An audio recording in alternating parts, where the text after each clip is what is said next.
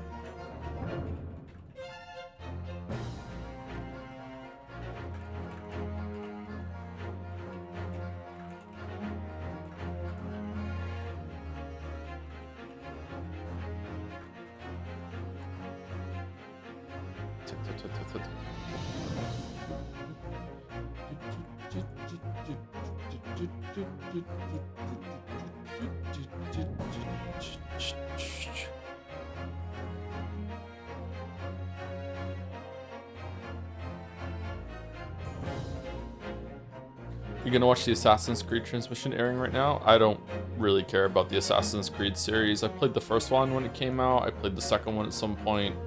I don't think I even finished the third one. I tried to play Black Flag at some point, and it didn't run very well on my computer on the time, so I didn't get more than an hour into it.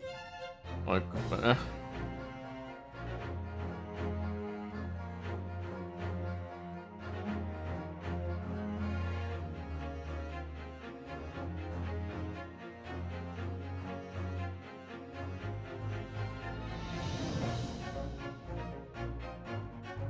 There's something about those games that makes me sleepy. I don't know if it's like the ambience or something, the atmosphere has like a soothing effect or something, like an ASMR effect. It just kind of makes me sleepy for some reason. Too cozy? Might be too cozy, yeah.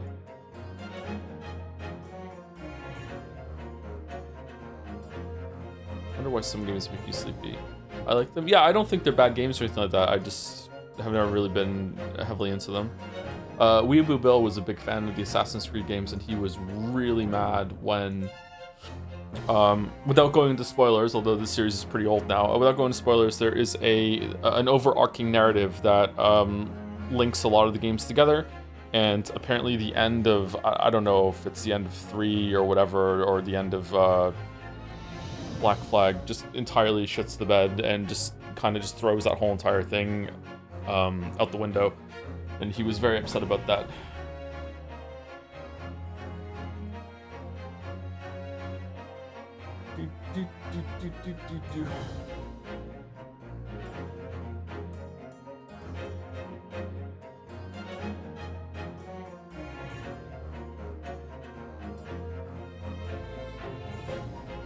Nobody cares about the overarching stuff. I did, says Masterelia. I did. I like that thing. I like that thing.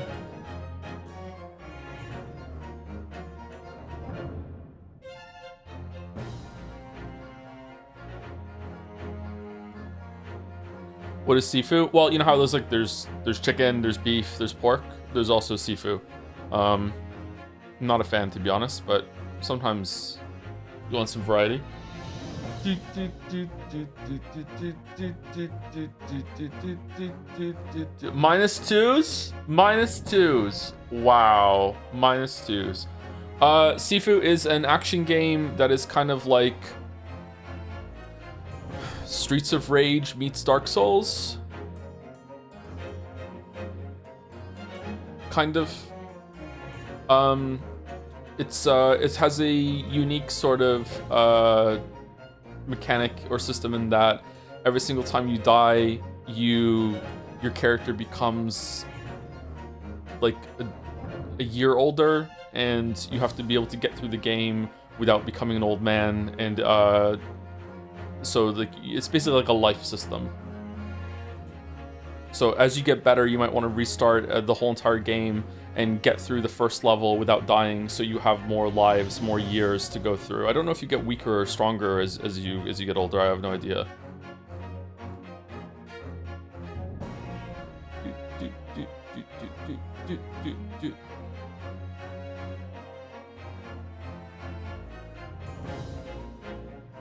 I played it on stream once for 5 minutes as a joke, but I've seen a bunch of people talk about it.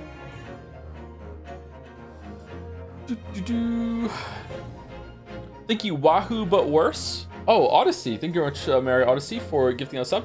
Thank you, DukeRhyme69, for the 17 months right at the start of stream. Hi, Joe. I'm here to continue my Ultra Kill bit. Hope it will make streams more fun when you get there. So this month's phrase is, "Thy end is now." When is Ultra Kill out? I feel like it's been coming out for years now. And thank you, PX Elder Boy.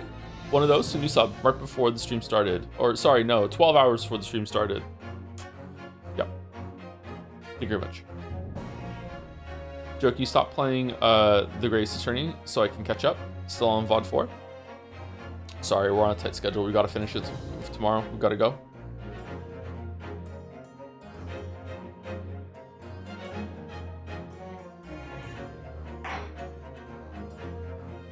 We gotta go.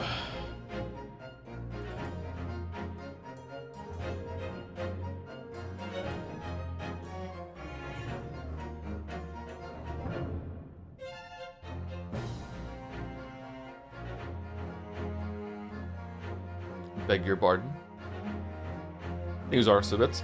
Watch the third Knives Out movie. Might be my favorite of the three, not sure. I still haven't seen it. I should watch it. I like the first two. I think I like the second one better than the first one, but I can barely remember the first one. I like the setting of the first one way more than the second one. I think the second one was funnier than the first one. I think that's maybe why I liked it. I like the puzzle box thing at the bit at the beginning. No, that's a hot take. Is it?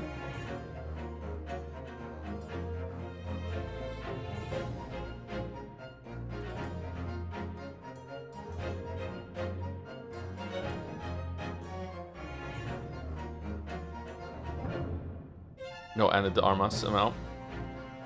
I do like her a lot, yeah. A lot of people just find the second one. Really? I really enjoyed it. I thought it was good.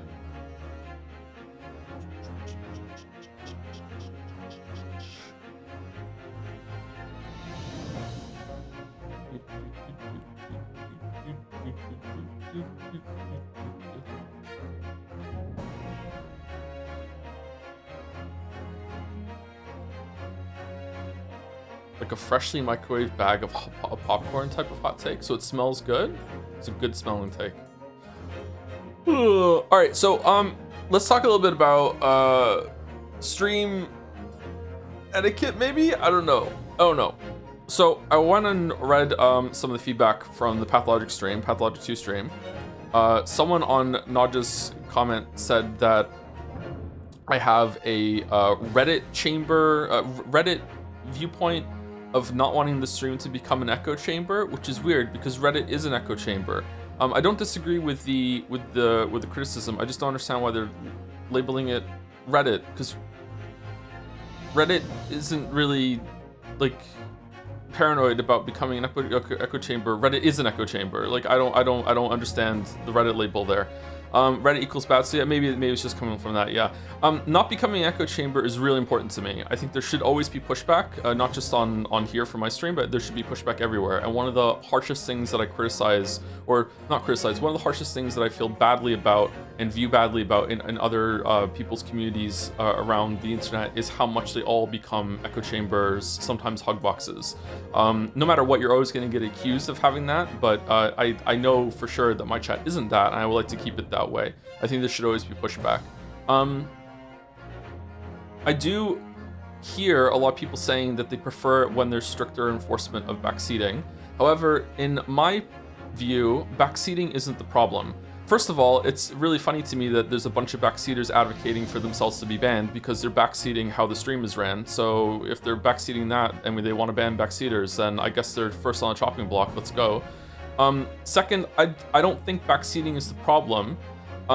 Like people screaming in the chat, do this, do that, do this, do that, doesn't really bother me as much as when something happens in a game that I think is really either unintuitive or it's really unclear what the game is trying to convey, and then some super fan or visiting tourist just lights up the chat with, streamer, you're just dumb, just read, why don't you understand it, no, it's clear, this is on you, blah blah blah, that to me isn't backseating, that's just toxicity, right?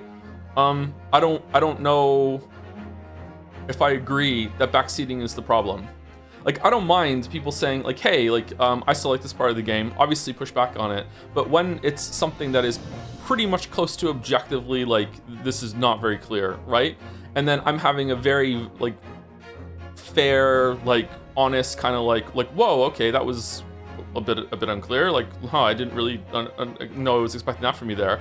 And I'm having a very, what's the word? Ordinary, expected, completely normal reaction to something, and then suddenly chat lights up with just like, oh no, the barest glimmer of criticism, here we go, and just like, that's when I feel like I get triggered the most. I don't think it's backseating, that's the issue.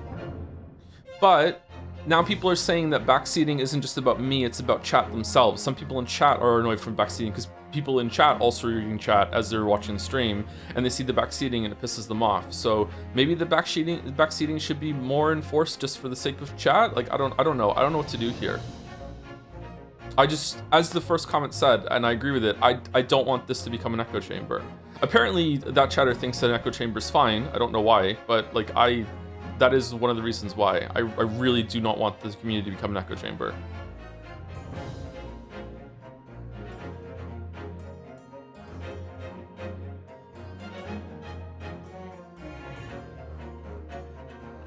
I think being objective or not is a bit besides the point. Finding something intuitive isn't wrong either way. It's by definition about first impressions. I don't know if I agree with that. Like, if the game flashed up with, you know, hold sprint to run faster, and the streamer wasn't looking at the screen when it happened, and then they get stuck on the next fucking part because you have to hold sprint to jump over something, and then the streamer starts going like, well, what the fuck, that wasn't clear. It's like, okay, I think that was clear. I think maybe chat being like, hey, you should still be nice. But I think the chat being like, okay, you just missed the tutorial, right? I feel like that's fine, right? That's not really what we're talking about here. I'm talking more about like the stuff that happened with the surgery, where the game was basically told me to go cut open his stomach, and then it turned out that wasn't the case, so I fucked something up, or the stomach wasn't where it's supposed to be, and then we had to have like this weird anatomy war in chat about where the stomach is on a person, or you know, the getting shot in the leg comment, or everything to do with Erica showing up in Umineko. Like just there's so many moments you can look back and be like, hey, like the streamer is probably even having the valid like experience right now, but hey, we have to push back on it and get really annoyed.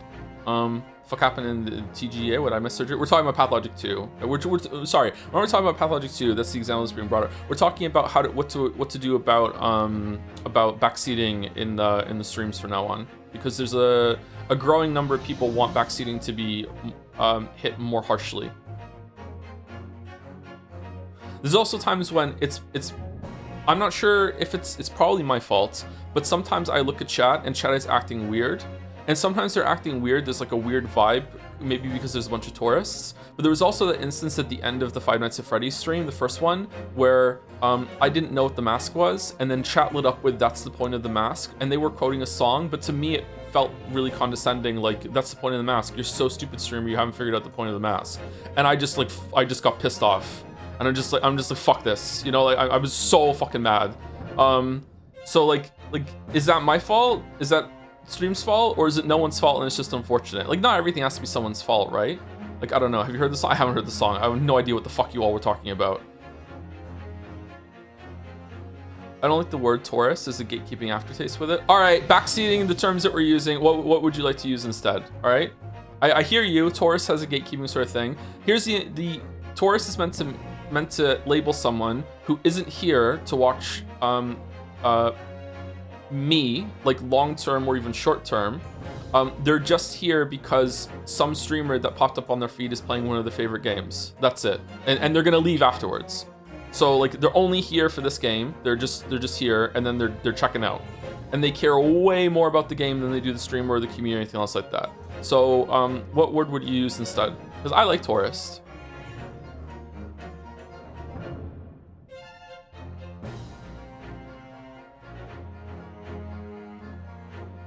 temporary immigrant. Target for ICE. There we go. That's what we're gonna call them from now on. Is that better than tourist chatter? Is that better?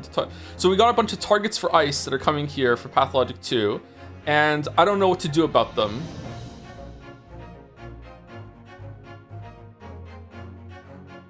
ICE pick. Yeah, there you go. There you go.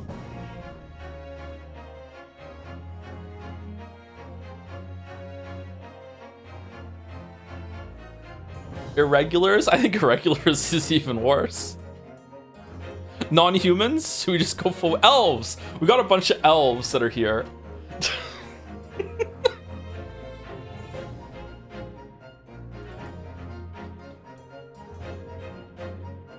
Expedition 33 elves were the worst elves, weren't they? Holy shit.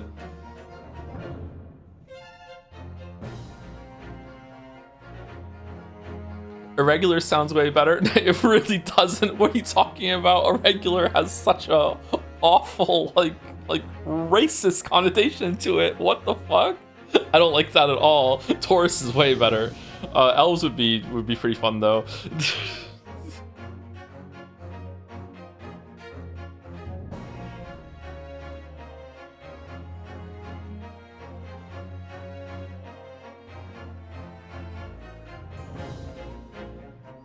Really to this, and I don't know what to do about this. I really don't, because to me,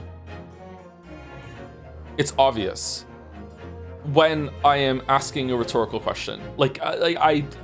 How is it not clear that the streamer is just thinking out loud and being like, how do I get over there? Like when I'm going through a place and I'm like, I wonder how I go over there. How do I find the door? Does this unlock later? Like how on earth are you being like, oh shit, fucking streamer calls for aid. Like fucking like I need to answer. Like I don't get it. I don't understand. Like how I really don't understand like how I can make it more clear. But apparently I do have to make it more clear. I don't know.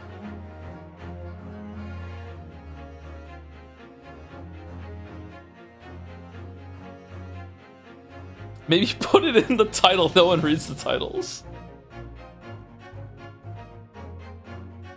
I don't watch a lot of the streamers, so am I uncommon in how I think out loud and voice things?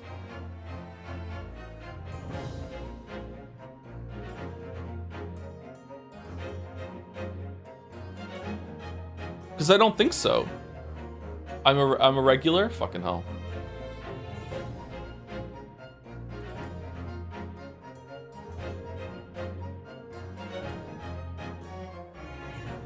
Chat, you need to understand that chatters are customers, and customers are physically capable of reading signs, so nothing you suggest will work.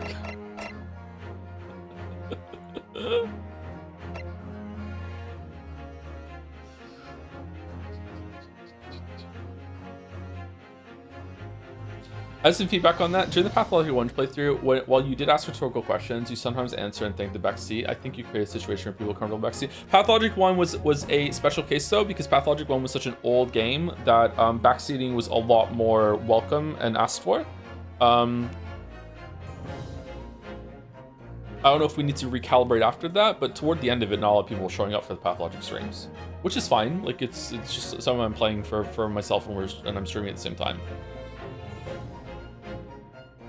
How much are you willing to do in order to avoid the issue? What do you mean?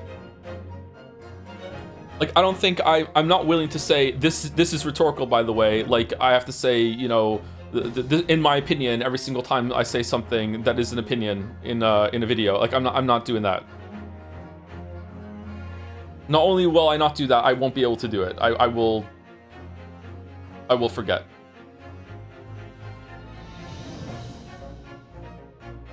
On topic of the game, how are you feeling about Iris? Mayo, we're doing something. I didn't like her as much at first, but warmed up to her over time. In this case, helped with that. She's all right. I don't know. I don't like child genius characters. I don't know. I feel like anime games and anime adjacent games usually don't handle child characters very well. For many reasons, some of which I don't want to get into. But they're doing something with her. She's not just here, you know what I mean? It's a part of the story at least. So, you know, better than at first. Maybe it'll get better as it goes in. Better as it goes on, maybe.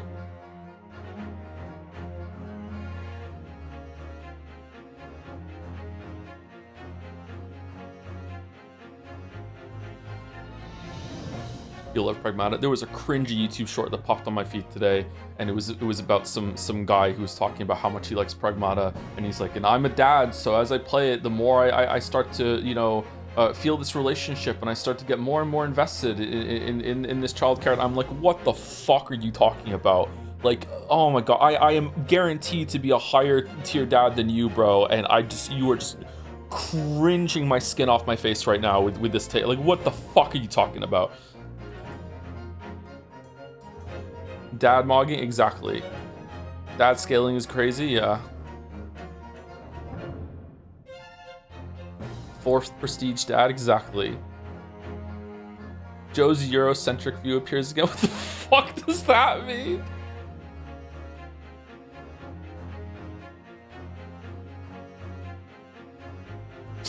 We need Joe to start every sentence while streaming Pragmata with as a dad. As a dad.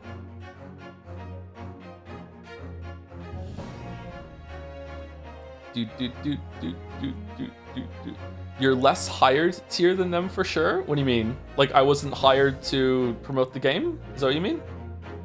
You need to threaten the Taurus with sub mode, please. I don't, sub mode to me, sub mode and emote mode are no-goes. Those to me are just like, putting up the flag and we're surrendering. Like, nope, I hate it when we have to go into sub mode and emote mode. That's why emote mode is a no-go. Like, yeah, it's always been bad. It's every single time in the past whenever we've gone to emote mode, my reaction has been instantly, what the fuck are we doing, mods? Get us out of fucking emote mode. Okay, I think maybe there's only ever been one time that slow mode was useful because there was like chat was going like crazy when we did some like the biggest stream that we ever did or whatever, and there was like fucking like 5,000 people here or something like that. Those days are all behind us for sure, but like that has its usage, but anything else is like, yeah. It also doesn't work with sub mode. Yeah, sometimes it's the subs that are saying shit. I'm not sure it's a your stream problem, but I think people on the internet are just naturally rude, and it's helpful for us to stomp our foot down and say that's not allowed here. A rude chatter can survive a 10-minute timeout. If they can't survive, then they don't need to be here. I guess so. Just like I don't know, man. I just don't want to make an echo chamber. That's all. But I guess let's try it. There's going to be some growing pains here. There's going to be mods that are just like limiters off. They're going to ban or time out some people that aren't really backseating as they get to know it. So I guess we'll try it. Most streamers who have as many chatters as you end up disengaging with chat or heavily moderating chat. The culture of Twitch is sadly toxic at the moment. Expectation of a lot of chatters is harass the chatter or harass the streamer. You mean? I do think that some amount of bullying is expected. You know, again, I'm being paid to be here, so some amount of bullying is to be, you know, part of that, unfortunately. But there are certain things that trigger the fuck out of me, and whenever someone says to me, you know, just like, oh, like, read or whatever, or like man, oh man, I that really gets my back up. Text is often unclear or ambiguous.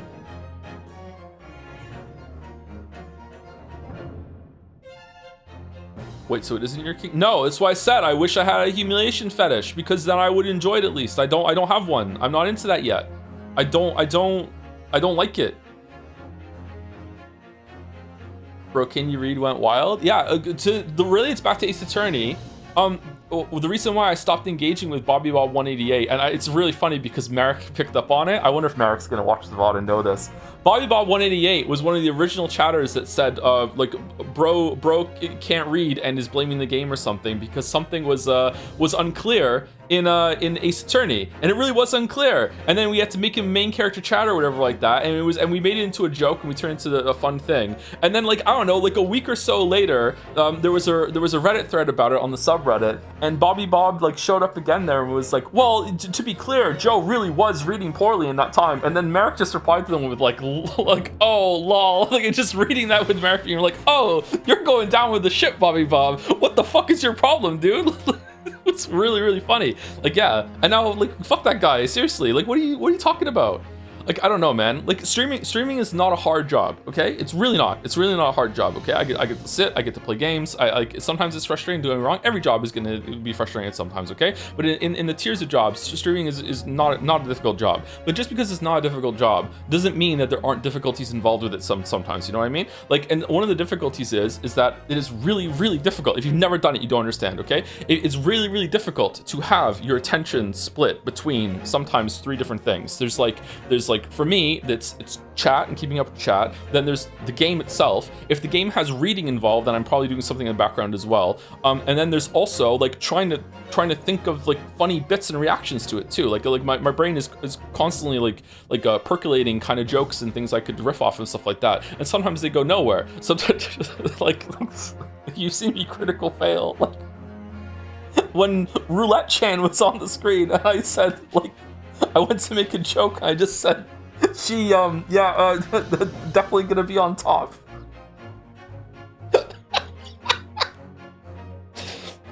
You Can Cure Me. Well, You Can Cure Me was a good one. You know, like sometimes that becomes the funnier bit, right? So yeah, I don't know. It's difficult. It really is difficult. Like yeah, UI blindness, and people come up and be like, it's like Game Grumps all over again. You don't understand what it's like to have to, even just talking out loud. I guess that's the 4th one too. There's 4 different things. Like there's reading chat, there's picking your moment to glance at chat. Did a new sub come in? Like what's the dog doing? Stuff like that, you know?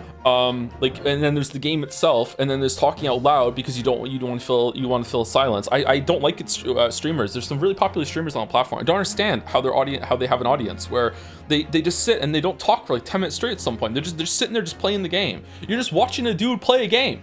Like what's the point? I don't get it.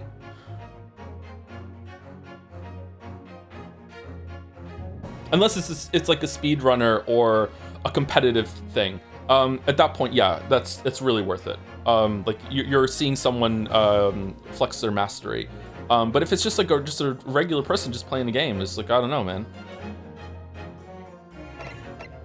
I think moderating chatters who are being rude and condescending is entirely different from having disagreement. Like a minimum bar has to be clear. It's really subjective though, and sometimes the mods have crossed the line, man. Boulder once said something to me that was so rude that I didn't log on the Jads for 3 months. Okay? Like, it's like... So, like... It's like... Who knows, right?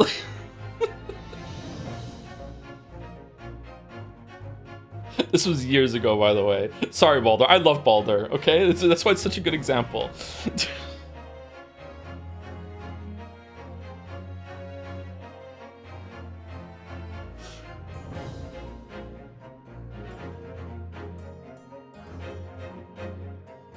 Anyway, that's it. Let's just move on. So new. I don't know if anyone wants to type this up for the Twitch mod chat. So there's like new standing orders. Just kill the elves on sight. Sorry. We're gonna be more strict with the backseating, and we're going to be more strict when it comes to timing out people for that backseating and also for people who are being rude and condescending. But I still do not want to go into sub-only mode. I do not want to go into emote mode. But like, yeah, like, please hand out warnings beforehand, like hey, like you're backseating, you know, just let you know, that sort of thing. I don't want people to get like bans out of nowhere or to get like timed out of nowhere. On a personal level, if I came into someone's chat and I said something that I thought was like innocent and innocuous, and then I got timed out for even 60 seconds, I would leave and I would never come back. So like, I would prefer it if people were like, you know, communicated to them ahead of time, you know, like, you know, hey, oh man, I got got timed out once on Tank Spot, if you know what Tank Spot is, back in the World of Warcraft days, because I disagreed with one of the best tanks in the world about the balancing of some of the tanks, and I disagreed nicely. It wasn't even rudely, it was really nice, and I know it was nice because I disputed the timeout, and I went up to the higher mod, and the mod said, yeah, you're right, this shouldn't have been a timeout. And I'm like, okay, and I never went back there ever again, fuck those people. So it's like, yeah, so this is coming from personal experience of what happened, man. Yeah. It went to the council, nicely, sure, but hey, they agreed, that's why I know, that's why I can say, like, yeah, it wasn't just me, it was nicely.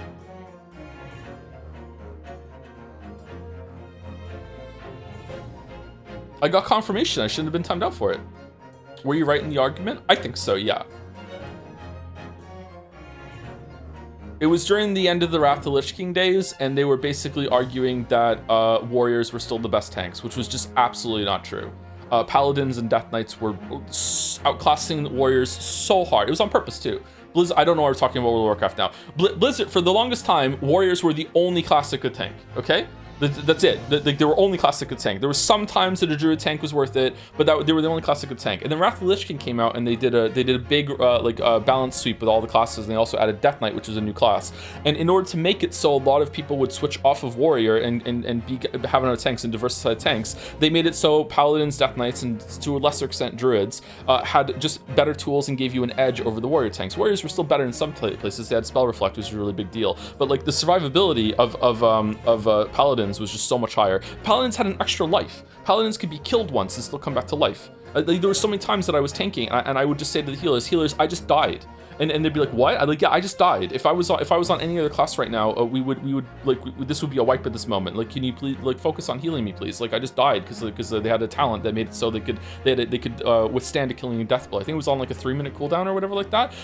Yeah, and Death Knights were even more broken because they had so many anti-magic shell, frost form, whatever the fuck it was. They had so many cooldowns they could cycle. They were like Final Fantasy 14 before its time. Yeah.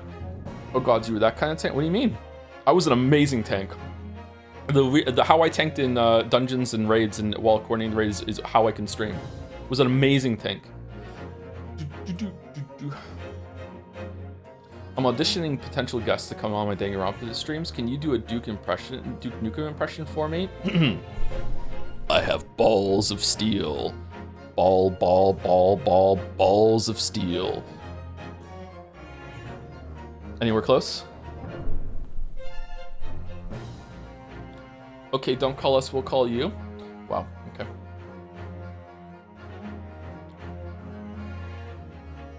Better than expected. Oh, hey Balder, how's it going? Just saying it to say it, huh? Anyway, let's start the game. First of all, let me say thank you to 3 people. Oh, sorry, mods. Was that enough of a like order refresh, whatever? Was that enough? Do we have to talk about some more or what?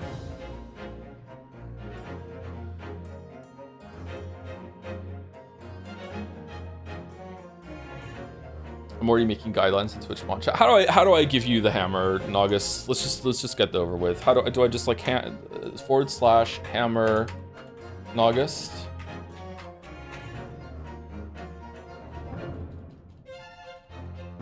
Mod of lead, mod of lead. Fresh orders? Yes, thank you. Community roles manager. That's just too much work. You're just not getting it, I guess. Thank you. Deal 7 for the 3-4 months. The optimal thing to avoid getting banned for backseating is never playing video games so you can watch every stream like Old Man Juror number 6. Woo! And going, sorry, what? What's this fight about? Live the experience as a chatter who's only ever been in spoiler chats for this, FNAF, and what a spread. I imagine this is also how Joseph streamed. I didn't even plug it back in. I thought it was crashing my computer, so I unplugged it, and I never plugged it back in.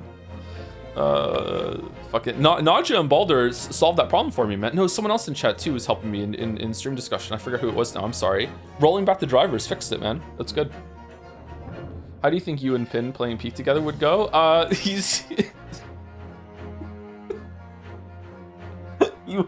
he couldn't find the knights that you need to find to make the last boss like fun in Frozen Liam Lois in the Dark Souls 2 DLC. So I'm like telling him, you have to go around again to find them all. And he's like, I did. And I'm like, well, clearly you didn't because you didn't find them. And he's like, I did. I looked everywhere. And I'm like, you have to go around it after you get the snow and the ice away from everything. He's like, I did do that. And I'm like, well, no, you didn't because you didn't find them. It's like he was getting like legit mad. So I, as a high-tier dad, thought this was gold, and I'm just needle him a little bit more. And I'm like, did you go down there? Did you go over here? Didn't go over there. I went everywhere. No, you didn't, because you would have found them if you did. So I think me and Finn playing Peak would go fucking pretty badly, actually.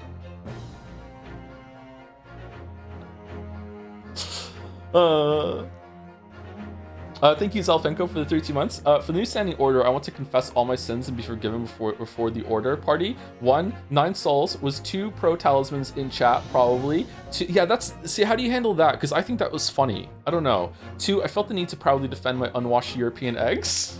May my sins be forgiven. Love you, Joe. I think these are, like, what? These are -4, -2, and then, like, what? Did you do anything good to get a +8 so we don't have to take years away from you, or what? What job do you play in Final Fantasy 14 and what expansion are you on? Just the first one. I was a warrior, I think. Thank you, Nero270, for the bits. Thank you for the extra moderation of Sad on Saturday. Pathologic 1 streams have been some of my favorite stream series of all time, and I really hope to see you cover all 3 games and really enjoy seeing your reactions. A lot of elves are gonna die on Saturday, yeah. Hopefully it goes well. I can just minimize chat though, to be honest. Thank you, Nero. And thank you definitely me, by the way, for the 34 months as well. Thank you very much. Does he like Dark Souls 2 more now? Do you still think it's bad? He likes it more. I'm really proud that he finished it, actually. I told him that too. I'm not the kind of dad that's gonna be proud of his kids and not tell them. Yeah, so I'm proud that he stuck with it. I think he's done. Yeah. So Dark Souls 3 is gonna be next. Do you do Dark Souls 1 before? Yeah, he's playing them in order. I don't think I'm gonna make him play Demon Souls remake though.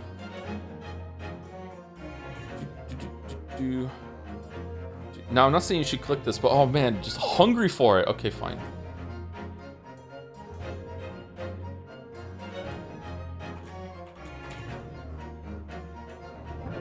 Okay, I searched for Naugus and it didn't show up. No results found.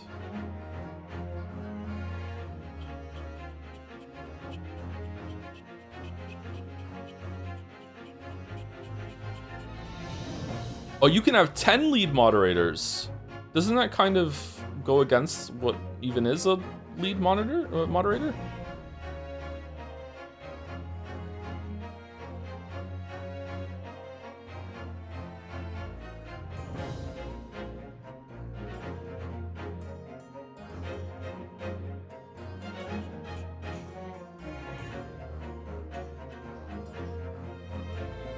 Okay.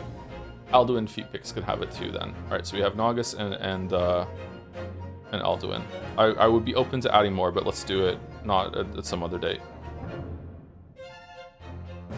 What the fuck says? Am I a lead mod over on your stream, Mouse? Am I even a mod on your stream, actually? You can be? Interesting. Interesting.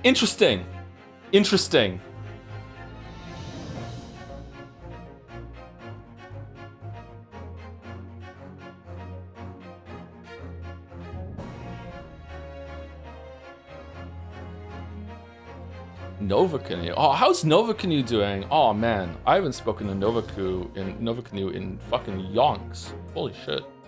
I hope he's doing well.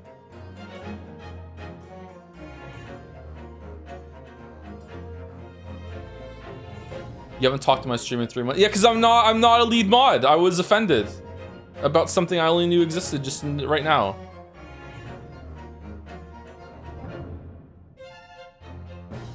Yeah, no, August is right. Look, give August a hammer and suddenly just on your side. He has been on the stream though. That's true. I've been on the stream.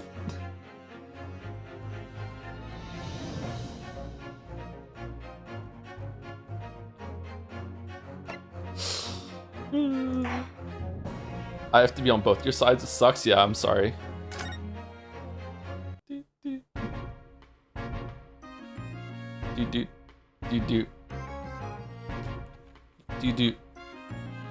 Do we need more mods? We probably don't.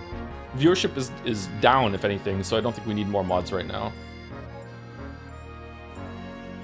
Okay, so let's play the game. I haven't had a coffee today. I'm not gonna have a coffee today. I feel like my stomach is a little bit iffy today. I think I'm gonna have an energy drink, like my 1 weekly energy drink I'll use today.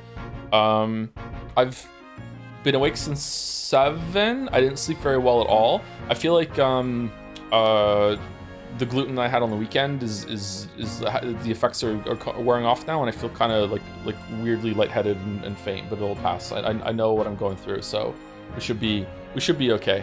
Anyway, so what happened? I'm gonna get energy drink like maybe in like half an hour or so, or during the one break. So we might go a little late today because we need to make sure that we can finish the game tomorrow. We might not do fan art tomorrow, so we'll see. So we're going through 7 a.m. or p.m. 7 a.m. Yeah, I'm on a really good schedule right now. I've been on a really good schedule for about 2 weeks. So I'm really happy about that. I've been having very productive mornings.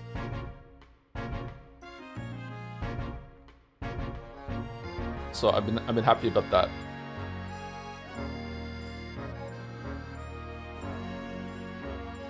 Sound chipper on stream, so that's good. Yeah, I don't like getting up right before stream starts. So yeah, I would like to I like being on the schedule. I hate admitting this, but I'm a morning person. I like getting up in the morning. I'm also a night owl. I like getting things done at night. I'm both, I guess. I'm bi in more ways than one.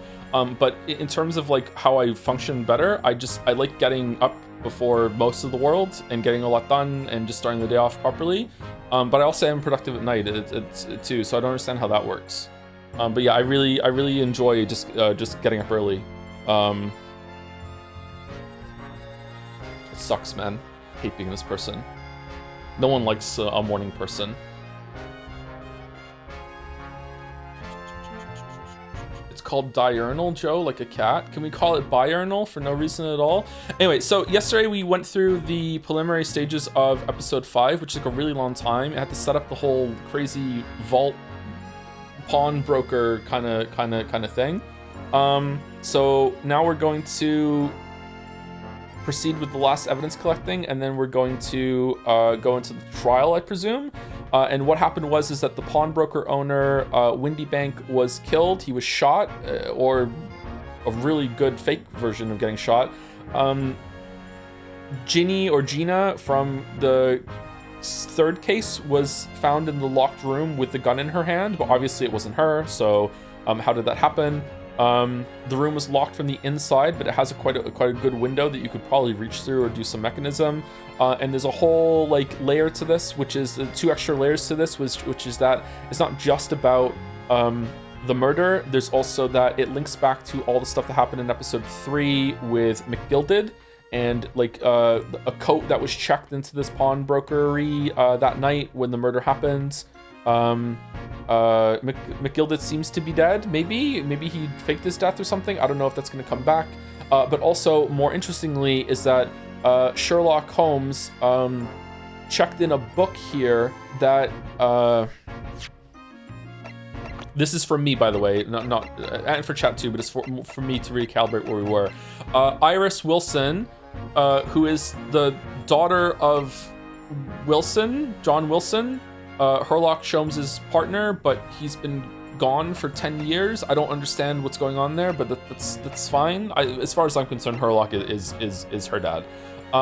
So she's been writing stories based on Sherlock and Wilson's adventures, and also the recent ones too, that she found in his memoirs in a locked trunk.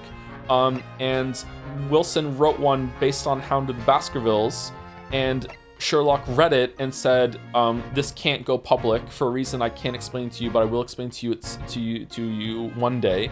And Iris was upset, but said, "Okay, that's fine." So then he took it to the pawnbroker to keep it safe there, which is fucking insane. I don't know why he did that, or even if he did do it. And then when he took it there, this came up because Susie somehow knew the title of the book. when they just said it was the Baskerville story, and then Susie went, "Oh, Hound of the Baskervilles, it sounds so great. I hope I can read it one day," or there's some shit. I'm so skiboska, and something like that. And then both of them were like, "We didn't say the name of the title. How did you know it?" And she's like, "Oh, I don't know, but I'll tell you one day," and they just let it go. So because of that, because that was like a weird mystery. So because of that, they were talking about it late at night, and Gina said, I don't believe 17, really? I thought she was like 14. Gina said, "I don't believe Herlock, don't trust the adults. That book probably isn't even in the pawnbroker. He probably sold it or some shit." So that's probably why she went to the pawnbroker at night. That's how she ended up in the locked room, is because she was trying to find the book. Maybe someone else was trying to find the book as well. And related to that, this guy showed up and was trying to steal some sort of metal disc that's like a music disc thing that you can play in a music box that was in the coat that McGilded checked. And we don't know who he is, except that he's very stylish and kind of fun. And the last point that we need to, the last 2 points is that during the night when the murder happened, Herlock got shot and he's in surgery. And it's confirmed that he's a drug addict because the anesthesia wasn't really good on him, but it's a lot of coffee, air quotes, so that's fine. So there's that, and he is out of surgery now. It's a success, but we can't see him. And also, Susie got a message from Japan that was delivered by Mail Strongheart and said that, Mail Strom. Yeah, okay, it is a play on that. I see. And said that her dad is sick, and because her dad is sick, she has to go and she has to leave tomorrow. But obviously, that's not going to happen. So either lying, or you're lying, or you're both lying together, and it's something else that you have to do instead, because we still don't know what it was that Kazuma was sent here for. So maybe she's gonna do it instead. I don't know, with her Susie takedown. It seemed like an assassination plot to me. I don't know why. Maybe it's just he has a sword. I have no idea. I don't think he knew either, did he? I don't know. He must have known. I don't know. Is there anything else I missed? I think that was it, right? Thoughts on putting candy on a cheeseburger? Sounds like a perfect way to ruin a cheeseburger as far as I'm concerned. Didn't she say Kazuma never told anything about his goal? Yeah, but maybe he found out and told her about it, and then she's like, fuck it, I'll do it instead because she doesn't want Ryu to do it? I don't know. Gregson is here too. Gregson is here too, yes. Bro, he looks fucking great for 52. Thank you. I'm only 40, but thank you. Pop Windabank. His name was Pop? Kazuma is dead, yeah. All right, I think that's it. All right, so now let's look around the rest of the room.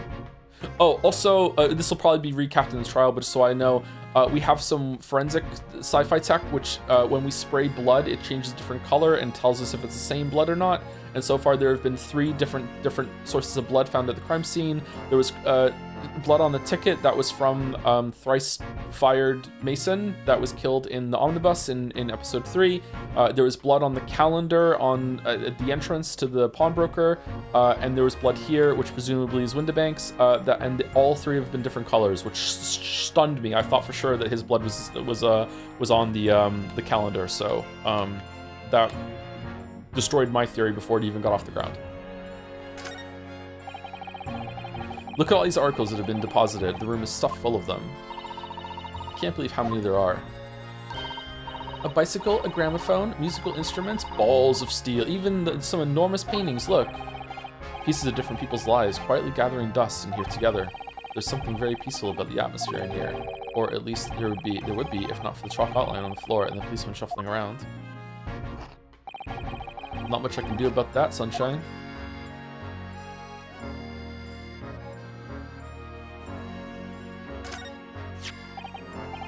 This is a revolver, a real one. Is that the gun that he was putting to his head? And quite possibly the murder weapon used to take Mr. Windabank's life. What's the matter, Susie? You and Runo look like you're about to faint. Well, it's just that I've rarely seen a gun in the flesh, and I've had issues with guns in the past. But anyway, we saw Mr. Windabank with this yesterday, didn't we? Never seen a handgun in the flesh. I shall have to take my own life. Which is an amazing bit. I hope it happens every single episode. It must be the same gun. And last night, when I look through the spy hole in the door to the storeroom here. Oh, I saw. Sorry to just derail us again. Someone, I glanced at chat at some point in the past week or so. I don't know who said it, but someone said they were going to a Florence and the Machine concert. Did that happen? Was it good? I love Florence and the Machine. One of my favorite singers, bands, whatever. I don't know what the right terminology is there. Was it good? I feel like her latest album was the best one. It was Arrow. Was it really Arrow? Oh, holy shit. One of his favorite laundry machines? I guess so, yeah. Florence in the washing machine? Florence in the washing machine. Damn, didn't know she was still making stuff. She's been pretty regular about her albums. What do you mean? It was me. It was in Montreal. It was amazing. It was in Montreal? Oh, shit. I should go to concerts. It was amazing. That's good. Did she play The Old Religion? That's my favorite song off of the new album. Thank you, Mew Draco, for the 44 months as well. Hey, Joe and chat. Hope you're doing well as always. Please, more egg discourse. I think the egg discourse has run its course. We cracked it for sure.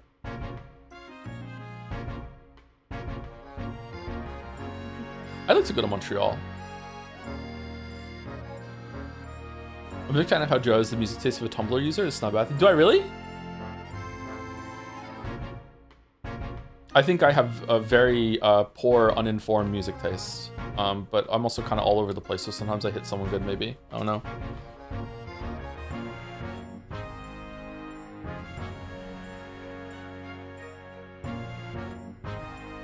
She opened with Seven Devils, and she played Howl, which is my absolute favorite. Those two are really good. Seven Devils is so good. Oh, man, that was a good album. Oh, fuck. I need to rank her albums.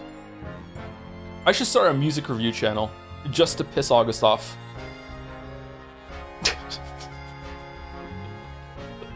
That was the same gun I saw in Gina's hand. Mr. Windybank told us that he only ever had a single bullet loaded in his revolver, didn't he? He did say that. I remember that too, yeah. Well, it's empty now. The one and only bullet he had in his gun has been fired. So we can be fairly certain that only a single shot was fired from this revolver.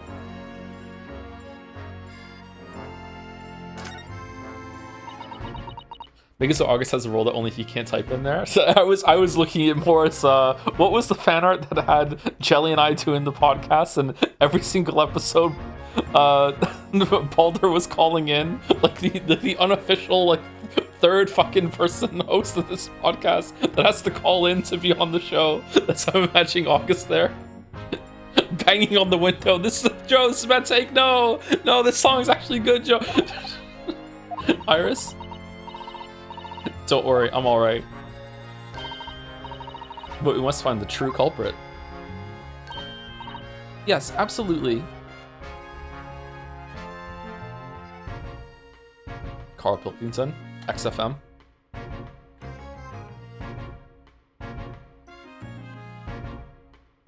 Ricky Gervais was like so much more woke during that. I wonder what the fuck happened, man. What the fuck happened? Anyway, sorry, let's not get into that. It's a bad topic. Just fucking confuses me how he pivoted to like bad shit. Oh, out of all the articles in the storeroom, this is the only thing that shows any sign of being ransacked. Ah, what is it, Iris?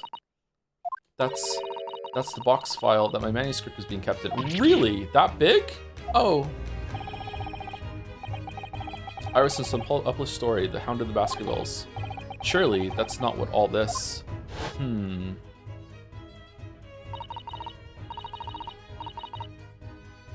What could possibly be in this story that is...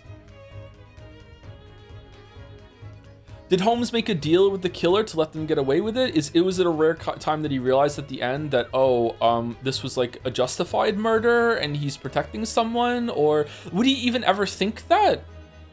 Would he ever get ethically involved? Sorry, Arias, but if you ask me, he sold it. Without telling you. Have you read the real one? No, I haven't. I wanted to get into reading them, but I did other shit instead. That it turned out to be way more important, so it's good. But like, yeah, I've been busy doing other stuff. I still want to, but yeah, we must check inside the box at once. Yes. Oh, they're there.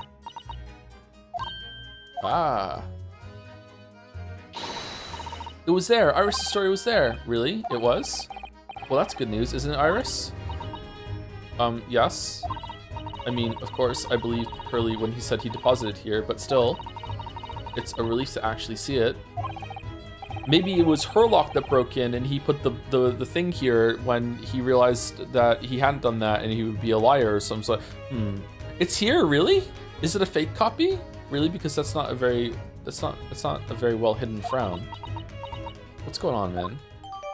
Iris's manuscript has been entered into the court record. Can we read it? A long unpublished story that Mr. Sholmes deposited at the pawnbrokery of the victim, Mr. Windibank. It's titled The Hound of the Baskervilles.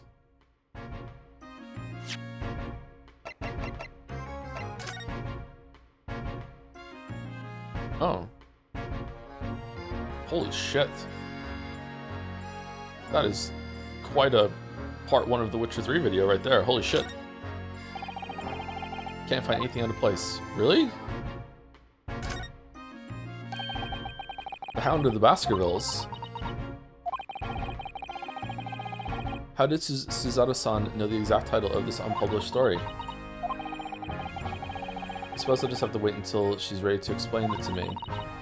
I'm so sorry. Hound of the Baskervilles.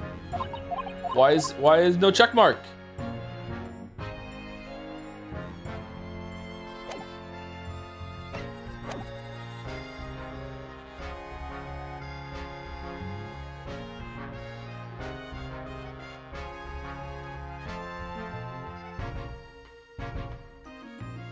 So either she's psychic, or something to do with the Chief Justice, and the thing they're talking about isn't right. How could she possibly know?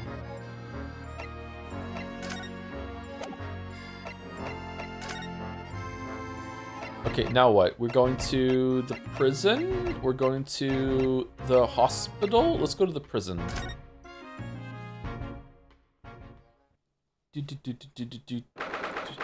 16th April, local prison, cell 13. Turns out this was the right place to go. Okay.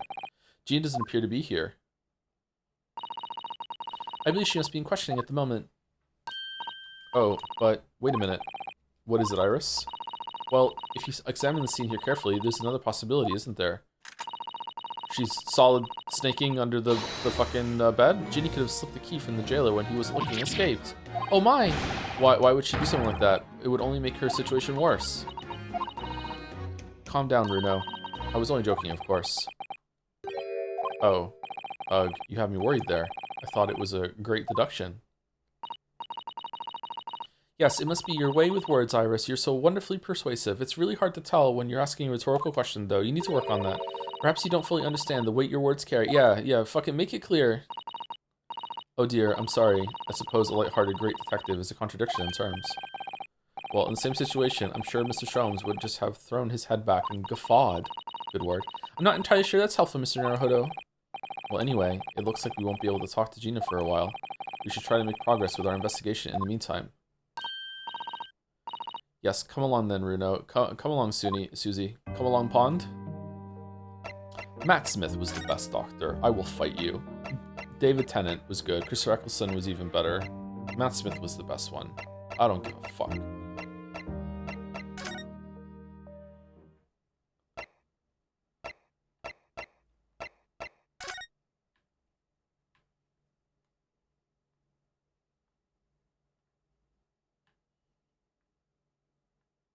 David Tennant was fair. I don't like Matt Smith. You just think Tennant's hot. He is hotter than Matt Smith. I do agree. But Matt Smith did the role better. Oh, we're not here? And I respect it, yeah.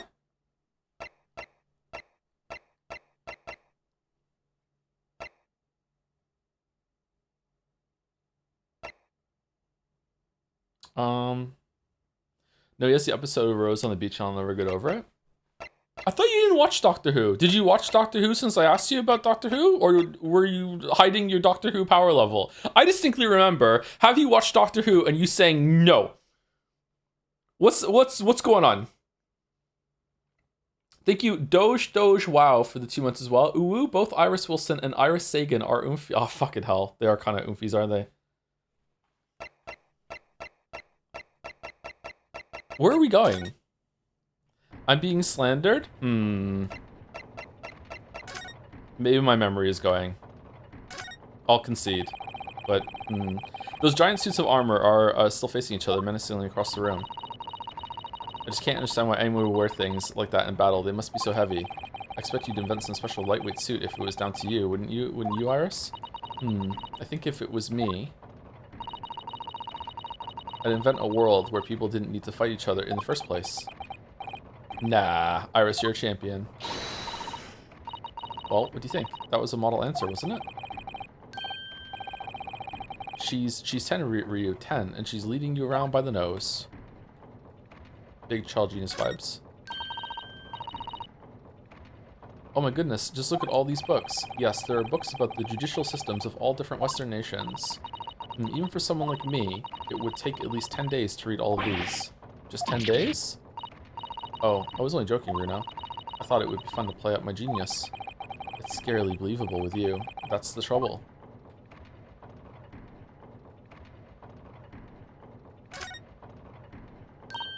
What's with irises and pink hair? This was first, wasn't it?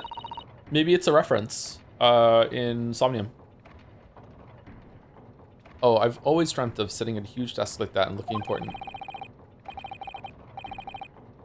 Why don't you try it then? Discreetly, of course. Alright, I will. Tell me how I look. Well, Runo, what do you think? A little too discreet. I can't even see you.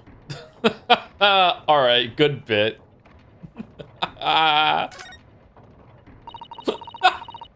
I love clocks and their mechanisms, don't you? I also love clocks. The way all the hundreds of pieces fit together and work as one to move the hands of a single timepiece. Yes, I can imagine clocks are just your cup of tea. When I was little, I used to dream of one day living inside a clock, you know. Then you must be envious of the Lord Chief Justice having his office in a place like this, I suppose. No, not really. Oh. Well, I mean, that's a dream for when you're little. It'd be silly now. Don't let Lord Strongheart hear you talking like that.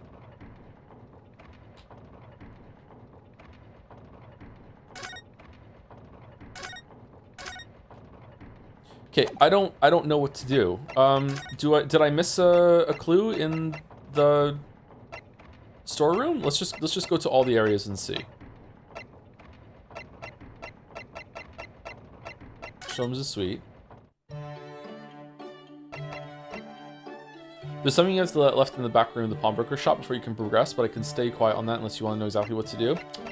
Man, getting banned because of Great Ace Attorney, Errol. It's a shame. It was good while it lasted. Couldn't think about haven't seen you doing much writing recently, Iris. But there's paper already set up in the typewriter, I notice, as if you're about to start. Well, it's stuck for a new star idea, actually. Well, you could consider what happened to Mr. Natsumi, perhaps? Oh yes, that's a fabulous idea, and a great title that just popped into my head as well. The Adventures of the Caddy Man. How's that, Runo? I don't know, the cat and the man would go harder.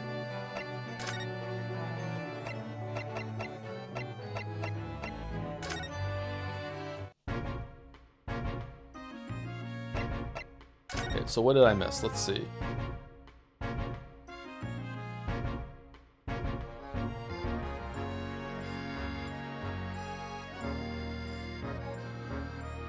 Can I move it? Is there something back here?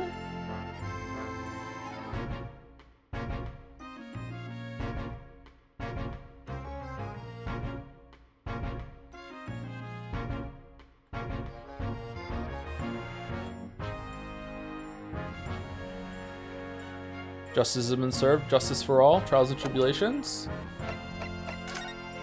No. Did I misread it? Was it in the Was it in the other thing? Do I have to present something to you?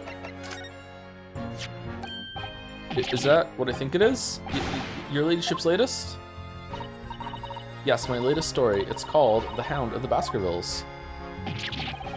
A most fascinating title, your ladyship. Fascinating, and I don't suppose. Would there be any mention of my humble self in the tale this time? Good question. I can't really remember. I I see. Well, why would you, your ladyship? I'll just await its publication with eager anticipation. You needn't worry, Inspector. I'm sure if you do appear, you won't be doing anything particularly remarkable. Whoa, you looking to be arrested, Sunshine? I didn't mean like that. And even if I did, you wouldn't have bitten her ladyship's head off, would you?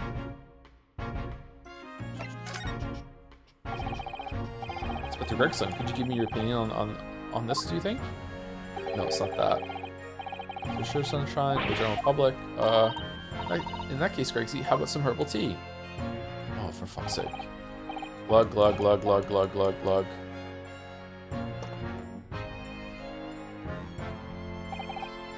Ah, lovely. Ta very much. Maybe it's the blood.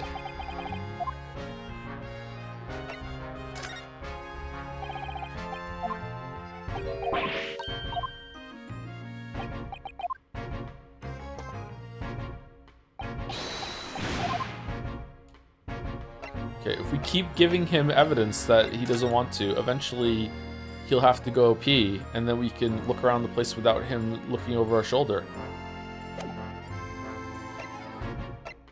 No, I don't think it's doing that.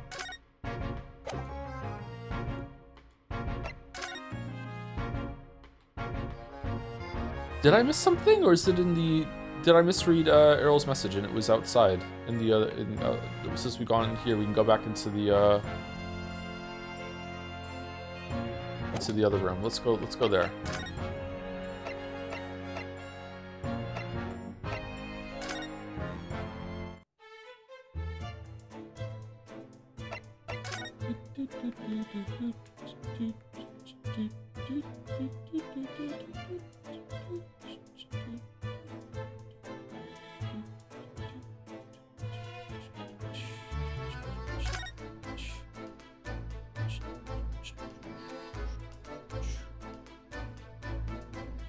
Okay, no, all right, let's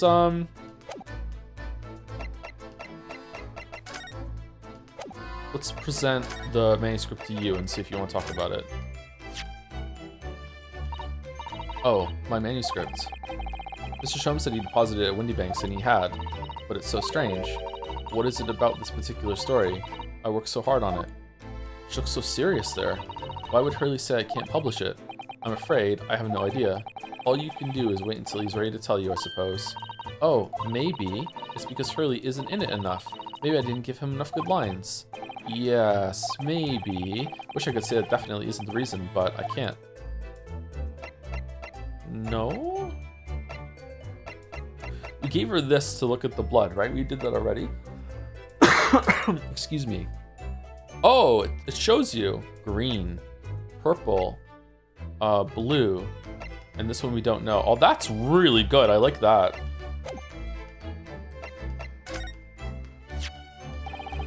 The way you can identify differences in people's blood like this is amazing. You really are a genius, Iris. I know. I am. If Hurley and I put our minds to it, we could really shake up Britain's chemists and alchemists. And you could shake up Japan's lawyers and judges, couldn't you, Mr. Naruhodo? Oh, for sure. Even if I didn't intend to.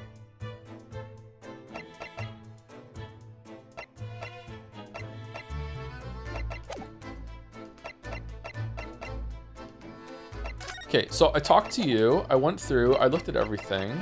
I feel completely stuck. I'm gonna have to go through every single screen now and go back and forth. I talked to you, I looked at everything, I presented everything to you, right?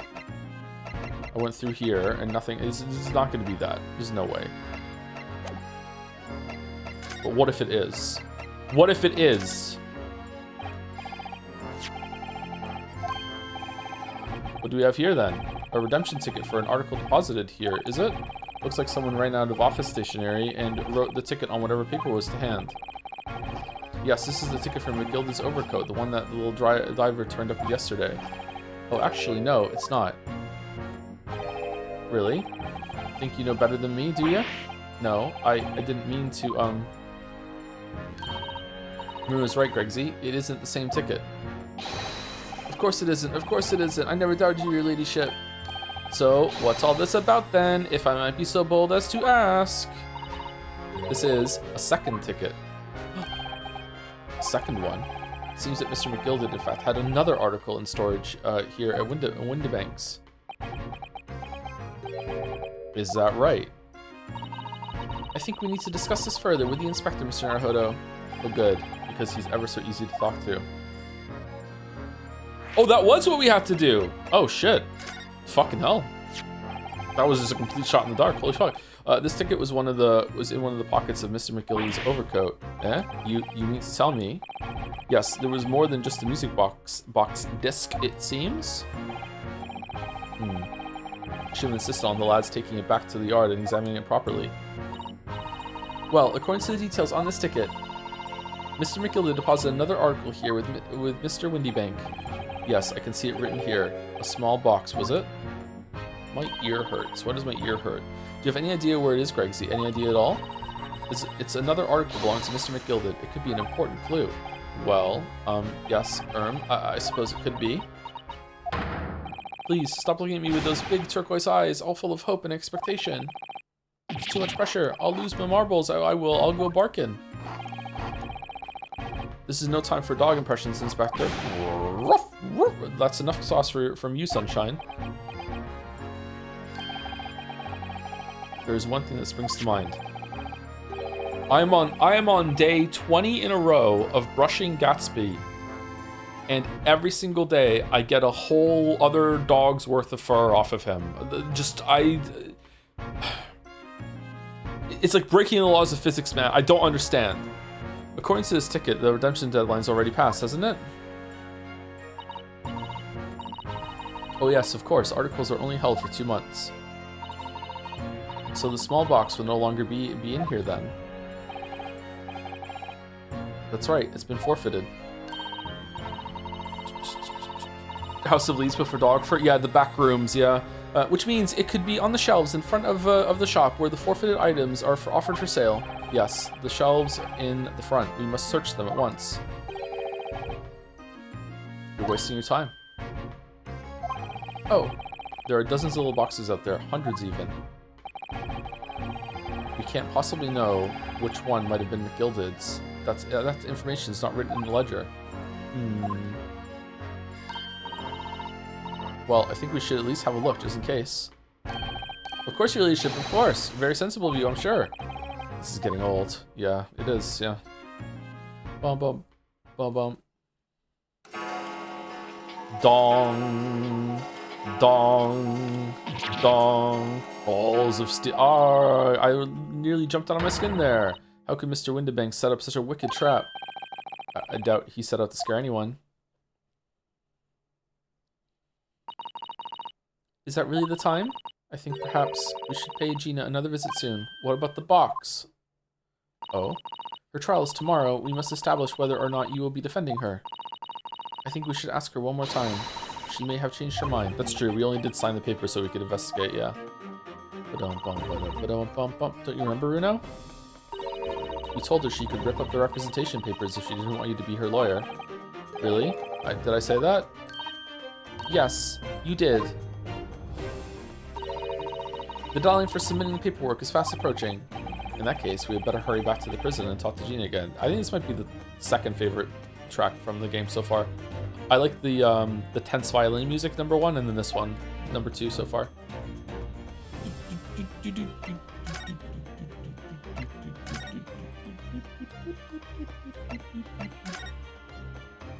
So we can't look for the box? Makes sense. Was the second part made concurrently with the first part? Like, did they just make like one big game and split into the 2, or was there like a time skip in development between 1 and 2, and it's kind of like a refresh sort of thing, or what?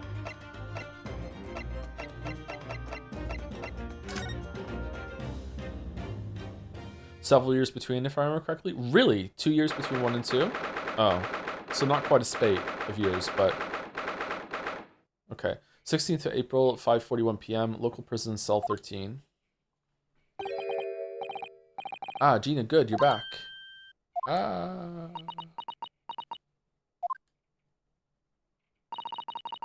The police must have finished questioning her then. Oh, how was it, Ginny? Was it awful? Eh? Oh, didn't bother me. Thank you for the papers you signed before. It meant we were able to investigate at Windy Banks. Oh, right.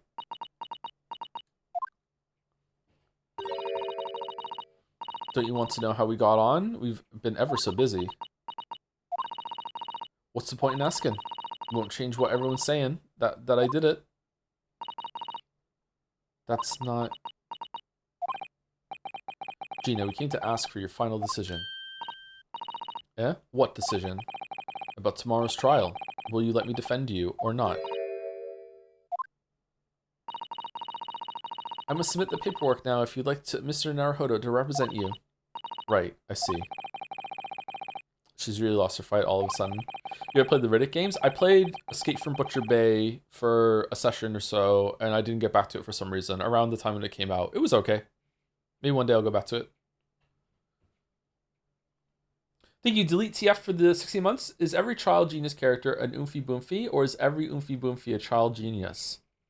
Definitely the first one. There are Oomphy Boomfies that are not child geniuses, yeah. Fucking Oomphy Boomfies. But I know what that feels like. The worry is just so hard to bear. I've seen those movies too. The movies are alright.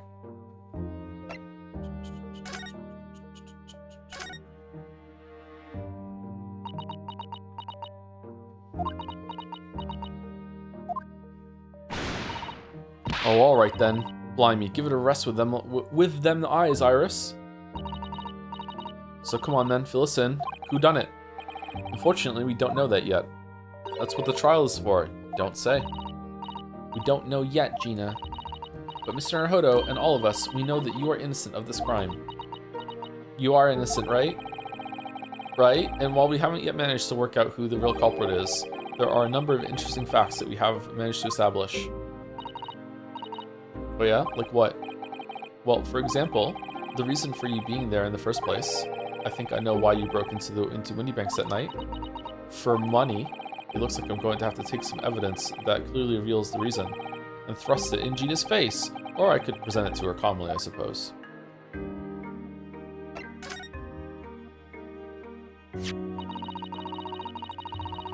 We already have the representation papers and other documents we need.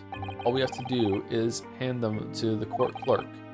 That is, if you allow me to represent you in court tomorrow.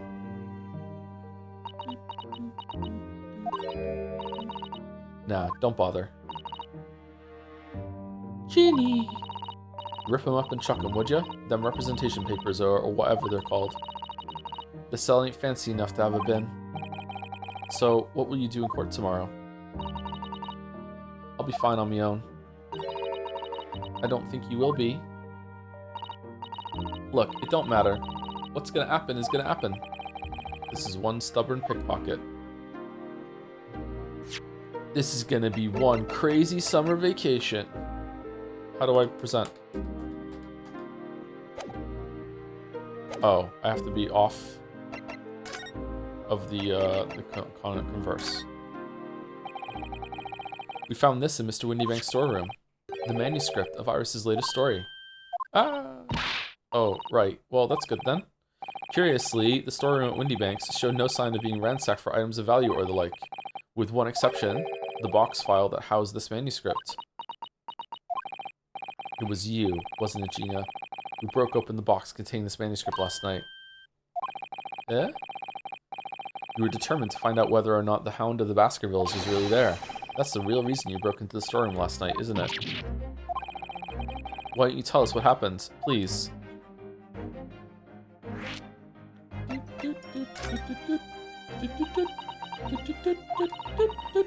Alright, yeah, this Baskerville story, it's the latest Sholmes adventure, right? But it ain't been printed yet. It's not the latest one.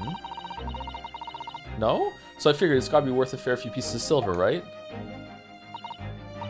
Oh yes, at least 5,000 pounds. What? So you intended to sell Iris's manuscript, did you? No, Ginny, how could you? What? Wait, no, hang on. Of course I weren't gonna sell it. All I wanted to do was find out if the mantle script or whatever you call it really was there or not. That's the only reason I was in the place. For Iris's sake, isn't that right? Ah, we knew why'd you done it from the start, Gina. Of course we did. But I knew you wouldn't do anything like that, Ginny. I just knew it. Well, when I saw the manuscript in the storeroom, it reminded me of what you said the night before. Grown-ups do a lot worse than that, believe me. Barefaced liars, a lot of them. You just ain't realized it yet.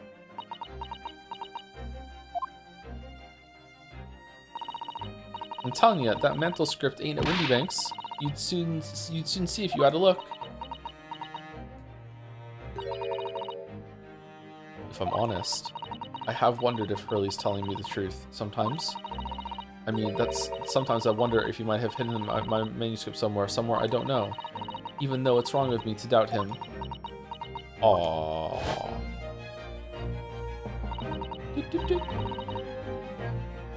Oh, Ginny, that was so sweet of you. Alright. I'll tell you why I did it. Just stop looking at me like that, Iris.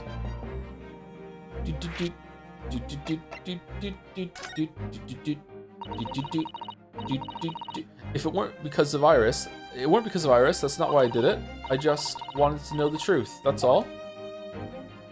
Oh, okay. You wanted to know if Mr. Sholmes was being honest, if he really deposited the manuscript at Windy Banks? Yeah, that's how it were, like. It's like I told you the night before. I never had a father. Uh-oh, sad music. But Iris's lot ain't like mine. She's got her dad, only she can't see him. And I reckon that's gotta be harder. That's why she writes her stories. They're about her dad, really.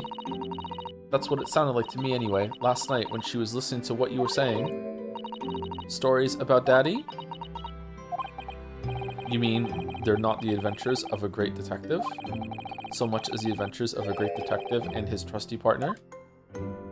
Alonzo's dead. Well, that's how I see it, yeah. You're so thoughtful and so kind, Ginny. Yes, and we never thought any differently, did we? Look. Give it a rest, will ya? I ate all this chummy nonsense. Do you hear? I ate it. I don't trust no one, right? That's how I work. Because if you don't trust no one can let you down. So leave me alone. Go on, Scarper.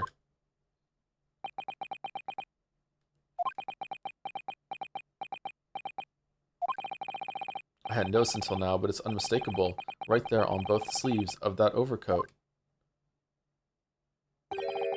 are some very suspicious red stains. What? Why are you looking at me like that? I think it might be worth presenting some of our other findings in that area to Gina now.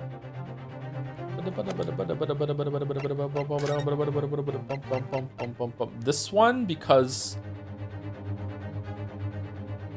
No, he wasn't wearing the coat when he... was he wearing the coat when he got the blood on him? Or this one? Let's go blood sample here.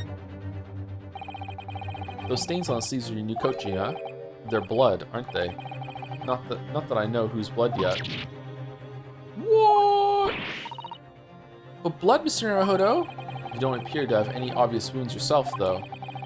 So it could be blood that spattered from Mr. Windybank when he was shot last night. Let's not beat around the bush here. This trusty friend of mine will get results much faster than anything else. Eh?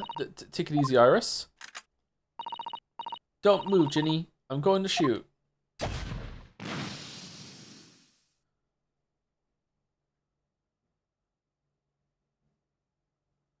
Oh. There's way more blood than that. Oh, it's the Danganronpa character that got killed. Oh. Oh my. What the? Forget the sleeves. The whole coat is covered in blood. Of course. The black color of the fabric was masking the stains. That's why we haven't seen them until now.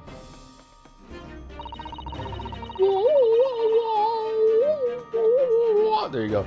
And a body has been discovered. Will you make the right choice or the dreadfully wrong one? And the blood is reacted to the chemical to turn a purple color, which matches one of the samples you already collected perfectly. Yes, now let's see. Who had the purple blood? Aha, yes, it was the brickmaker, Mr. Mason, the victim of the murder case 2 months ago.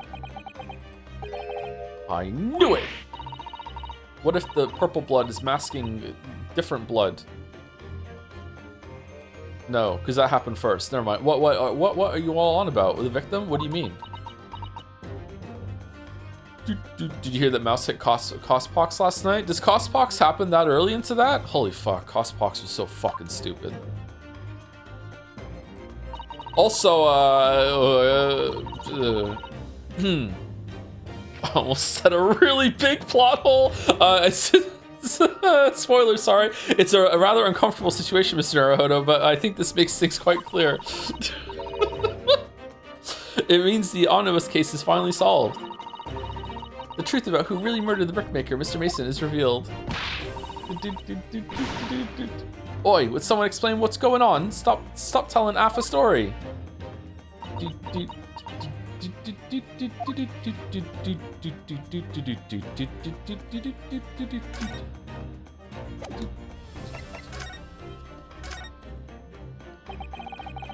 We can see now that the victim's blood is all over Mr. McGilld's overcoat.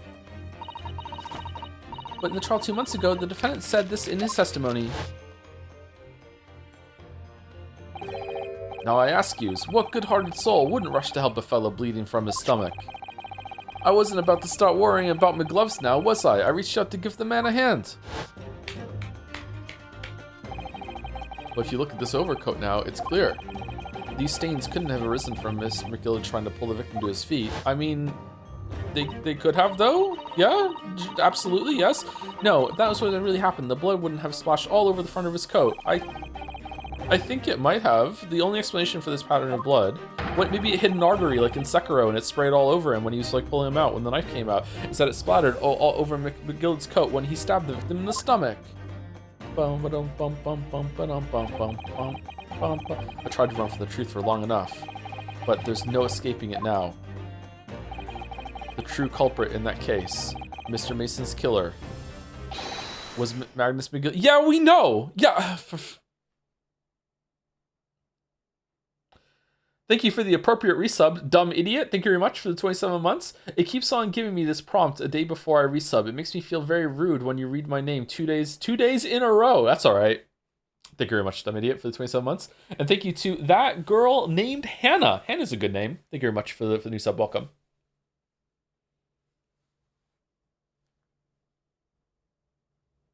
Would you think you would like Himiko more in a post-Umineko world? No, but I think I would just brush past a lot of Himiko more now. Yeah, the true culprit in that case, Mr. Mason's killer, was my magic.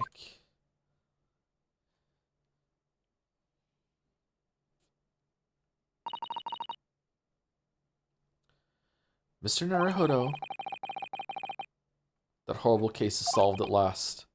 And I helped the man walk free from that trial. Yeah, but he died. It's fine. Don't worry about it. I used all that twisted testimony and all that sham evidence to prove his innocence. Being way too hard on yourself, bud. How could I have let that happen? Kazuma's ghost being like, you have to believe in your client. No, not like that. Bruno, did you believe him, though? Did you believe Mr. McGilda was innocent? I believed. Or rather, I think I was trying to believe. I wanted to, because believing in those you represent in court is a defense lawyer's greatest weapon. A weapon? I would have made an awful lawyer. I would have ended up arguing with the jury every single fucking case. Every trial. Shut up, Judge, we're gonna do... What do you say? What do you mean? What do you mean, read? What the fuck are you talking about? You! Come here, come here. Tell the whole court what the fuck you just meant.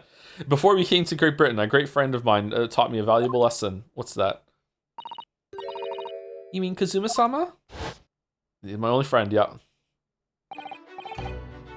Listen, Ryo Nosuke.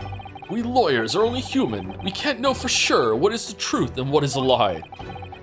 Which is why we must resort to our primary weapon. An unwavering belief in our clients. That's all we really have. Unwavering belief? Only when we truly believe what our clients tell us can we fight with everything we have for their cause. In any battle, there could be no victory without faith. He's got a point. So I believe you unwaveringly. I think our new boyfriend's hotter, but you know, I do miss Kazuma. Hee hee. What's funny, Gina? Cool. Sounds like in this empire of Japan you come from, everyone must be soft.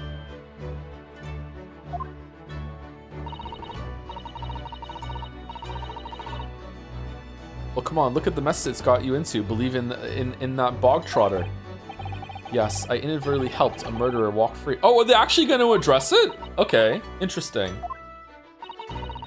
Well, at least you've learned your lesson now, eh? Believing in people's never worth it. Someone always stabs you in the back in the end. As soon as you let down your guard, you've had it. It's true, don't believe anyone. Take a leaf out of my book. Believe no one. Get hurt by no one. Gina, may I ask you something? What? I'd just like to make absolutely sure. What would you like us to do with these representation papers for tomorrow's trial? Also, did you eat the food last night when you came to the house? Well, of course I did. Free meal. Oh, so you believed that we hadn't poisoned you and you believed that you were safe when you ate the food. Huh, interesting. What do you mean by that? Oh, nothing. I'm just making conversation. How many times do I have to say it? Rip them up and chuck them away. Are you really sure that's what you want? I bet that's what he wants and all now. Mr. I'm a believer lawyer over there. Don't forget it was me in that trial 2 months ago. I led everyone up the garden path, didn't I? Reddit. Is it Redditor? Is it Reddit? It just fucking annoys me when someone is like anti institutions and yet they trust other institutions they haven't just thought of yet. You know, like the food safety's fine. They get in their car and they trust that it's gonna drive. They get into an elevator and trust that it's not gonna fall down. But no. It's a word I probably shouldn't say on stream today. That's the industry that's out for a fuck. Do your own research. Do your own research. Yeah. And you're telling me that you can believe in me after that? Not likely. Well, Mr. Naruhodo, the lawyer's primary weapon is an unwavering belief in his clients. Ultimately, it comes down to whether or not I feel I can trust Gina after everything that's happened. I trust her. They're called libertarians? The people that want a license for tow? Hell no. Gina, let me say it again.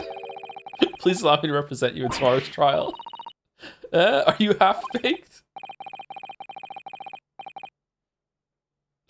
Not at all. You've not once admitted to committing the crime, have you? Watching this as superior European food enters my body. A legendary first-time chat message. Holy shit.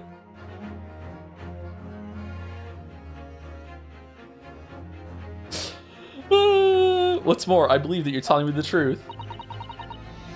Bum, bum, bum. Seriously, Mr. Naruhodo.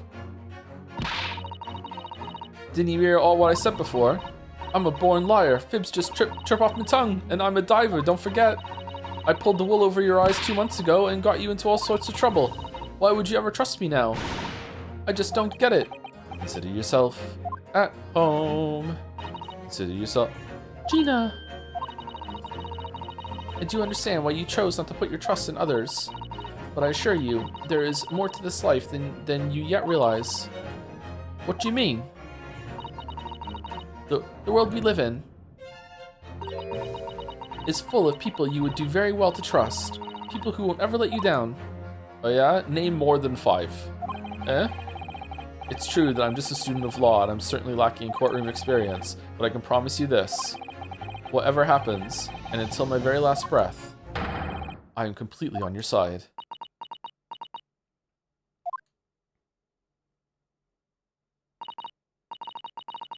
What do you expect me to say to that?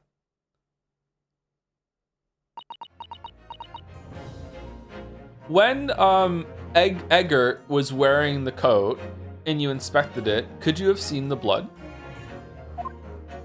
Like on the sleeves? Or were the sleeves rolled down when he was wearing it? Then it's decided. I will take these papers now and carry out the necessary preparations for tomorrow's trial. It would be a shame to throw them away now after it's been penned with your name so beautifully. Do what you like. You Eastern lot are... I don't know what you are. I don't get ya.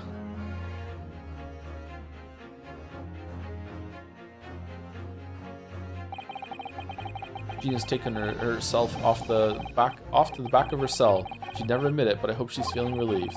That turned out all right in the end, I think.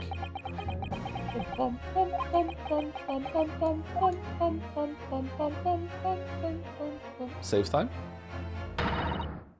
Whoever's hiding there, show yourself at once. Eavesdropping is the height of cowardice. Miss Susato? Somebody is there in the shadows. I can sense it. Somebody who wasn't there before. Psychic? What? Pancakes. Blimey, you're sharp, eh? Gregson? Oh, it's Gregson. I suppose you were using one of those mystic Japanese arts, like the art of stealth I've heard so much about. If anyone was being stealthy, it was you, Inspector. Gregsy! Oh dear me, I'm most terribly sorry, your ladyship. I didn't mean to startle you. Are you gonna do the fucking dance again? How long have you been listening in on our conversation? Thank God. Good grief! Listening in? No, no, no! I just got word that there were some visitors who were refusing to leave even though it was after hours. I assure you, your ladyship, I only just arrived this very minute, not a moment earlier. Oh, fuck. That's all it is. Nothing untoward. Nothing at all. After hours? Is it that late already? So then, I'll humbly excuse myself now, your ladyship. Ta-ta, toodaloo, cheerio, all the best, bye, bye, and bye. That's a lot of farewells, and not one of them appropriate for her ladyship. Why is it an orange? Oh, but I want to have a chat. I'm terribly sorry, but time is pressing at the minute. Oh, I see. That's a shame. If I don't get this emergency at the Supreme Court dealt with sharpish, Lord Strongheart will, well... Emergency? Lord Strongheart? Under the nothing. Forget I said anything. Anyway, ahem, I'm off.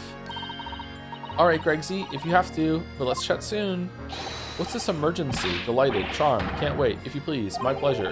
This is very Zelda. That's a lot of pleasantries, and not one of them sounded sincere.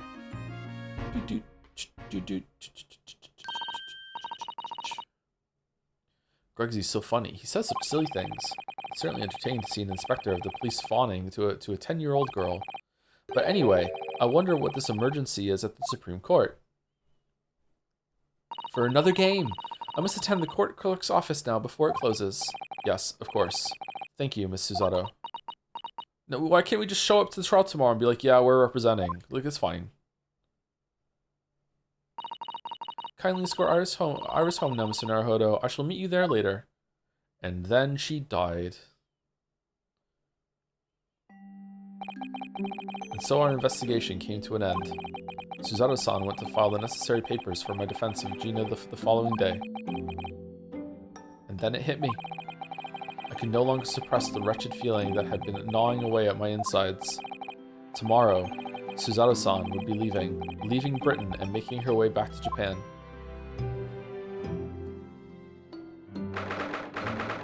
16th of April, 11:13 p.m. Naruhodo's legal consultancy. Oh. Okay. We split up for no reason. Okay. Naruhodo-san. It's been a very trying day, hasn't it? I do hope you're not too exhausted. What about you, Susato-san? Today has been even more trying for you, I'm sure. Mr. Sholmes was shot before our eyes. Gina was arrested. All on the back of the news that her father has fallen ill and that she must return to Japan at once. I hope your father recovers soon. Thank you for your kind words.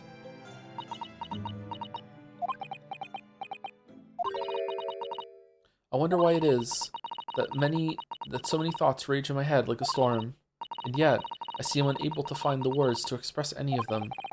I know exactly what you mean. Anyway, I have one final task to complete as your judicial assistant. Once that is done, I shall make preparations for my departure tomorrow. One final task? Is it going to be to color in the eye on the statue?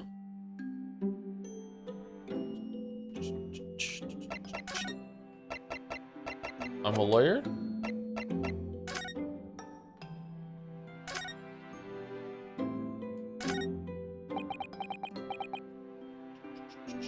The final task pronounced judicial correctly? Am I not saying it right?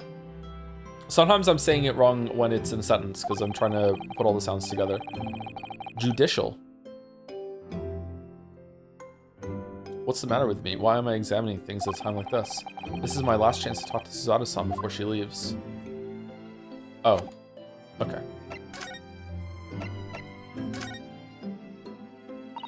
Judicial? It's just 2 months since we arrived in London, but we've managed to establish this office. It was finally feeling as though we were settling in. I would be lying if I said I felt no regret.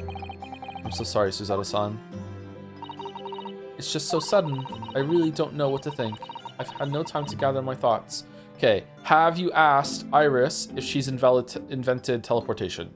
Because maybe she has, and we just didn't ask, and you could just, you know, boop, back to Japan, and then, oh, you okay? All right, boop, back to London. Maybe she's done that. We don't know. I know we've only been here a short time, but in my limited experience of the courtroom, I feel I've learned something. And then we can use the teleportation capsule for a murder in the next game. And what would that be? It seems to me there are many facets to people's personalities. Facets?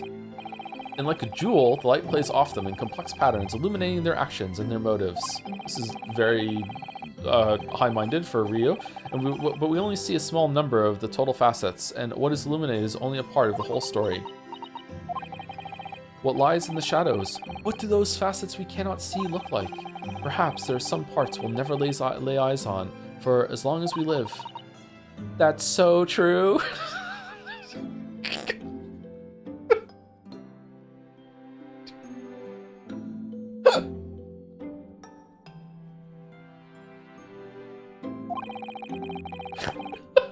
Sorry, I just snorted. Sometimes I feel so I'm blind to so much. But I keep hoping that one day it will all become clear. That all the facets will be illuminated and I'll finally understand how everything fits together. Naruhodo-san! I suppose what matters. God, someone beg their pardon right now. Is that we keep our eyes open and keep moving forward, even if the way sometimes seems dark. It's amazing to think it's been just 2 months. You've grown so much. Sorry? I've what? Oh no, it was nothing. Unimportant. Oh, are we doing some romance between the two of them? Because I don't get that vibe actually. I would prefer it if they just stayed like partners. Do you know what time you will leave London in the morning? Yes, I picked up my ticket earlier. I shall be leaving here at 4 a.m. Good time to wake up. I see. We'll escort you to the station. Absolutely not. Sorry. I'm sure you realize why I couldn't possibly let you do that. You have a very important day ahead of you tomorrow. Gina's trial. Yes, I know, but every word you utter will have the potential to determine Gina's fate. You must get as much rest as possible. Even though, like me, I'm sure you will find it hard to sleep. But please, for me, do try. Aww.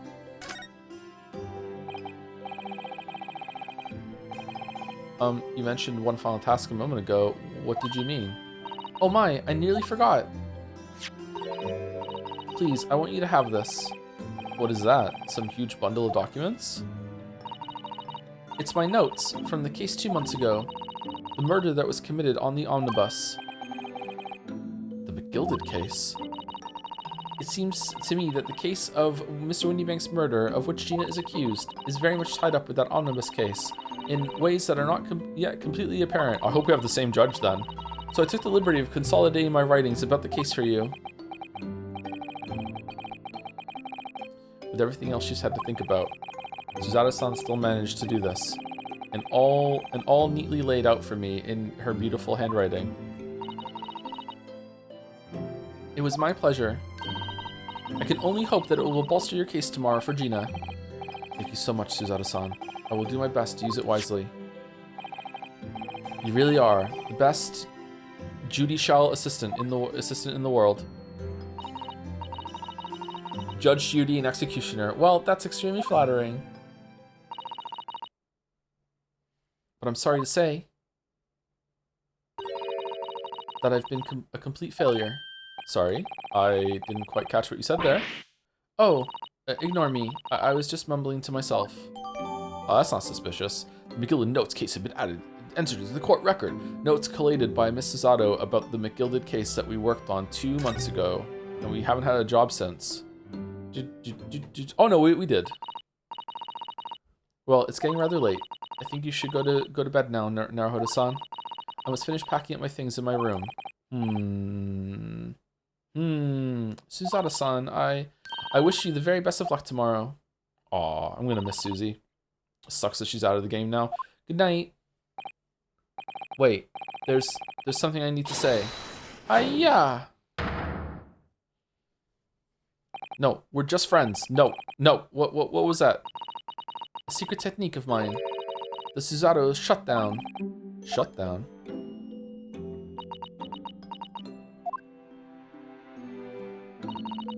Please, I implore you.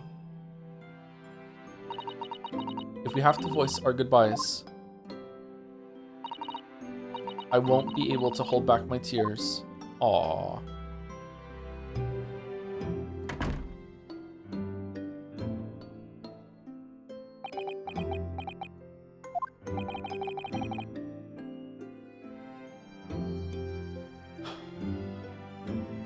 Suzada-san.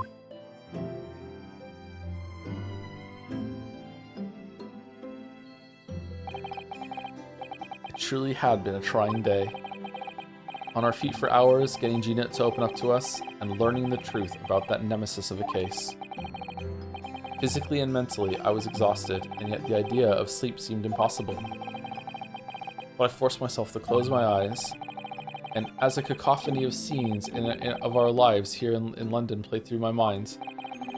The Akihiko emo in the rain is still around? God damn. Eventually, my fatigue triumphed, and I fell into a deep sleep.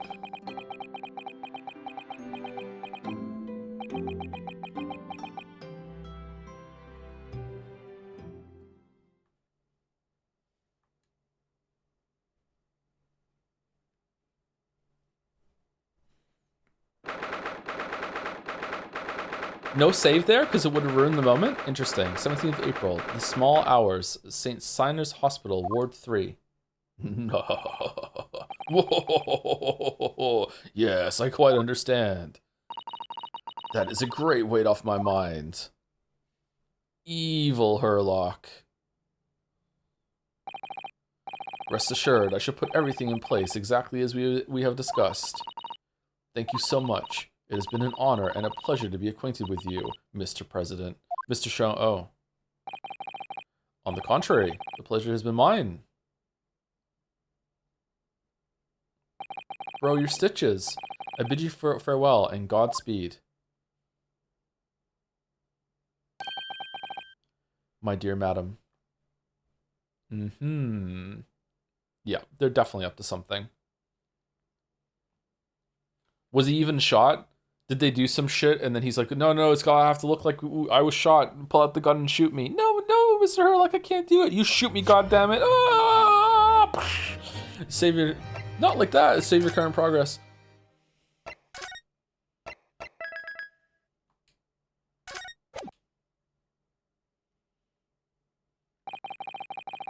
When I awoke the following morning, Suzada-san was already gone. Outside the window, the rain came down in sheets. And so I began an even longer day than the last. One that I would remember for the rest of my days. The rain is down, and so am I. 17th of April, 1932, 9:32 a.m. The Old Bailey Defendant's Antechamber. Alright, let's take early break because we're probably going to go late today. So we're going back to the old schedule for a bit. I already need to use the bathroom and I want to go get my energy drink. So I was supposed to go sooner and get it. So short break, like a couple minutes, go use the bathroom. I'll be back in like 3 minutes or so.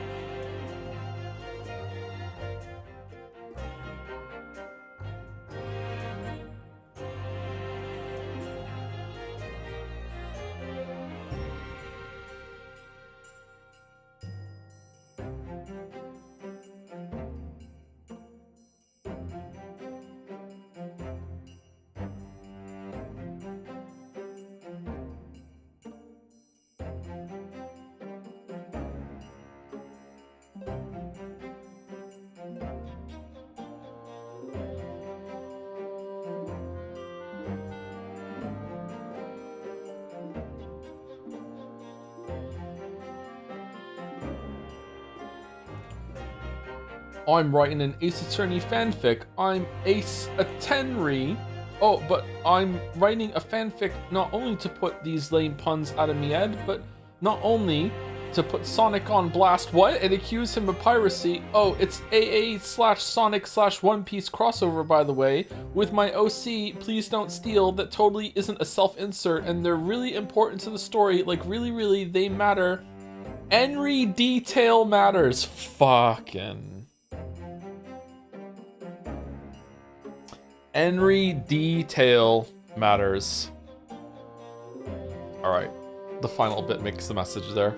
Thank you very much, Mark 326 for the 20 months.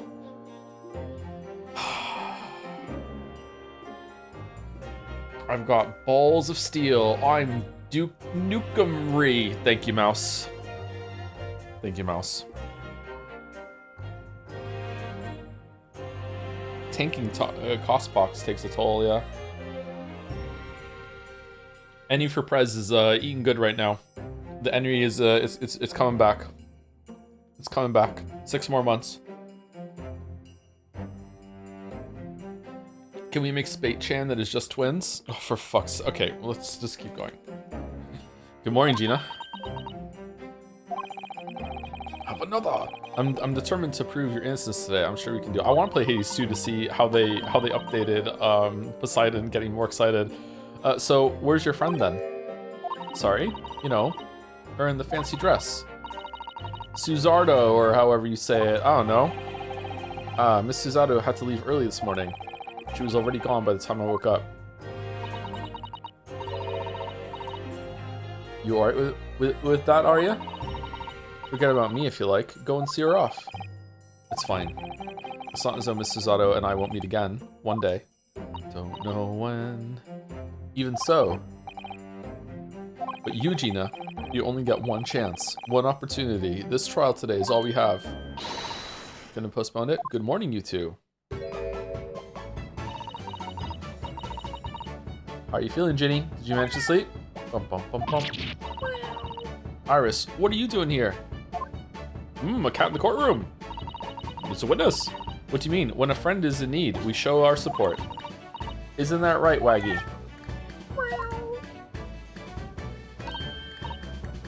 Ah, Waggy. Great way to show your support, kitty. Let him have a nose around. What harm can it do? Oh, that reminds me. I bought a paper on the way here. Now, would you like the good news or the bad news? What do you say, Runo? Ginny? Always bad news first. Oh, well, I think I'd rather get the bad news out of the way first. Yeah, always bad news first. Anyone mentioned giving the new Metopia game a shot? It seems to be a chaos simulator and making a ton of chances of characters would be awesome. Metopia? The kids like Metopia. Is the second one like a JRPG thing too? I didn't know there was a second Metopia. I should get that for the kids. No plans to give that a shot, sorry. Tomodachi Life? Oh. It's a different sort of thing? No, always take the good news first. You might not live to hear the bad. Interesting. Yes, that question always gives away people's personalities. Let's not go there. Alright then, I'll give you the bad news first. A record amount of rain has fallen this morning, and carriages all over the capital are struggling to move. So has the boat been postponed? Huh? The bad news was a weather report? So I hope that Susie made her train to Dover and that the train isn't delayed on its way to port. Gosh, yes. Alright then, so what's the good news? The train was delayed. Well, the rain is forecast to subside this afternoon, so even if the train is delayed, it should be able to make up the time later. Well, this is good. That is good news, isn't it? I couldn't give a monkeys, really. Monkeys. Where's the rhyme there? Couldn't give a damn. Couldn't give a shit. Monkey shit.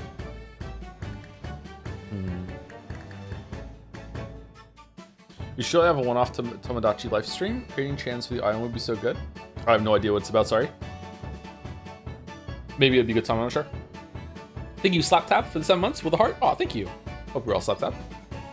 Monkey D shit? Okay. Monkey's uncle. If only all good news cancel out the bad. When are we gonna play Pocopia? Because it's gonna get nominated for Game of the Year, right? Pawnbroker perishes in pick purse plunder. Cool name. Cool title, sorry. And look, this trial has made the headlines too. Pawnbroker perishes in pick purse plunder. See, yep. Hey, Gatsby. How'd you like that? Well, let them say what they want. See if I care. I can't because you're covering your face. Don't worry, Runo will soon show everyone that this headline is nonsense. I will. And then in tomorrow's papers, the headlines will be: discharged diver is dauntless do-gooder. Isn't that right, Runo? Oh, yes, let's hope so. I think Gina's going to prison for perjury, you know? It's gonna come out in the fucking court case. Of course they will. I have absolute faith in you. Hey, if you're threatened, maybe it's okay? How was that? I was trying to sound like Susie. Did it work? Did it? It's like she was still here. Today's paper has been entered into the court record. This morning's paper, purchased by Iris, Gina's case features prominently. Good luck then, Runo. I'll do what I can. Obviously, I don't know the law like Susie does, but still. I'll be at your side the whole time, giving you moral support and encouragement. No. How's Hurley? I'm not sure that big thing is as comforting as you think it is, to be honest, but thank you, Iris. That's very kind of you. Oh yeah, Iris. Yes, Ginny? Well, I was wondering is all about Sholmes. Did they fix him up all right? Who? Yes, the operation was a great success. But Hurley still hasn't come around yet. Huh? I've asked a friend of mine at Scotland Yard to send a telegram as soon as he wakes up. I'm sure Gregson will let us know the moment there's news. Oh, right. No Suzada-san and no Mr. Sholmes. It's all down to me today to prove that Gina is innocent of this crime. Miss Gina Lestrade, counsel for the defense. The trial is about to begin. Please make your way into the courtroom. It's time then. Yes, let's go, Gina. Iris. Lead the way, Runo.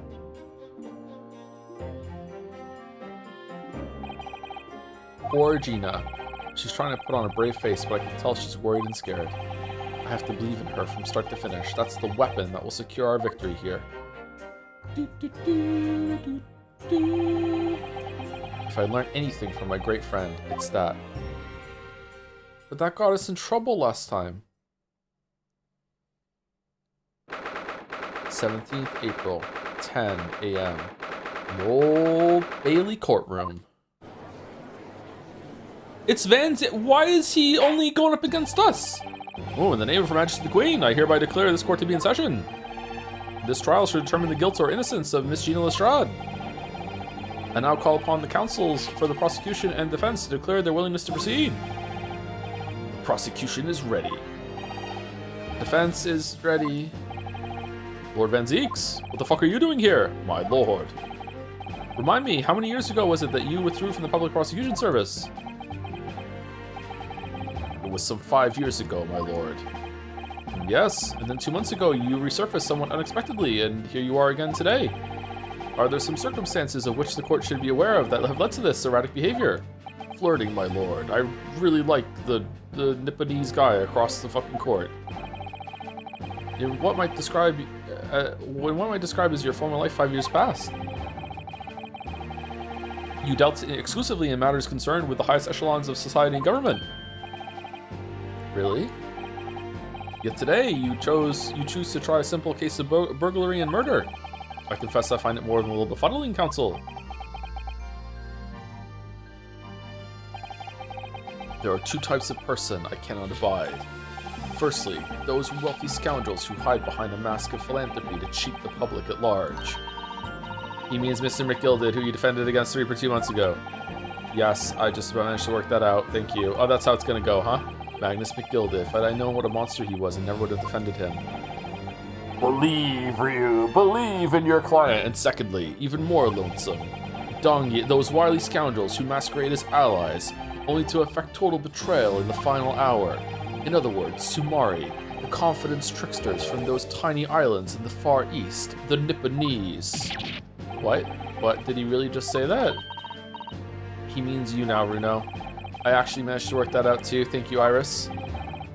Total betrayal? What are you talking about? A torrid look of hatred in Lord Van Zeke's eyes. Was that directed solely at me, or was he talking about all Japanese people? An alarmingly scathing explanation, Lord Van Zeke's. Still, the judiciary welcomes the return of the so-called Reaper of the Bailey, feared by all London's malefactors. Well, we're happy to help you. Sure, whatever. Your lordship is too kind. Now, jurors, the 6 of you have been selected at random to represent the will of the people in this trial. Oh, I'm back. I'm a doctor now. I got my medical license. I knew that the moon guy was going to be back. Are you ready to hear the evidence placed before you and determine the guilt or innocence of the defendant? Former lieutenant in the British Army here, don't you know? Chaps like me were born ready. Clean crockery, clean cutlery, and a clean conscience. His lordship's motto is very appropriate here, I think. Everything will be stereoscopic in the future. Absolutely, absolutely everything, and I'm ready for it. Oh, I don't understand it. I can't have left it in there. It's not possible. What could I have? What the fuck are you talking about? Women indispensable in society. Stop. Female-centric future. Wait, stop.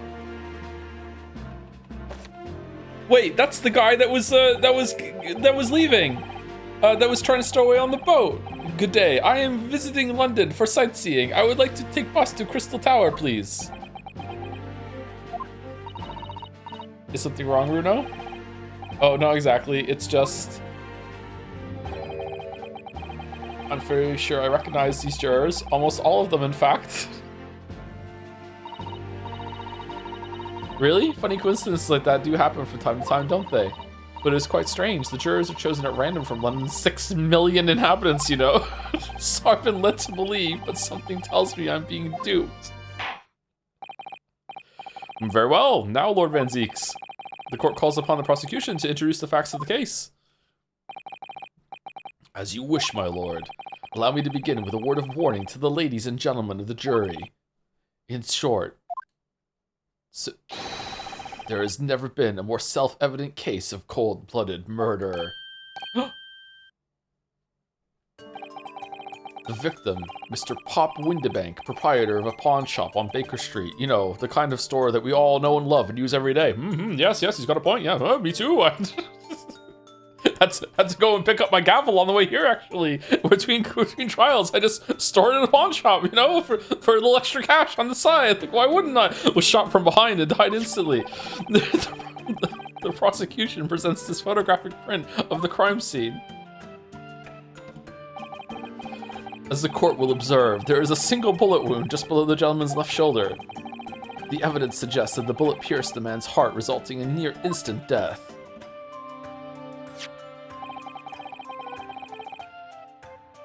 Moving on to the findings of Scotland Yard's coroner. His report states that the bullet entered the body on a rising diagonal trajectory. And what's that supposed to tell us? It means the victim was likely shot by someone significantly shorter in height than himself. Someone like the accused, you might say. Oh! The prosecution wishes to present the autopsy report and crime scene photograph as evidence, my lord. Indeed. The court accepts. Hand them to the bailiff, please. The autopsy report has been entered into the court record. A report prepared by the Scotland Yard coroner that confirms instant death due to a single bullet wound from the back. There are no other signs of trauma. The trauma llama. The photograph of the victim found murdered in the storeroom. It shows a single bullet wound in the man's back. Alright, any other photographs? Don't want to get surprised later. I now ask the court to turn its attention to this plan of the establishment where the incident occurred. The proprietor was found in the storeroom where he kept articles pawned to him. A windowless room with a single point of entry, a door to the main shop that was found locked. In this sealed chamber, there were only 2 persons present.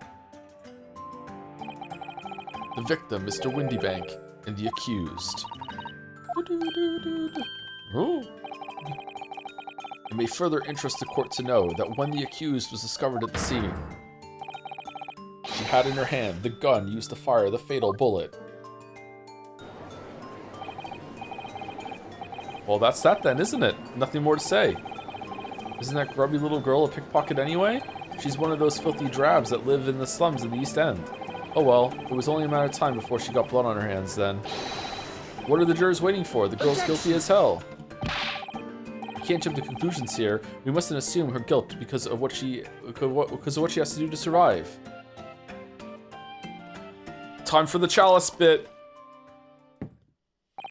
Objection, it's way too straightforward. There's no way that could be the answer. My learned Nipponese friend, it is you who mustn't jump to conclusions. The prosecution has barely begun presenting its case. Conveniently, this appalling act of murder did not go unobserved. There were witnesses. Good gracious! After their testimony, this girl's true nature will be exposed. Pitiful picked purse or cold-hearted killer. You decide. Here's to establishing the truth. The court will take the floor plan and the firearm as evidence. Hand them to the bailiff, please, Lord Van Zeeks. At once, my lord. The crime scene floor plan has been entered into the court record. Plan of Windybank's pawnbrokery, the scene of the crime. It shows the relative positions of the main shop and the rear storeroom. I miss Susie. Windybank's revolver has been entered into the court record. The gun belonged to the victim, Mr. Windybank, that Gina was holding when she found unconscious. There are signs of a single discharge. This is bad. I feel like the mood in here has turned very gloomy all of a sudden, Runo. I think that's because it has. Whoa, getting this out of the way early. Does that mean more is going to come off later? Let us begin. Bring forth the witnesses to the foul murder of Mr. Pop Windybank on 16th April of this year.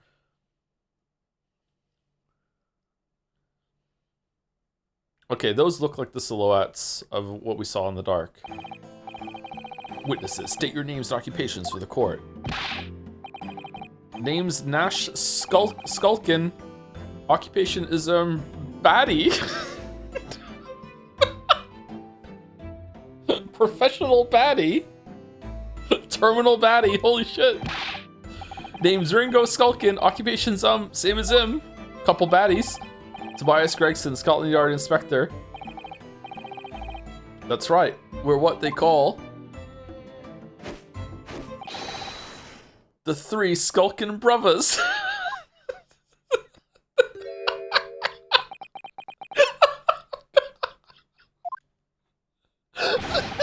What are you looking at me like that for? Don't lump me in with you lot. Oh, blimey, that's cold. Don't you know what we're going through? It's our older bruv. Lost contact with him, we have, and we're scouring every shady corner of the capital. And then last night, we come across you, the very spit of the bloke. Ain't that right, Ringo?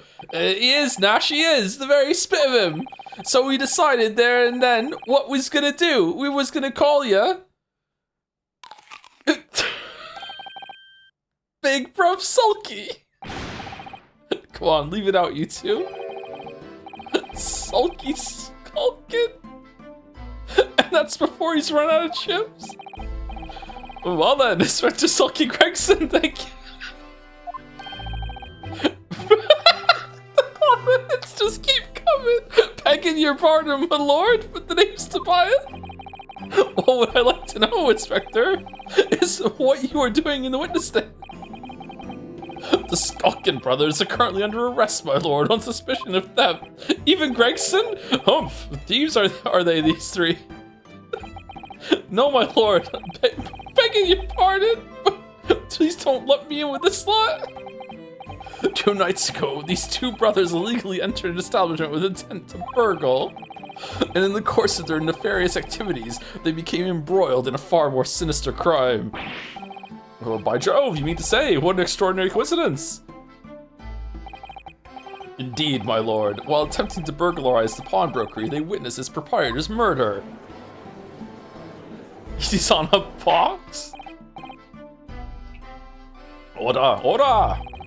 The various trespasses of these brothers is not the subject of today's proceedings, though they will naturally face trial in the very near future.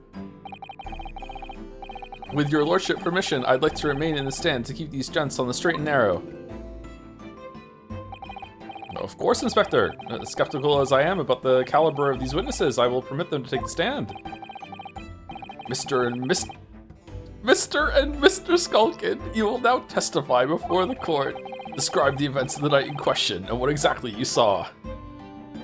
Happy to? Cause a skulkin's never skulkin'. What?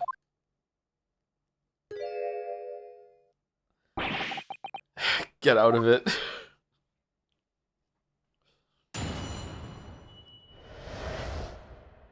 Illegal entry. We was walking down Baker Street in the small hours, and the gaff door was ajar, see? I'm not sure about this voice, by the way. It's probably gonna go, it was like some kind of sign begging for us to go in, it was. But once we got inside, God blimey, Lummy, we heard a gunshot from the back room. We went to see what was what, but the door was locked from the inside. We never done nothing, Governor. We never took nothing. We just left after that, nice and quiet. A terrible coincidence, it would seem. At the precise moment these miscreants entered the property, an even more sinister crime was afoot. The witness's testimony is consistent with the crime scene in every detail. The door providing access to the storeroom from the main shop was indeed locked from the inside, and within, only the victim and the accused were found. I must say, it does appear to be an overwhelmingly simple case. Still, the defense may cross-examine the witnesses now, of course. Counsel, if you please. Counsel? Yes. What's the matter, Runo? Sorry, I was just stunned into silence for a minute by the blatant lies being told by that pair in the stand. I know that it's all nonsense because I saw it with my own eyes. Yeah, let's put ourselves on the stand. Hand up. Yes, counsel, what is it? I'd like to call myself to the stand, please, and cross-examine myself. Unorthodox, but sure, go for it. I'll just have to expose their testimony for the pack of lies it is.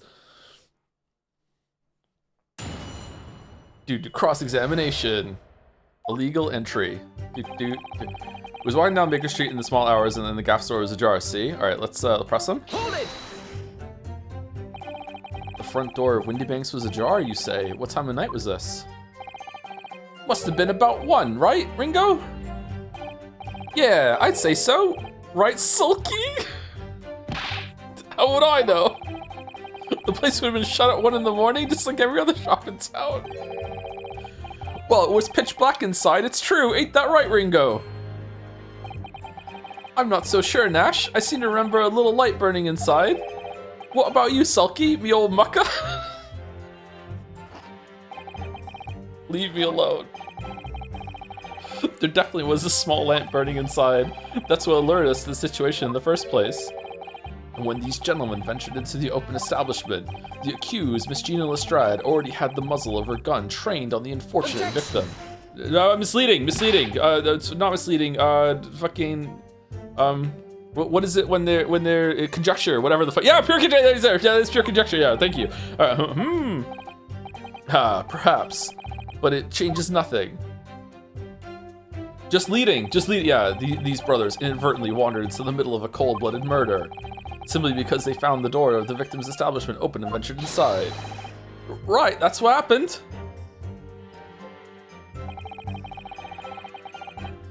Hold it! What are you trying to suggest? That you have to go in? Well, God moves in mysterious ways, they say. Don't they, Ringo? They do, Nash, they do. Must have been some sort of providence, I reckon. God's will often presents itself as the whim of thieves, does it?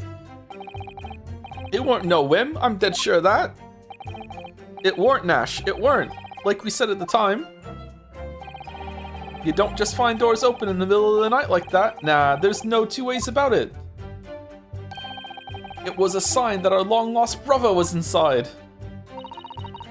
Brothers, they're not very good liars, are they? Well, you can't deny it. It led us to a bloke what just looks like our bruv. I said, cut it out. This is the top 10 reads. Those chips are getting chomping today. I could murder some chips right now. But once we got inside, core blimey lummy, we heard a gunshot from the back room.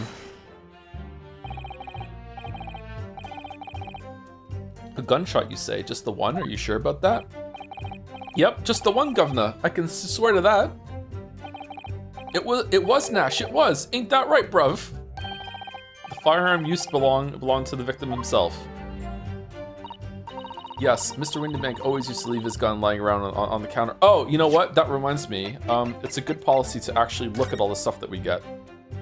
Omnibus murder. Victim found deceased in the last scheduled omnibus of the day after a stab wound to the abdomen. The details of victim. Name Mason Milverton, male. Oh, he had a real name. Occupation brickmaker. Domicile East End of London. Trial summary. Defendant Magnus McGilded. Prosecution attorney Lord Baron von Zeeks. Defense attorney Ryunosuke Naruhodo.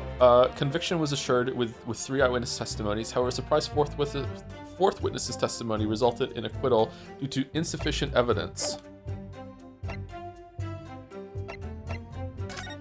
This morning's paper, purchased by Iris. Pawnbroker perishes in pick-purse plunder. How awful. For Ginny, I mean. But tomorrow's headline will be Discharged Diver is Dauntless Do-Gooder, right? Yes, something like that. If possible, I'd like to go even bigger. Bigger? How? Proud pickpocket protects planet post-trial, perhaps. Protects planet? Oh, I can't wait for tomorrow now. It's going to be so great. Pawnbroker perishes. How awful is it? Okay, we did this already. Okay. I wish it would go, there would be a check mark. There's a sensational story lower down on the front page as well. Look, Ministry Mole, classified secrets may have been leaked overseas from Ministry of Justice.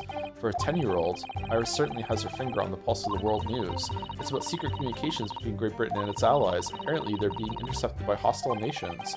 Communications are being intercepted, but how would somebody be doing that? That's the question, isn't it? I've come up with 3 different possible methods so far. Are you looking for a new career, Runo? No, of course not. I wonder. Perhaps this is what Lord Strongheart was talking about yesterday. Yes, it could be, and it could explain why he has Gregsy running from pillar to post at the moment.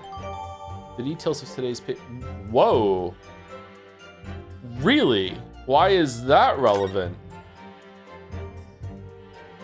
Oh. Interesting.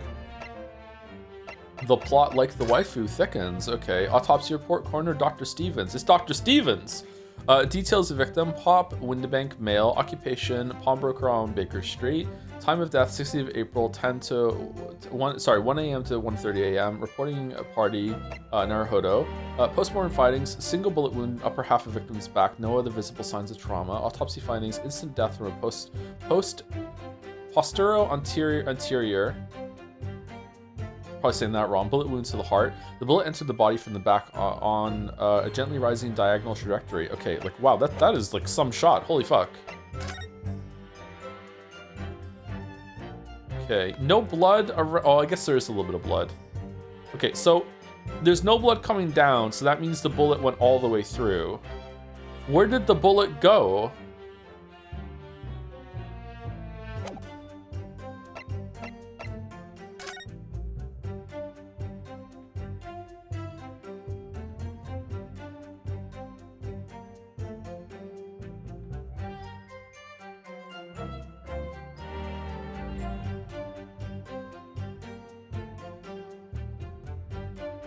Okay, so there's gonna be something about maybe someone shot him through the window, and then it's gonna be like, no, that can't be it because it was from below him. So and the window thing was high up.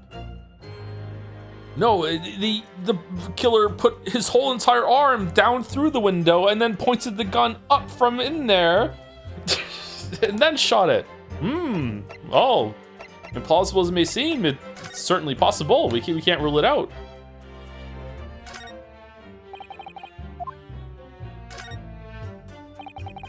This is Mr. Windybank's gun. The cylinder is completely empty. Mr. Windybank always used to keep this gun to hand on his shop counter. Maybe he dropped it and it went off by itself. Yes, but only ever with a single bullet loaded, I understand. That's right, to keep all the pawned articles that were in his care safe. But his one bullet was fired that night, and the poor man lost his life. Was he protecting his shop, I wonder? Trying to keep the articles safe?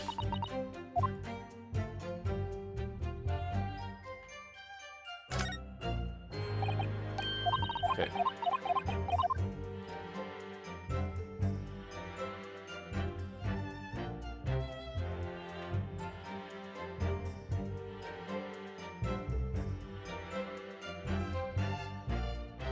I'm not seeing anything else. Okay. Yes, Mr. Running always used to leave this gun lying around on the counter. Right, I remember. When we examined it, we found the revolver was completely out of rounds. That makes sense. Mr. Windybank always used to say he only ever kept a single bullet loaded. Maybe he was lying, though. That's true. I remember him saying that as well. So we can say with considerable certainty that only a single round was discharged from the firearm used in the murder weapon. We're just guessing.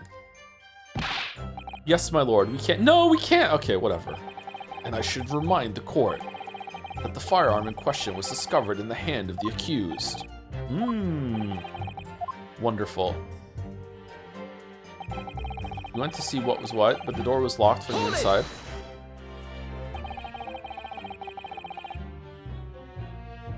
Do you mean the door between the main shop and the storeroom?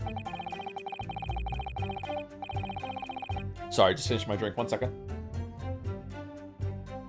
Oh, also thank you, Scorpio Zero, for the bits. Bits for the old man Joe voice. That's just my voice now, sorry. Thank you, Quizlixly T, one of those maybe, for the 16 months. I'm not sure if the joke is going to land. Is this Henry thing? Fucking scouting out the Henry jokes now. Thank you, Quizlixy. QT. We're just gonna go with QT. Thank you, Dominic, for the bets. I went to the zoo the other day. They only had one cage. It was full of Shih Tzus. It was a dog penry.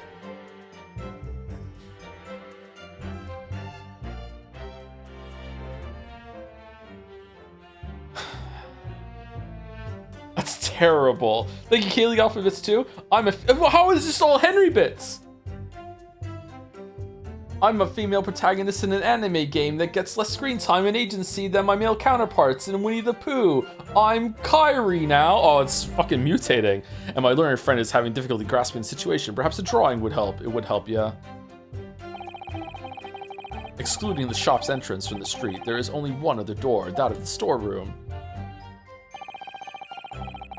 Of course there was only a little lamp oil burning, not much to see by. Lost the voice, now it's gone. And the door was hidden behind the curtain and all. That's right. When we arrived, the door was mostly obscured by the curtain. There was a curtain? Tell me? Why exactly did you try to open that door? Eh? Any normal petty thief would run at the sound of a gunshot, I should think. Oh, well, your turn to rabbit, Ringo. Well, Nash, yeah. I suppose you'd have to say we ain't normal, eh? Broadly speaking, humans respond in one of two ways on hearing a gunshot or scream. The timid flee, gripped by fear, while the courageous investigate to see if they might help. These gentlemen are of the latter inclination. My learned Nipponese friend, it would seem, is of the former. Alright, somehow I just proved that I was a coward that night. Thank you, counsels. You're a coward, so I believe we all understand that the door was locked and could not be opened. Proceed, witnesses. We never done nothing, governor. We never took nothing. We just left after that, nice and quiet. You didn't do or take anything? Is that your story? Well, it was bedlam soon as, weren't it? Simple as. It was, Nash, it was. Didn't even have time to pull me dukes out of me Lucy lockets.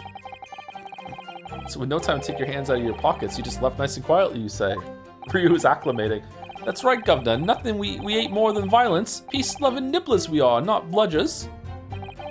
We are, Nash, we are. Never even pulled me dukes out of me Lucy lockets. So, you clearly like us to believe. Eh? Come again? As you fled from the pawnbrokers that night, did you not run into anyone else? And did you not fire a gun at that person? Saints alive, they fired a gun, you say? Ah! Blimey, governor. You ain't telling us it was you in the doorway. It was. Why the bleeding Nora? Didn't you mention that before? You were armed with a gun. Oh, the violin's back. And as you fled the scene, you fired that gun at London's greatest detective, Herlock Sholmes. Oh, well done, like leaning into that. I did hear that. Actually, there's a rumor he'd been rushed to hospital. The great Sholmes? That's beyond the pale. On the night in question, this pair were arrested by the police within minutes of the discovery of the crime scene. Their suspicious countenance rapidly gave them away. And when searched, a firearm was indeed found in their possession. Furthermore, the barrel shows signs of a shot having been fired from it. What? Looks like a sparks. The prosecution invites his lordship to examine the firearm recovered from these brothers. Yes, indeed. Remnants of powder around the muzzle, as you say, counsel. I'm an expert with guns. The court will hold this weapon as evidence. The Skulking Brothers' gun has been entered into the court record. Firearm found in the possession of the Skulking Brothers upon their arrest. There are signs of that a single round was fired.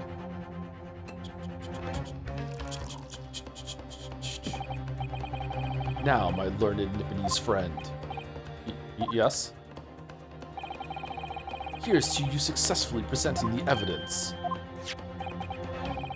For yes, there are telltale signs of spent powder on this gun and a single bullet missing from the cylinder.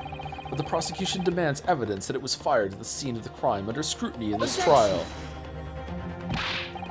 Well, I don't need evidence, because I was there. Objection. However, the rest of us in this courtroom were not. Well, what the fuck is the whole point of fucking eyewitness testimony then, fucking, Big V? What the How do they get to just say shit on the fucking, if the defense fails to provide evidence in support of its rash claim? We shall have no choice but to toast your incompetence and move on. Evidence that these two fired that gun before they left Windibanks that night. The court demands that all claims are affirmed with clear proof. What evidence shows that these witnesses unloaded a firearm at the pawnbroker shop that night?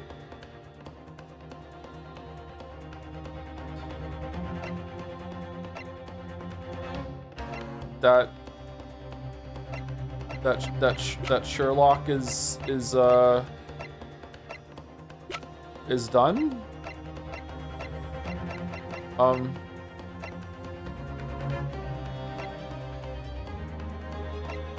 I guess it could be the bullet in the calendar, but that wasn't Sherlock's blood. I guess it has to be that. Can we just present that?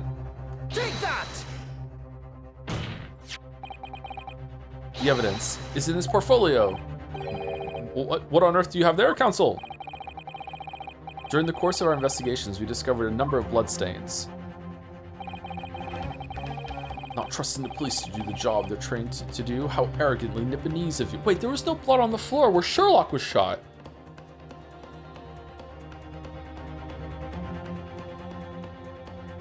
Ooh. Well, anyway, we analyzed all the blood samples we found and recorded the results in this portfolio. And you claim to have the evidence the court is demanding therein. Yes, my lord.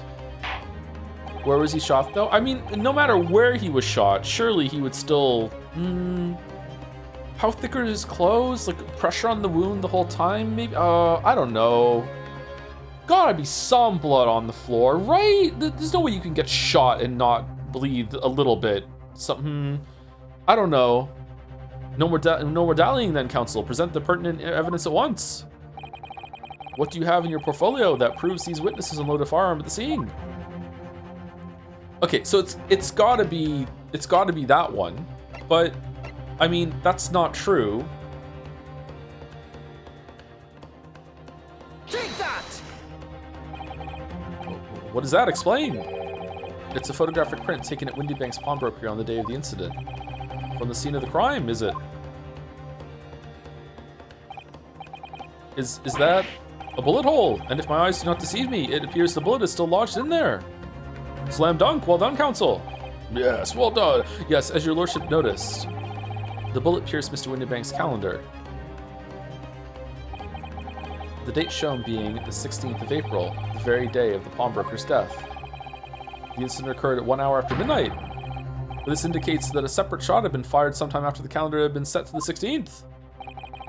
Okay, but like maybe he doesn't do that until the morning. Like I don't know about that. That's right. And while it isn't irrefutable, the defense believes that this is credible evidence that the witnesses did fire a round from their gun in the pawnbrokers that night. Ah!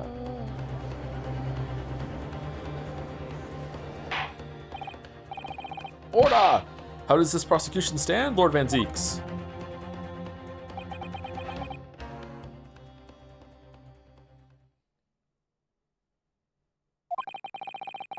If that is the direction my learned friend wishes to take, the prosecution has no objection. What? But you'll forgive me for flinging my hallowed chalice aside in disgust at the repugnancy it exposes. Yes, on the night in question, these brothers, entered the pawnbroker illegally. And like the bold baddies they claim to be, opened fire on the new arrivals before fleeing back onto the street. Take it easy there, governor, you're gonna land us in the soup. We had a deal, you weren't gonna get into them details. Tell him, Sulky, set the bloke straight.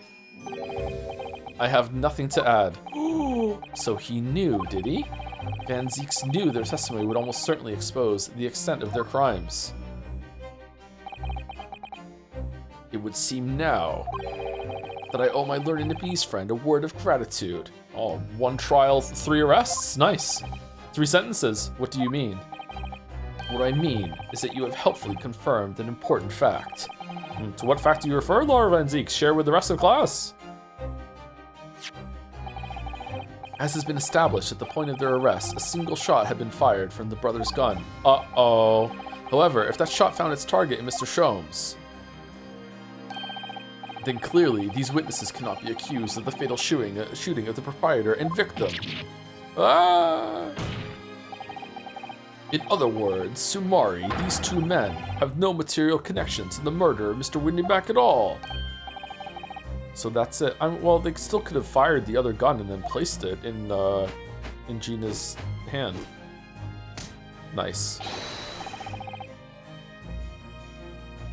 Are they meant to be kind of like Mario and Luigi in a weird way, or that's it? We didn't have nothing to do with it. We didn't, Nash. We didn't. That's why, I reckon. Your crimes include unlawful entry, intent to steal, perjury, and let us not forget attempted murder. Quite a catalog, yeah, fellas? We're in for it now, bruv? You'll be in the jury next game. Don't worry about it. Now then, let us take a moment to consider the aforementioned great detective, Mr. Herlock Sholmes. It would seem the man patronized the pawnbrokers in question somewhat regularly in a bizarre need to just store things, even though he didn't need the money. Where's he going with this? Mr. Sholmes appears to take pleasure in tinkering with eccentric machinery. Eccentric? Says who? Not me. Don't give me that look. He installed a pair of machines like this one in the victim's shop. Oh, God. Oh. That's one of Hurley's red-handed recorders. What is that, counsel? It has the appearance of a photographic contraption. Fucking Windybank was spending more on photographic print than you were on your fucking hallowed chalices, Van Zeeks. As your lordship has surmised, this is indeed a camera attached to a small timing device. Every half an hour, it automatically photographs the interior of the establishment. The idea being that if a thief were to break into the shop, he would be caught red-handed on the red-handed recorder. That's why it's called that. Okay, I like it. Good naming convention. The prosecution has... There's so fucking many of them. The prosecution has obtained the photographs taken by the device on the night in question.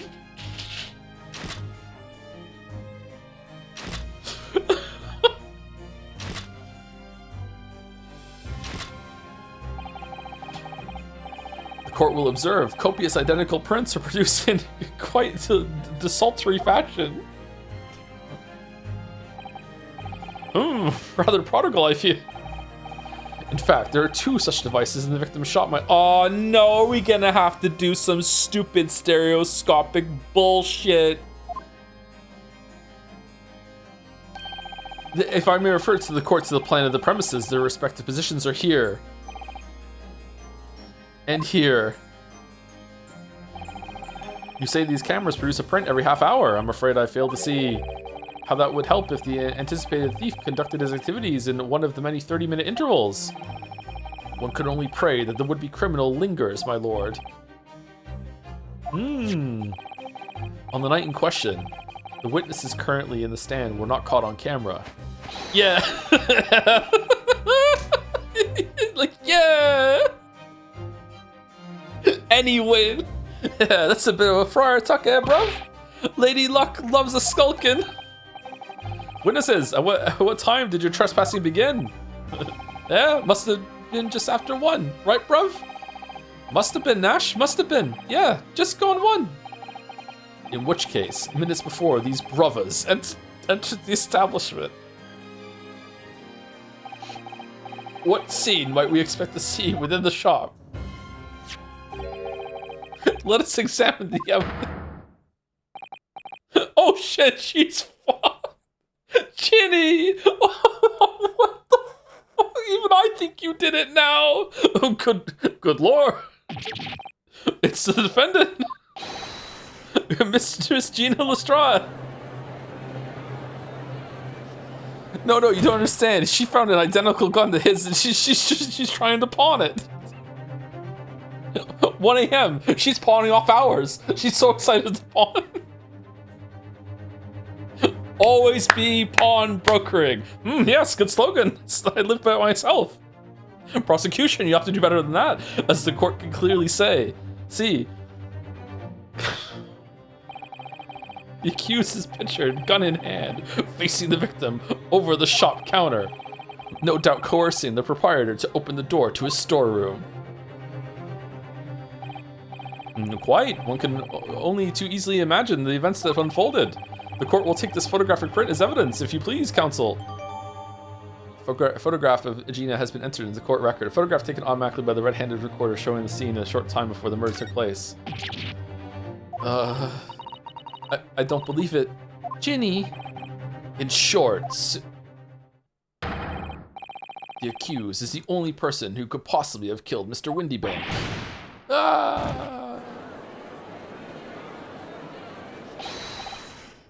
I say, my lord. What? Wonder if I might put a word at this point. Go ahead, Mr. Foreman. Took a bally bullet to the knee in the Battle of Maiwand, 1880, don't you know? Decorated for it and all that, but forced to retire from service, sadly. What? Of course, a medal can never outshine the exploits of chaps like us on the battlefield. Yes, Mr. Foreman, and what exactly is your point? Oh, nothing, I just like talking. It carried on the battle after retirement, you see? The battle of daily life, if you like. And here I am now, leading this small squadron, 6 men, all good and true. And we'll go down together, you mark my words, one for all and all for one.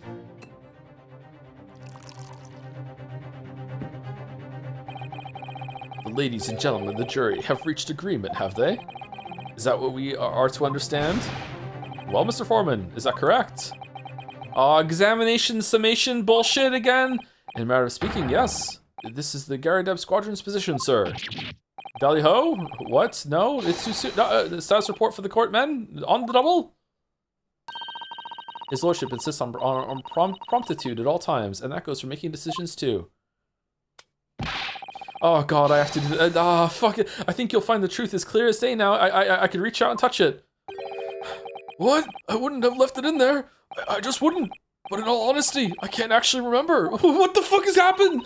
The situation clear, stop. No room for doubt, stop. Truth now undeniable, stop. Is he the doctor that took the bullet out of Sholmes? Like, what the fuck is good? I'm very sorry for brothers. They are unlucky. Very well. Very well, very well. I now call upon each member of the jury to state his or her leaning in this matter. Announce your considered verdicts to the court. Guilty. Guilty. Guilty.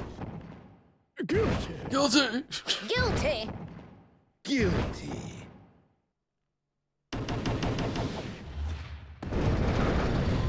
Lead for me.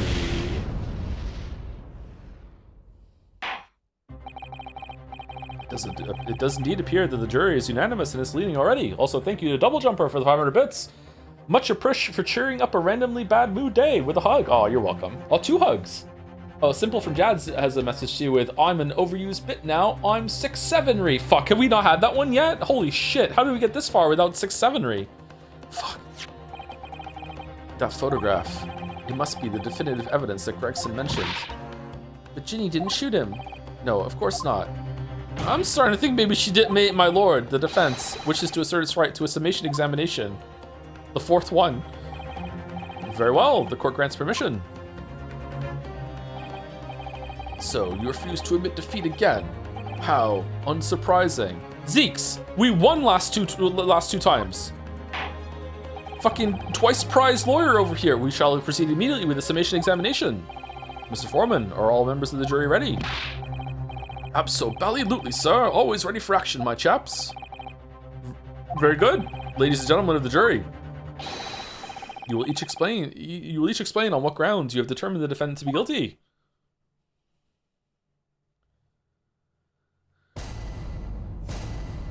Judicial findings. The jurors' contentions. Oh, fucking hell. All the evidence clearly points the finger of guilt at this young pickpocketing. Okay.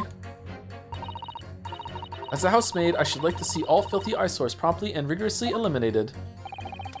I think you'll find that if you look at that photograph in stereo, the truth will just pop out. If I have left it in there, I should think there'll be repercussions by now. Mind made up, stop. Global radio transmission, a verdict to follow, stop.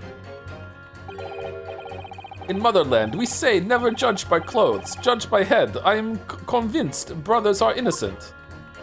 Alright. Dr. Nanjo. The circumstances of the crime and the evidence do indeed implicate the defendant rather comprehensively. The storeroom, locked from the inside, in which the victim and the accused were discovered alone, and in the accused's hand, the fatal revolver, the firing of which was heard by these witnesses. Not to mention, this print. I'm the judge now. Take it from a chap who's seen action on the battlefield. That young girl's on the verge of pulling the bally trigger. Thanks a lot, Mr. Sholmes. Oh dear, Hurley's cameras were supposed to help, not hinder. I'm afraid I think you have an uphill struggle ahead of you, but I'm rooting for you. Shoot, Mr. Windybank.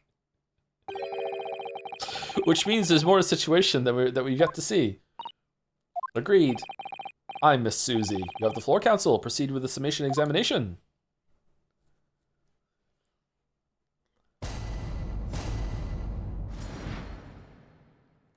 The defense's rebuttal. All the evidence clearly points to the finger of guilt at this young pickpocketing. Hold it! You're Mr. Natsumi's landlord, Mr. Garadeb, aren't you? We really must stop meeting like this. Ah, you're that lawyer chap. Well, there's a turn up for the books. you're the one that definitively proved last case that my wife accidentally stabbed someone through the window. I'm not gonna hold a grudge about it though. What? Good sport. It'll be fine. There's no way I'm gonna hold this fucking against you during this fucking trial that I'm in charge of the jury of now. Fucking hell, man. Yes, rather a turbulent time we had back then. Some extraordinary events took place at your house, that's for sure. Luckily, Mr. Sholmes and I were able to get to the bottom of it all. Ryu, that, I think we did rather a lot for you, didn't we? Did we? I mean, obviously, I wouldn't be suggesting that therefore you should change your leaning to not guilty or anything. Humph, can't be denied, I suppose. The curse of the Garadeb house was the talk of the town after that business. Lodgers moved out and I couldn't get a bally soul to take up the tenancies. Oh. Haven't had the heart to break the news to Joni yet. Bad enough that the old girl's clapped up. Yes, can't be denied. You did do rather a lot, but not for us. That's for dash certain. Also, now everyone knows I'm lower class because I don't have a pretend maid living with me now. That was so important. I suppose not. Of course. There could be no suggestion of that being the reason I'm leaning toward guilty here, obviously. Obviously, but honestly, I really wish you'd pay more attention to the trial and less to juror number 2. Oh, I got the eyes for another maid, huh? Okay. As a housemaid, I should like to see all filthy eyesores promptly and rigorously eliminated. Polishing the bench, I see. Again. A maid's work is never done. Not a blemish must remain. What exactly do you mean by filthy eyesores? On my way to market for his lordship, I have to pass through the East End. The place is full of beggars, pickpurses, and crossmen, the scum of the earth. A little harsh, perhaps. Let me be plain. If it were up to me, all those back slums would be made spick and span or eradicated. Ooh, at least we have people like the great detective working to achieve these important goals. You're referring to Mr. Herlock Sholmes? That's right. I'd like to keep abreast of his exploits by reading Rance magazine in between my duties. He does wonders cleaning up London streets. In my opinion, he should be declared an honorary maid of the capital. Mr. Sholmes, a maid? It's really quite unforgivable. Gutter scum having the audacity to shoot our very greatest detective. Minor detail, it was the 2 brothers in the stand who shot Mr. Sholmes, not the defendant. A minor detail indeed. They're all gutter scum as far as I'm concerned. Whoa, well, it just might be an idea to get our facts straight anyway. Yes, alright. I shall amend my statement. Oh, okay, do we press her on that then? Those brothers are the scum of the earth. They should swing for shooting the great detective. They're not even on trial! Juror number 2! Like, what the? That's not the guilty... I agree with you, the shooting of Mr. Sholmes was an unforgivable act. But the purpose of this trial is to determine who shot the pawnbroker, Mr. Winterbank. Oh, I was not aware of that. I'm afraid you're splitting hairs, sir. Sorry? Whether it was the thieves or the pickpurse, it was still gutter trash that shot the pawnbroker in the end. Filth that should be cleaned up and eradicated, in my considered opinion. Juror 1, are you hearing this? You still in? Desperate times, old sport. Yeah, thanks so much for sharing. Changing this maid's mind isn't going to be easy. Bruno, it was one of those 2 brothers that shot Hurley, wasn't it? Yes, without question. Well then, I'll never forgive them. Oh, Iris. Perhaps we can use this maid's statement to help us somehow, do you think? Yes, maybe. Let's listen carefully to what each juror has to say first. Okay, so that's a hint. Okay. I think you'll find that if you look at that photograph in stereo, the truth will just pop out. What do you mean, look at the photograph in stereo? Sorry, what? Don't you know? If you look at the photographic print normally, it looks as though the pickpocket girl is about to shoot the victim, obviously. But if you look at it in stereo, she's actually not even in the fucking room. Yes, okay, thank you for the update, but there's no indication the defendant ever fired the gun.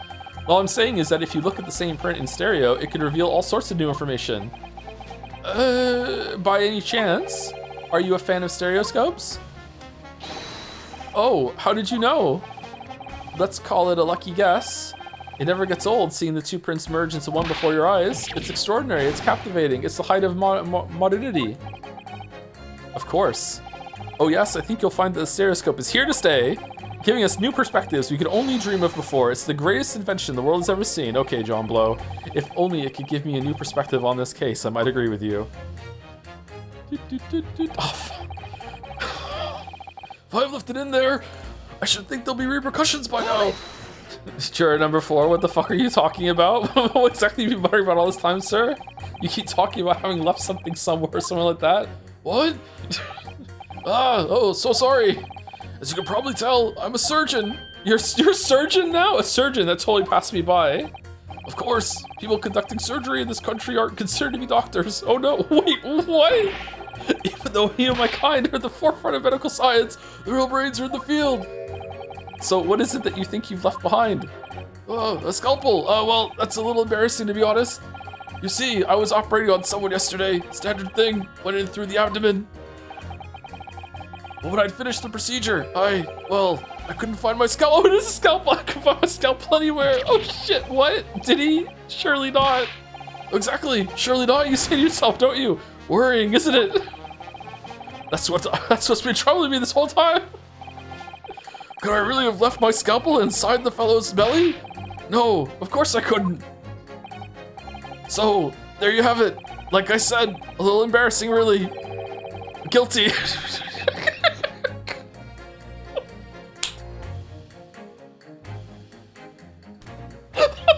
That's one way of putting it. The other is manslaughter.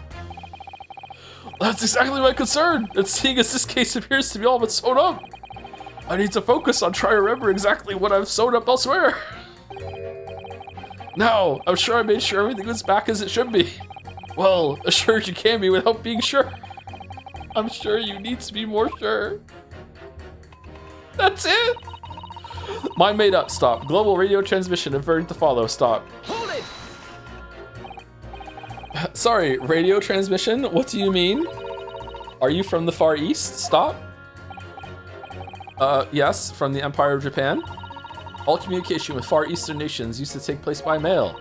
Royal Mail steamers take more than a month to complete the journey. So she was the one that was here last time with the book, right? Now she's upgraded? But now we have the electric telegram. We can send messages using electrical signals. Thousands of miles of cables have been laid along the ocean beds, connecting the entire world. Thousands of miles of cable on the ocean bed? It makes my head hurt just thinking about it. You're well informed, young lady. Hee hee. But cables will soon become a thing of the past. Stop. And yeah, okay. And just when I started to catch up. Radio transmission is the future. Stop. Messages carried all over airwaves to four corners of globe. Stop. Excitement growing. Stop. Atmosphere electric. Stop. Right. Try not to wear out your fingers. Era of wireless telegraphy. Stop. Driving technological revolution. Stop. I'm still using undersea cables to talk to people in Europe right now. Stop. And people say inventions like the stereoscope are the height of technology. What utter piffle. I can't understand it. I really can't. They're just silly toys. Oh. All right, let's continue and see. Don't spare any feelings, will you? It's not like there's anyone here who likes stereoscopes. So why exactly do you think the defendant is guilty? It's quite simple. We haven't been shown a scrap of evidence to suggest that she isn't the culprit. And just as radio waves dash through the skies faster than the eye can see, so we should dash to the conclusion of this trial and stop pandering to indecision.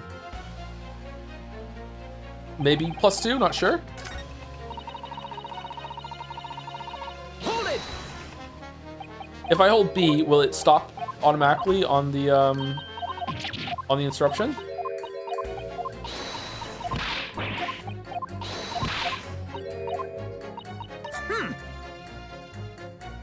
I let go of it just automatically. Sorry, instinct. Excuse me.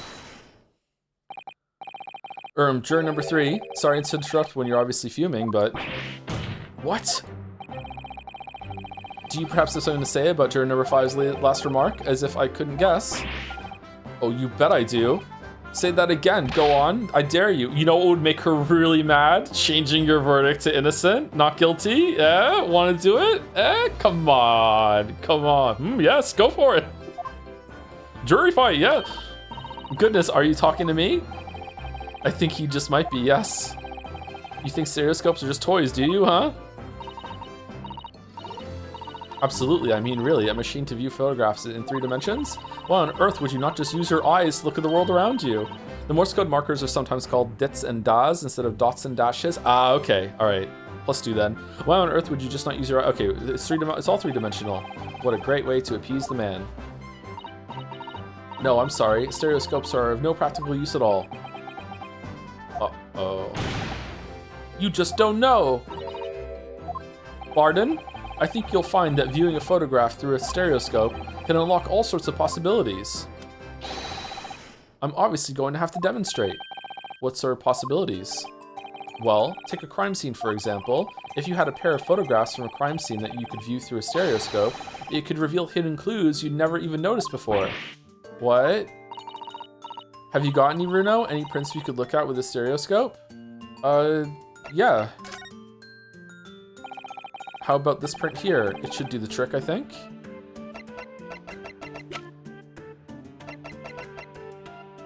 Photographic print of Gina? I thought where's the stack that was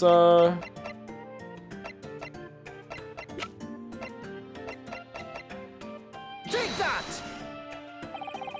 Alright then, juror number 3. Are you saying you can do this with any 2 suitable photographic prints? Of course I can. Very well then, I'd like you to demonstrate. I'd be delighted to. Just give me 1 more print and I'll amaze you all.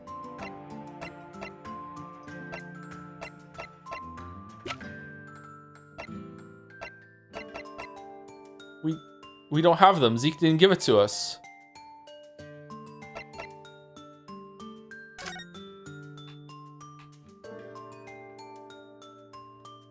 Cat is still there. The gun. Skull.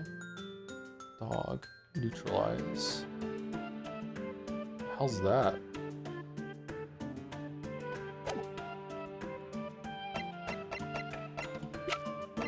I'm gonna need 2 more photographic prints. That's true. That's true. Is there any in the blood? No.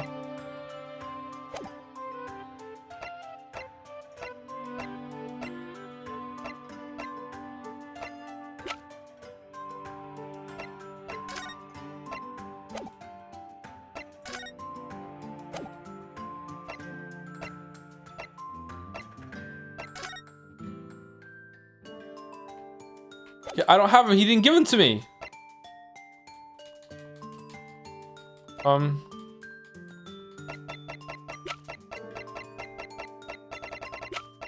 The same one, Lamayo. Wait, sorry? What do you mean, 1 more print? Oh dear, oh dear. Don't you have these in the Far East? Don't you know how a stereoscope works? Bruno? What? I explained this to you for 35 minutes yesterday. You've forgotten already? You need 2 photographs for a stereoscope, remember? You know, 1 for the left eye and 1 for the right. I am so scared that this is coming up in the trial. How could this possibly reveal something? What do you mean? I'm gonna have to go cross-eyed on 2 photographs and see something pop out that I didn't see before? What do you mean? Oh yes, I remember now. But the print we have from the pawnbrokery is just a normal photograph. No. I think you'll find that the clue is in the name. It's a stereoscope, not a monoscope. You always need 2 prints. Thanks for the friendly explanation. Well, if we obtain another print at some point later in the trial, we can always show it to this young man then. Aha! This is a cool way of using the present evidence bit. I think you'll find that that know-it-all expression is really starting to annoy me. Let's get things back on track, shall we, Council? All we need is another shot from a slightly different location, and we can see the scene in 3 dimensions. All right, let's press him on that and see if we can get like it from Zeke's. Can it really show up new clues though? Don't know unless you try. How about this print here? It should do the trick. No, I don't have one. I did. Take that! All right then, juror number 3. You see, of course I can. Very well. Let me demonstrate. Related to 1 more print.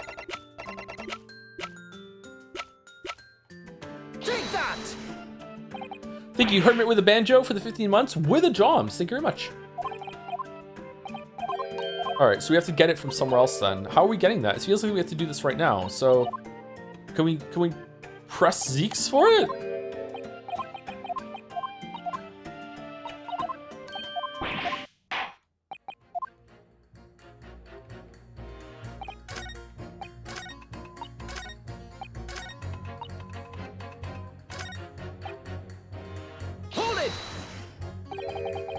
Please tell me you're not villain Bolshevik? The Russian revolutionary? Revolutionary? Niet. Da. I believe there is such a rumor. It's just a rumor. As you see, I have unfortunate appearance. I look like vicious criminal. It's the ballerina. Her disguise just better. Your words, not mine. I just want to point that out. People call me revolutionary, murderer, autocrat. And which glove fits? All. Good day. I am visiting London for sightseeing. I would like to take bus to Crystal Tower, please. Right, that didn't sound staged at all. You'll forgive me for having my doubts. To be treated like vicious criminal all the time. It is very painful. People do not realize. So I have much sympathies for these brothers. People say they are criminals only because of how they look. The Skulkin brothers? Da, maybe they went inside pawnbroker's shop, but they have done nothing wrong.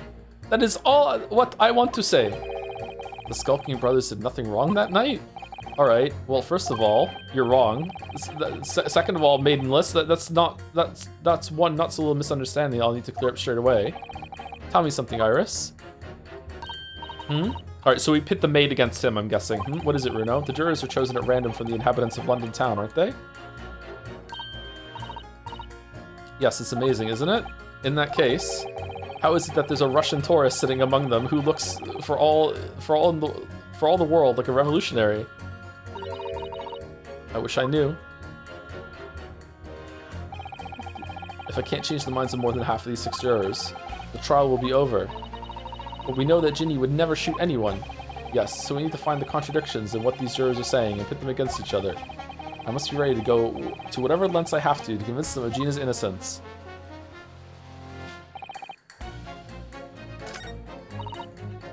Okay, so let's pit you against you.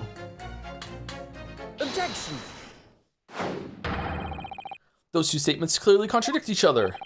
Oh, good lord! Counsel, explain yourself. Oh my statement? Contradictory? Contradict. C-O-N. Juror number 6, you've got the wrong end of the stick. I do not have stick. I have mouse. Mouse. As juror number 2 said earlier, when the Skulking brothers fled the scene on the night in question, they fired a shot from their revolver. Yes, they shot poor Mr. Sholmes in the abdomen, I understand. Surely you're not going to tell the court now that you didn't hear. Abdomen, abdomen, A-B-D... B-E, sir? Sorry, my English is still learning. You are telling the court you didn't hear? Forgive me, I did not hear. Not guilty. Ah, here is word. Abdomen, part of person's body containing stomach and other vital organs. If this is what you mean, you should say in plain English, I am Russian, not native speaker. Who thought it was a good idea to let this man be on the jury again? So, you are telling me these brothers who look like criminals were lying. They said before, we never done nothing, but truth is, they shot detective. This is double negative. Yes, that's exactly right. Lying is wrong, especially when lie is said by person who look likes criminal. Coming from you, that seems surprisingly prejudiced. This means, when they said we never took nothing, maybe it was also big fat lie. Oh, is this true? Oh, we didn't even think about that. Well, according to the police report, no stolen goods were found, so... Enough, I trust no one now. Gina nodding in the chat. It's not the mouse's fault though, sir. I must see with my own eyes. I must investigate crime scene myself. Okay. Trial adjourned. Go for it, juror number 6. We'll wait. What do you want for lunch? Yes, it is, Bruno. Easily. Sorry. With the prints from Hurley's red-handed recorder. Ah, if you compare the print that pictures Ginny and the next print from half an hour later, you'll be able to see straight away if anything was taken or not. Cooey, Mr. Prosecutor. Tut-tut. Calling on the prosecution in the middle of a summation examination of all times. The print showing the accused threatening the victim after she broke into the shop is this one.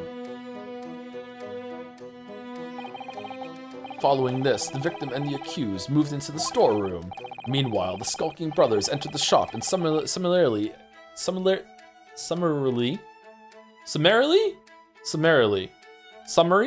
heard I was right the first time, yeah, heard the fatal gunshot ring out.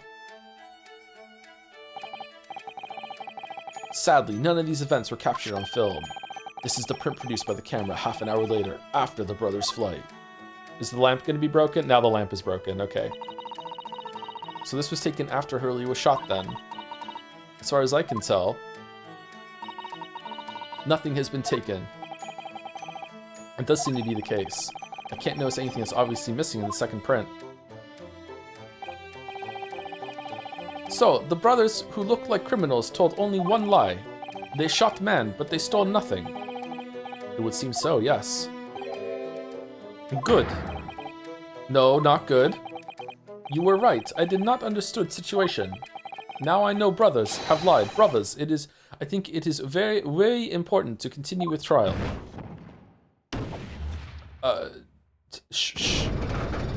Sure. Yay! Well done, Runo. The balance is shifting. Okay, yay. Well, it's a start, I suppose, but there must be more in what these jurors are saying that I can use to expose the truth. If I can do that, we might just turn the situation in our favor still. Thank you, counsel. Continue with the summation and examination. And kindly hand that new photograph for print to the bailiff to be filed as evidence. The post-shooting photograph has been entered into the court record. Photograph taken automatically by the red-handed recorder showing the scene after the murder had taken place. Another print in the court record. I wonder if we can make use of that. In the lake of lies are many dead fish. We must find truth. Therefore, I say not guilty verdict. Verdict. Okay, how do we feel about the fact that because it doesn't want to tell you the answer, that, hey, you can now use the photographs, that Ryu comes across as a fucking idiot that has like the memory of a goldfish and just forgot something. Sometimes it's kind of frustrating, right? Like sometimes he's just so stupid because like the player is the one that has to figure it out, and it's kind of leading you to that solution, right? So there's ammunition still loaded in 5 of this revolver's 6 cylinders. Yes, which tells us only a single shot has been fired from it. Exactly. The bullet hit Hurley, in fact, isn't it? Yes, it happened almost as soon as we walked in, though through Windibank's door. I'll make those brothers pay. The brothers. Brothers.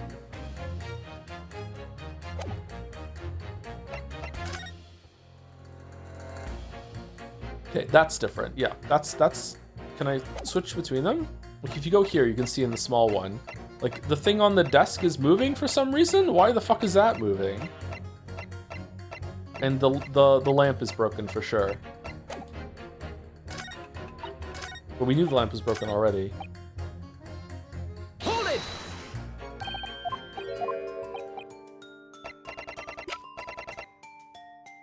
Take that!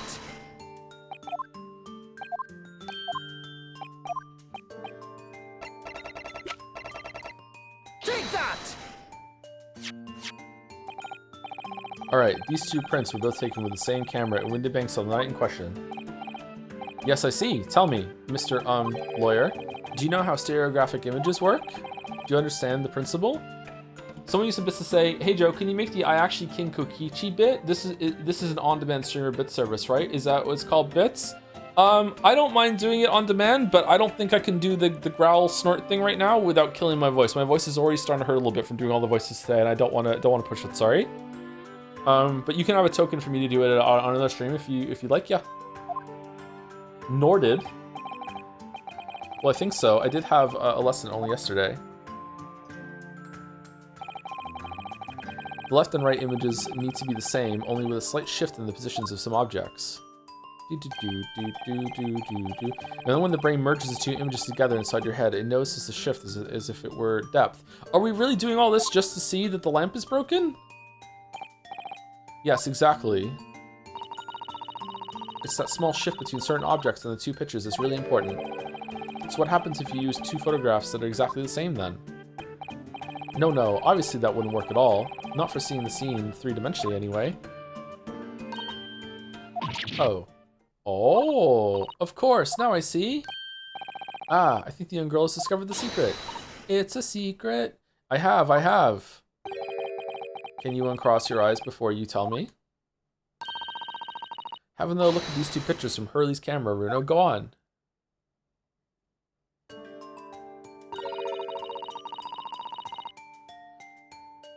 Oh, can you see there's a really obvious difference between them? Of course there is. There are 2 people in the first and no people in the second.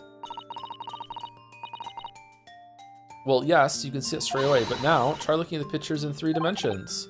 All right, I'll give it a go.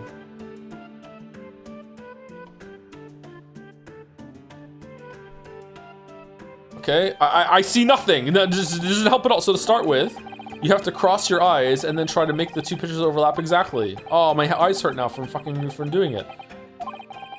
Let's see, if by crossing my eyes, I can make the quill and pens for each picture overlap in the middle. Wait. Well, did you manage to see it properly, Bruno? Yes, I saw it. Ugh, what's going on with these 2 pictures? Some of the things on the counter sort of jump out at you.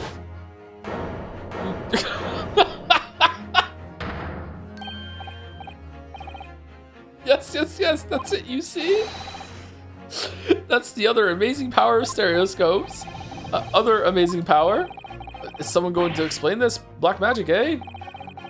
Why the deuce do some things on the counter seem to jump out at you like that, I think you'll find that if you consider the basic principle of the stereoscope, you'll answer your own question.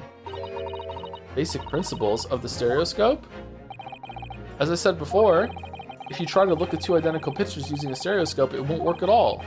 It's the slight shift in the positions of certain objects that lets you see pictures 3-dimensionally. In other words, Sumari, even though at first glance it seems the objects on the counter haven't moved at all between the 2 pictures, it shows that actually there must have been a slight shift in their positions. Yes, there must have been. Oh, the clutter's been moved! Now hold fire there, sir! Got a reasonable grasp of this whole cross-eyed business now, I'd say, what? But why the devil does this shift between the 2 prints exist in the first place? Well, what's the answer, fellow? Come on, you're the cross-eyed master. What? Me? I haven't the first idea. Sorry, I'm humbly deploying my one-time artist fast pass. This was cleared before? Oh my fucking god. Okay, give me a second.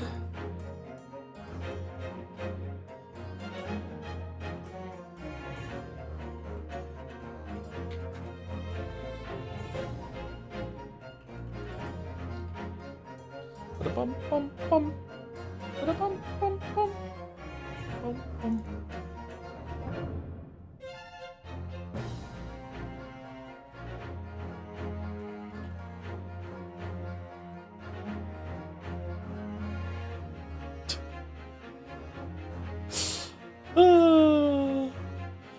Victorians have no idea what lawyers go through. What's my favorite technological curio? Oh, that's elementary. Why, it has to be the delightful little apparatus known as the stereoscope. Seriously? You've never heard of the stereoscope? It's only one of the most fascinating modern inventions for novel home entertainment ever made. Oh, none of the evidence in your court record looks useful? Well, as a matter of fact, I just happen to have a pair of 2 nearly identical but slightly different photographic prints right here. Let me just pop them into my stereoscope and let's observe. Did you redraw the whole thing? Holy shit. The effort. Wow. Aw, Susie, I miss Susie.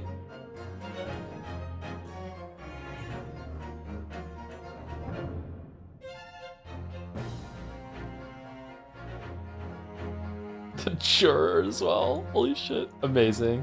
Thank you, Earl.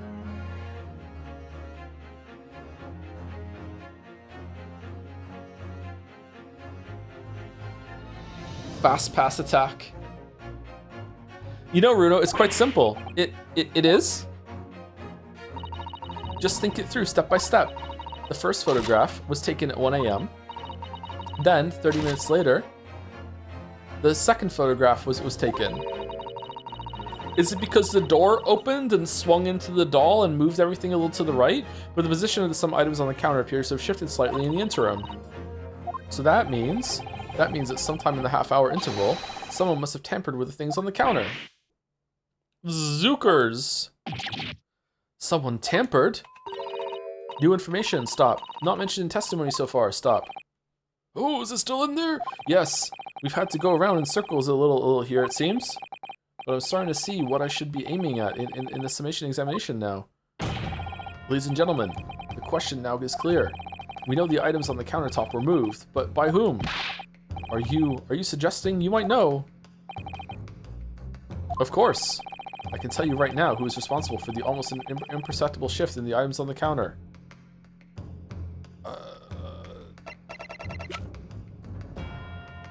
I mean, I want to say it's these guys because they went rifling to steal.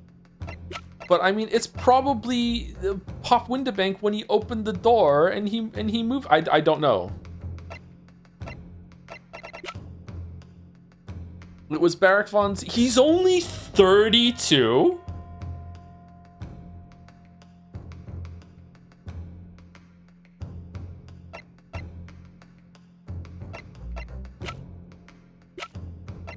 Holy shit. Younger than me? Yeah, that bodes well for me, actually. You know, that's one of my rules.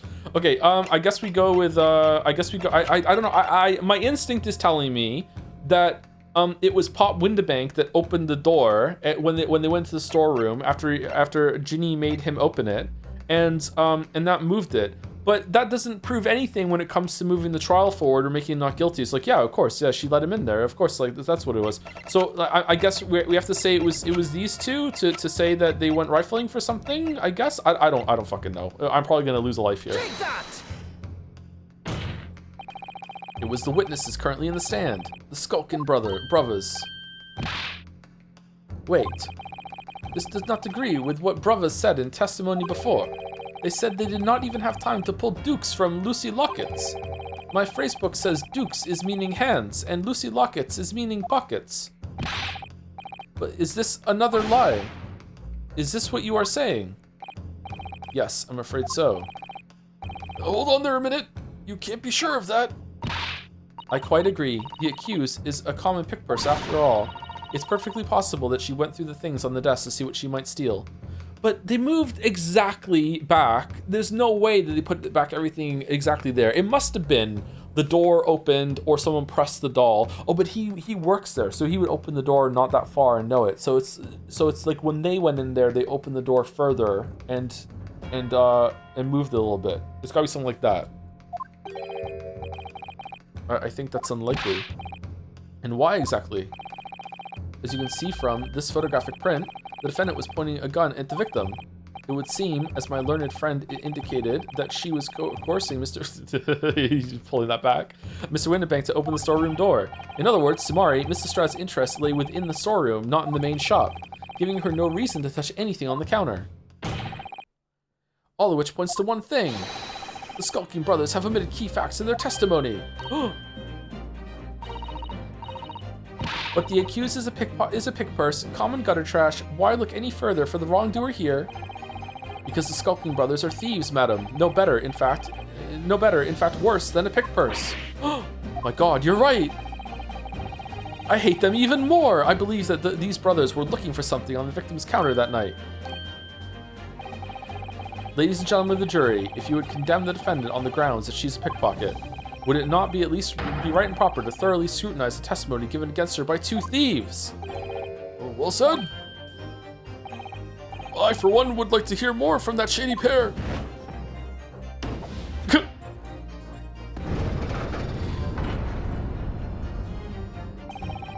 Can you all see now? I think you'll find stereoscopes aren't playthings. You've seen their extraordinary potential firsthand.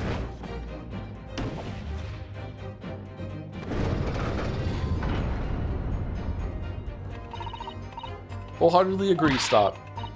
Must purchase after trial, stop. Will return home via Regent Street, stop. Oh, she's convinced.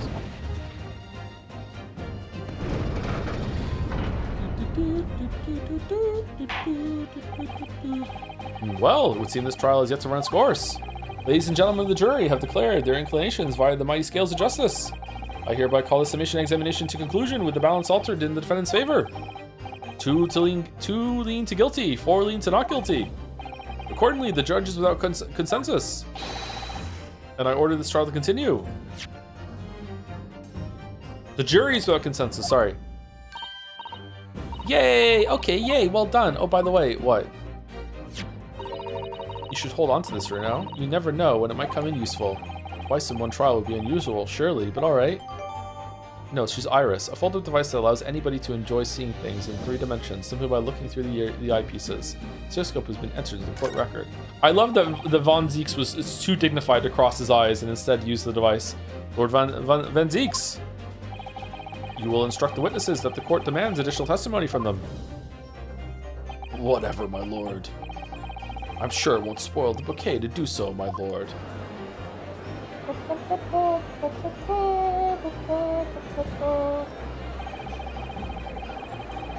I've won myself another chance to probe that pair about their activities at night, at least. I won't stop probing them until I've proven that Gina is innocent. All right. About an hour done. 9 hours to go. Fucking hell. How is the trial so fucking long? Yay!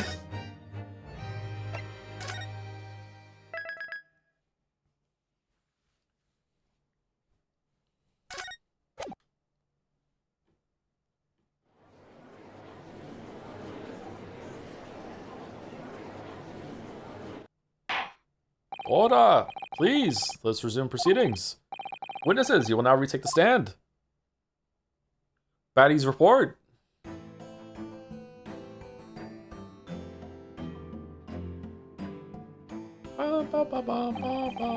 I presume you heard the defense's counsel summation examination. The defense counsel's. Oh yeah, governor. I did, Gov. I did. Mr. Skulkin. God blimey! This is going to be hard work. Earlier in this trial, you gave the following testimony about your actions after you entered Windibanks. Well, it was bedlam soon as, weren't it? It was, Nash, it was. Didn't even have time to pull me dukes out of me Lucy Lockets. However, that was a lie. You actually can't, you brothers. Oh, cool, blimey! On the night in question, you rifled through the items on the victim's counter and then put them back exactly in the orientation that they were, but just ever so slightly to the right. Perfect, except just like fucking half an inch off. Like, you know, we've never done nothing of the sort. How'd you figure that out?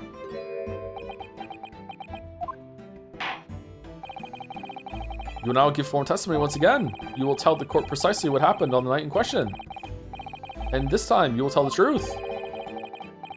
Each lie that passes your lips serves to increase the severity of your punishment. Oh yeah? You talking to...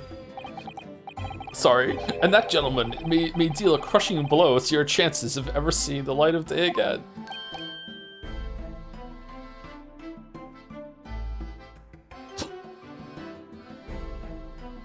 That's possibly the worst D20 I've ever failed. Oh my god.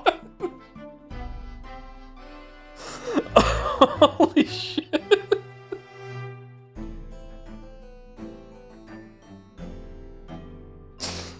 Oh man, thank you, Rouge Koala for the new sub. Welcome. Thank you very much. 7 minutes ago. Sorry I didn't slow down. Hope you're well, Rouge Koala. That's a cool name. Oh, Rouge of Love. A thought worth pondering, perhaps. Say no more, Gov. We hear ya. We'll blab. We'll squeak. We'll peach.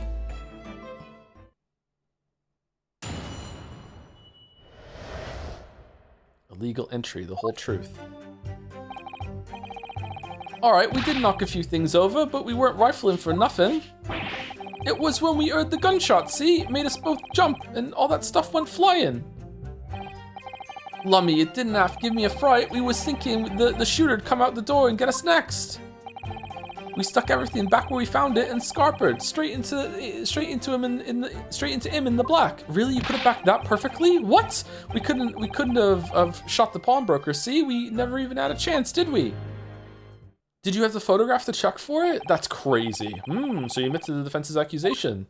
Okay, is it just like that, just so we could have done the stereoscopic bullshit thing? I guess so. All right. You did indeed ransack Mr. Windybank's countertop on the night in question. Fucking chat told me all the details matter, though, so... Or not ransack, Governor, no. That's right, Nash. That's right. It's more like we tidied up. Yeah. Sorry. By their own admission, these brothers entered the pawnbrokery under dubious circumstances. However, they panicked and fled on hearing the gunshot, having first made good their mess. They are found guilty of cleaning up. The way you said it, the way you say it, we hardly sound like roughs at all. We don't, Nash, we don't. Can you make us sound a bit more cutthroat? It can't just be coincidence that these men showed up at Windybanks that night. Yeah, there's more to the testimony than meets the eye. I'm sure of it.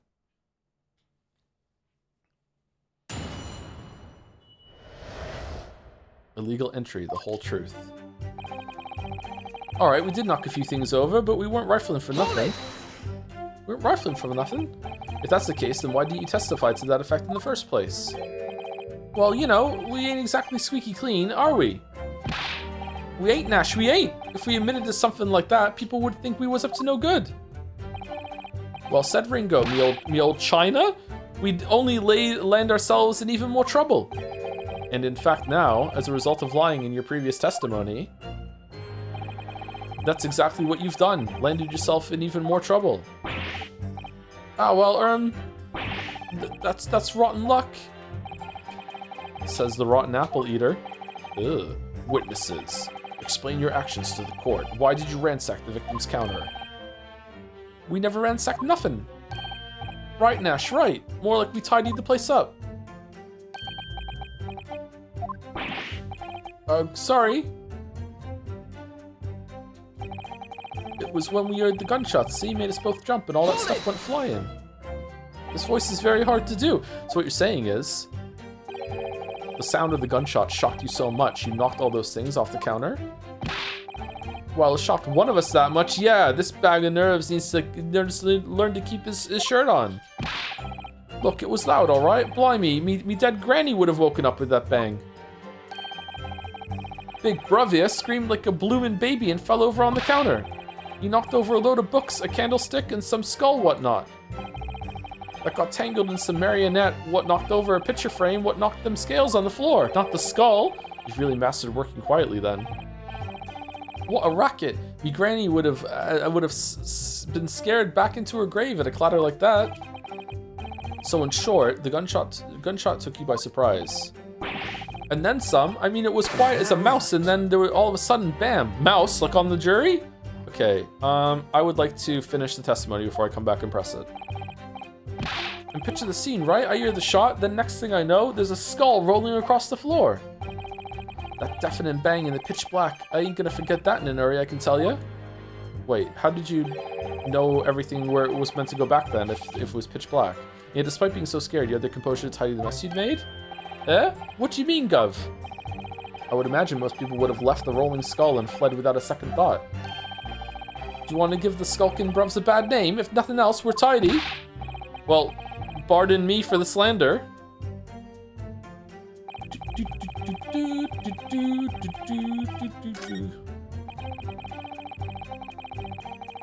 Hold it!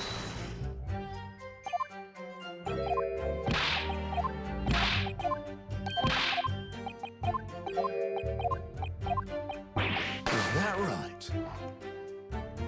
Oh, I can't be represented with zeros and ones now. I'm non-binary. All right, I think we've had the non-binary joke before with Henry, binary, but not this version. So it has my blessing. Has my blessing. Inspector Gregson, do you have something to add? Like I keep saying, I don't appreciate being lumped in with these scoundrels. Oh, is that it? No, something to add about their testimony. I need some more water. Okay, half an hour. I think I can go half an hour, then we can take another break. Okay. You seem to react just now to what Mr. Skulkin said. Did it make you think of something? It's probably nothing, of course. I wouldn't even bother to mention it, only...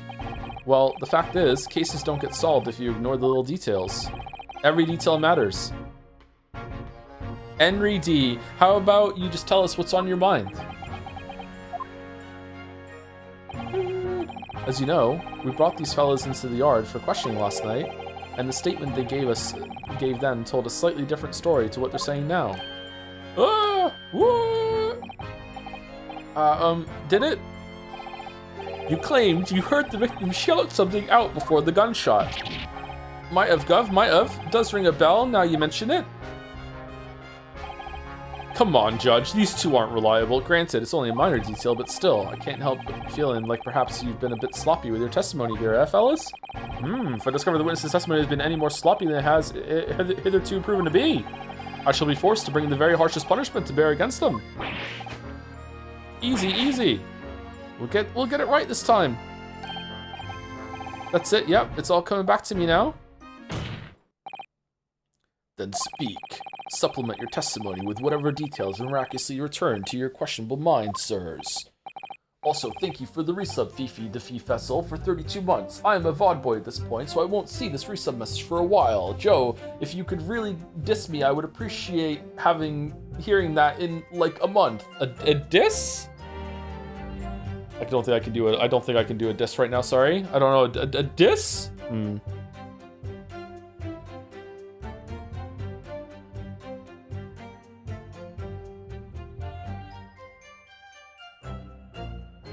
Talk about their mum, Gov? That's where my mind went. You can't do that nowadays. That's fucking bad.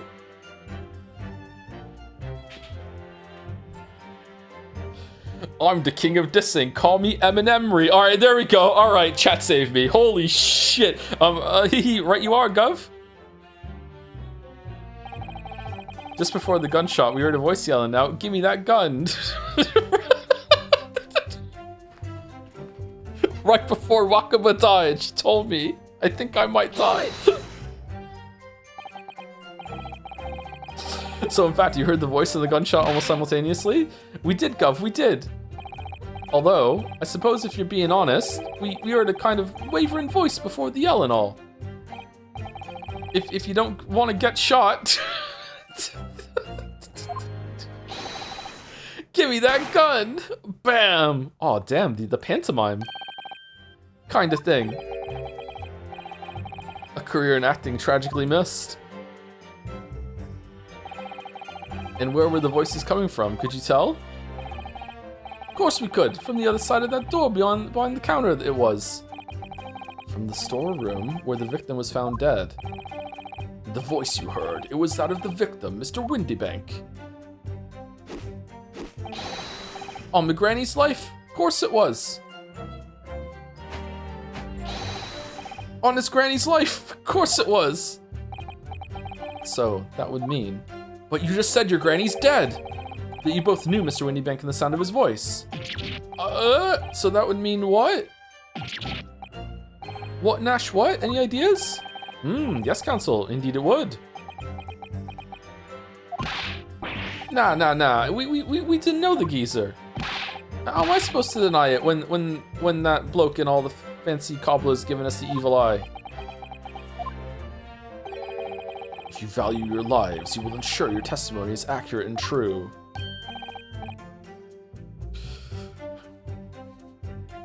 On me granny's life it is.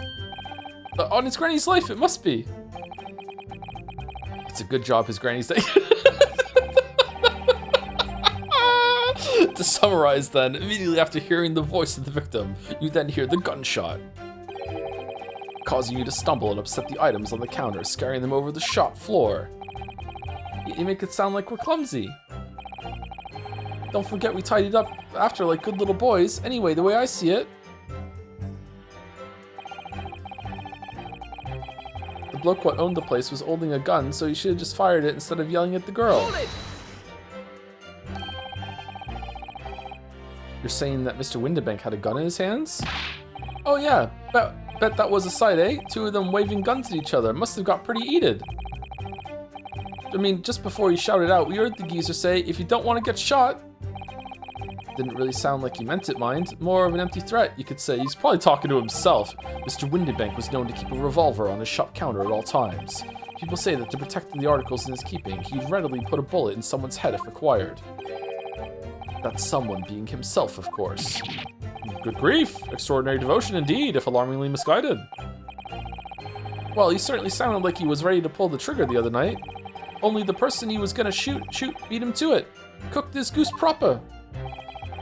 Bet he wished he'd squeeze the trigger instead of wasting time shouting, give me that gun. And it was directly after those words that you heard the gunshot? It was more or less at the same time, Gov. Give me that gun! Bam! Look to the camera. Yeah. Kind of thing. Yes, a career in acting, very tragically missed. Then we heard the sound of someone hitting the deck. Before everything went dead quiet. After that, we done a slapdash job tidying the place up. Lummy didn't even have to give me a fright. We was thinking the shooter would come to the door and get us next. Fucking hell, this is a long testimony. What the shit? So, you didn't try to open the storeroom door then? Not on your life. Not on his life. It went deadly quiet after that, it did. Put the wind right up me. But anyway, the door was locked, weren't it? No way that was opening. How do you know? Yes, of course. It was locked from the inside, or so we've been led to believe. It was, Gov, it was, from the inside. Right, so we had no way of knowing what was going on in there, did we? Unless there was some other way to get a view of the inside of the storeroom. Like through the keyhole or a spy hole, perhaps? Don't ring no bells, don't light no lights. No light, no light. We had to cut and run before we noticed anything like that. We're still cutting our teeth in this game, see? But one day, we'll really cut the mustard. Fucking Greg being there is so fucking funny. Please cut it out. But as we know, behind that door was the victim's lifeless body, with the accused not 2 feet away. Yes, unfortunately. Gina was in there, unconscious, with the gun in her hand. To confirm, would it be correct to say that neither of you set foot inside the storeroom? That's right, Gov. That's right. Couldn't have, even if you wanted to. We stuck everything back to where we found it and scarpered straight into him in the black. Oh shit! I have to press it, don't I? Okay, so I see that I can either press that the lamp was broken, so more things must have fallen on the floor. If it was so dark, how did you see all this? And also, how did you see to put everything back on the floor properly? Like, how did you even do that? How did you know the door was locked if you didn't go and press it? And also, there was a way to look inside because the window on the door thing that Ryu didn't bring up, so therefore I think it probably is that one. So there's actually lots to press here that we can do. I wonder what one is correct. Yes, whereupon you fired a shot from your own gun at Mr. Herlock Sholmes. Oh, yeah, we was a bit hasty there. We was, Nash, we was. Truth be told, I was already shaking like a leaf when you lot turned up. If you're shaking like a leaf, don't put a loaded gun in your hand. Good advice, miss, good advice. Truth be told, me mind went totally blank. Before the mind goes totally blank, make sure you don't have a loaded gun in your hand. But mental note made, miss. After that, we legged it down the street, but apparently we looked dodgy to the coppers or something, so they clapped the darbies on us, like winking. Yeah, sure. And after you'd been handcuffed, the police found this revolver in your possession, correct? Well, yeah. But listen, that proves it, doesn't it, eh? We couldn't have shut the pawnbroker, see? We never even had a chance to. Okay, that was really good. Matching of the next line in the testimony with the end of that press dialogue. That was really well done. I love it when games do that, where when you return back to the central loop of the dialogue, that it actually makes sense and it feels like a good flow of conversation. It's really hard to do. And you have to understand like video games in order to write like that. Yeah. So and why should we believe that? What? Because it's true, innit? The place was totally empty when we went in, Desu. At that time, the victim was already in the storeroom, having been forced to open the door by the accused who had a gun to his head, and then they locked it for some reason. In other words, Sumari, on the night in question, these two witnesses never even laid eyes on the proprietor of the pawnbrokery, Mr. Windibank. Correct? You got it, mister. Down to a T. So the skulking brothers never actually encountered Mr. Windibank. Is that really true, I wonder? That's it? That's the full extent of their testimony? What do you mean that's it? This is the longest testimony ever. What is it, Bruno? You look very fierce. I could pour you some herbal tea if you're tired. Oh, thank you, but I'm fine. Being such a logical thinker, you'll probably laugh. But I feel as though these brothers are still hiding something important. It is nothing more than a feeling, though. I have no proof to support it. Well, feelings can be very logical at times. Sorry? People's expressions, the movement of their eyes, the words they choose. You can take all that in and your brain will quietly analyze it to come up with a feeling like you described. You've concluded that there's something suspicious about this testimony without knowing why, that's all. Yeah, generally you should trust your feelings. Not always, you can be wrong.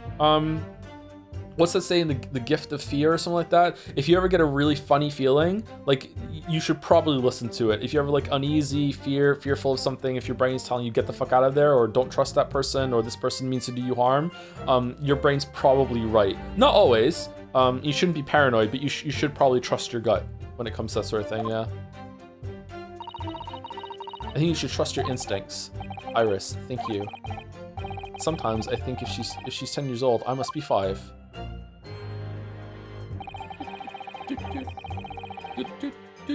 All right, we did knock a few things over, but we weren't rifling. Okay, so what are we pressing? What do we have to present? We have I'm a lawyer. We have the pawnbroker thing.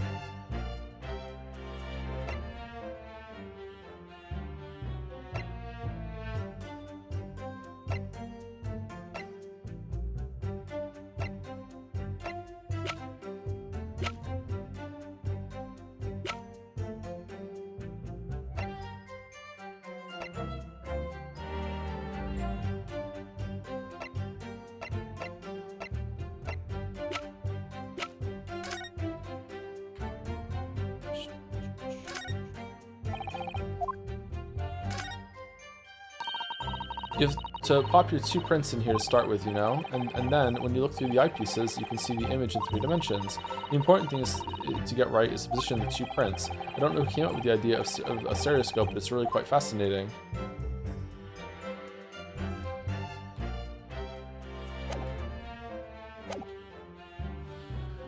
Knock things over, we weren't rifling or nothing. Just before the gunshot, we heard a voice yelling out, "Give me that gun." The bloke what owned the place was holding a gun, so he should have just fired it instead of yelling at the girl. Okay, how did you know he was holding a gun if you couldn't see in? How do I do that? Lemmy didn't have to give me a fright, because what we was thinking is shooter come to the door and get us next. We stuck everything back. We found it in Scarpa's right into the man in black. We couldn't have shot the pawnbroker, so we never had a chance, did we? That's it? Okay, hold on. Can I press him again for more information? Because sometimes you can do that, right?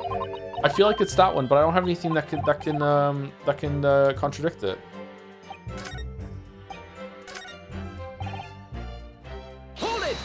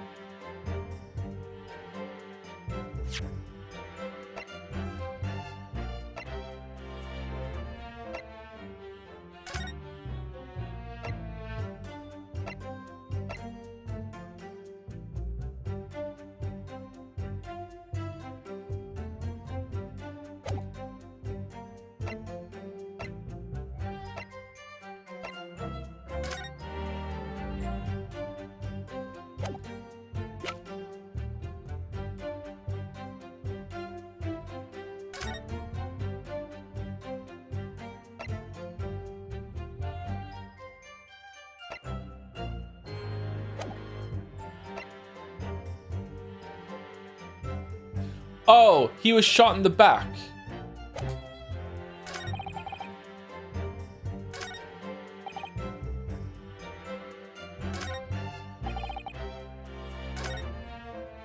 Shit.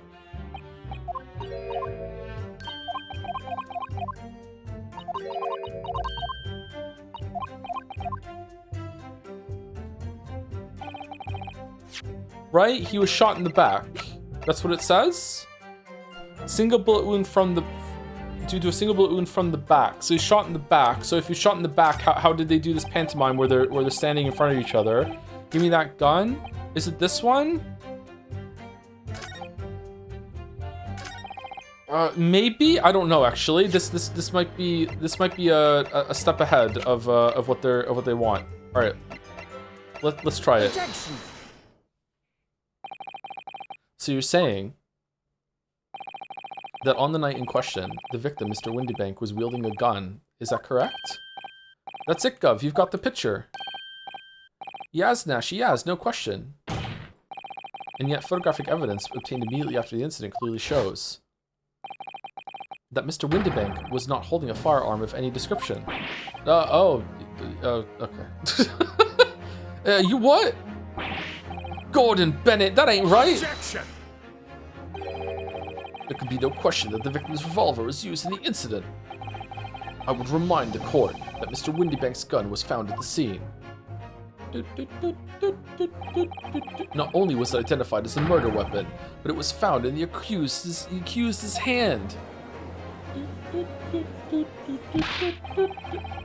Yeah, that mole Tula used the victim's own gun to finish him off. Give me that gun. Bam. Kind of thin. Say exactly where you are, right there. Eh? If the crime had taken place as you so colorfully described in your testimony, it would give rise to an undeniable and significant inconsistency in the final moments you just acted out. Goodness, are you sure, counsel?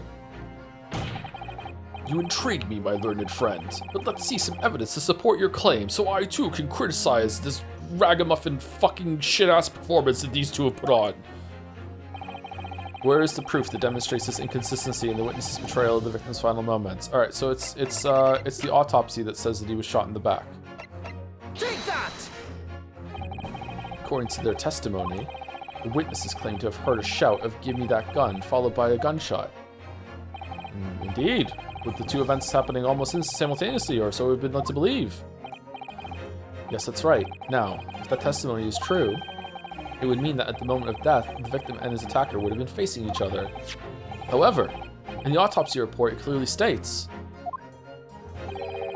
that the victim died instantly after being shot from behind. Wish I could read, so I stated before. There is an undeniable inconsistency in your testimony, Mr. and Mr. Skulkin.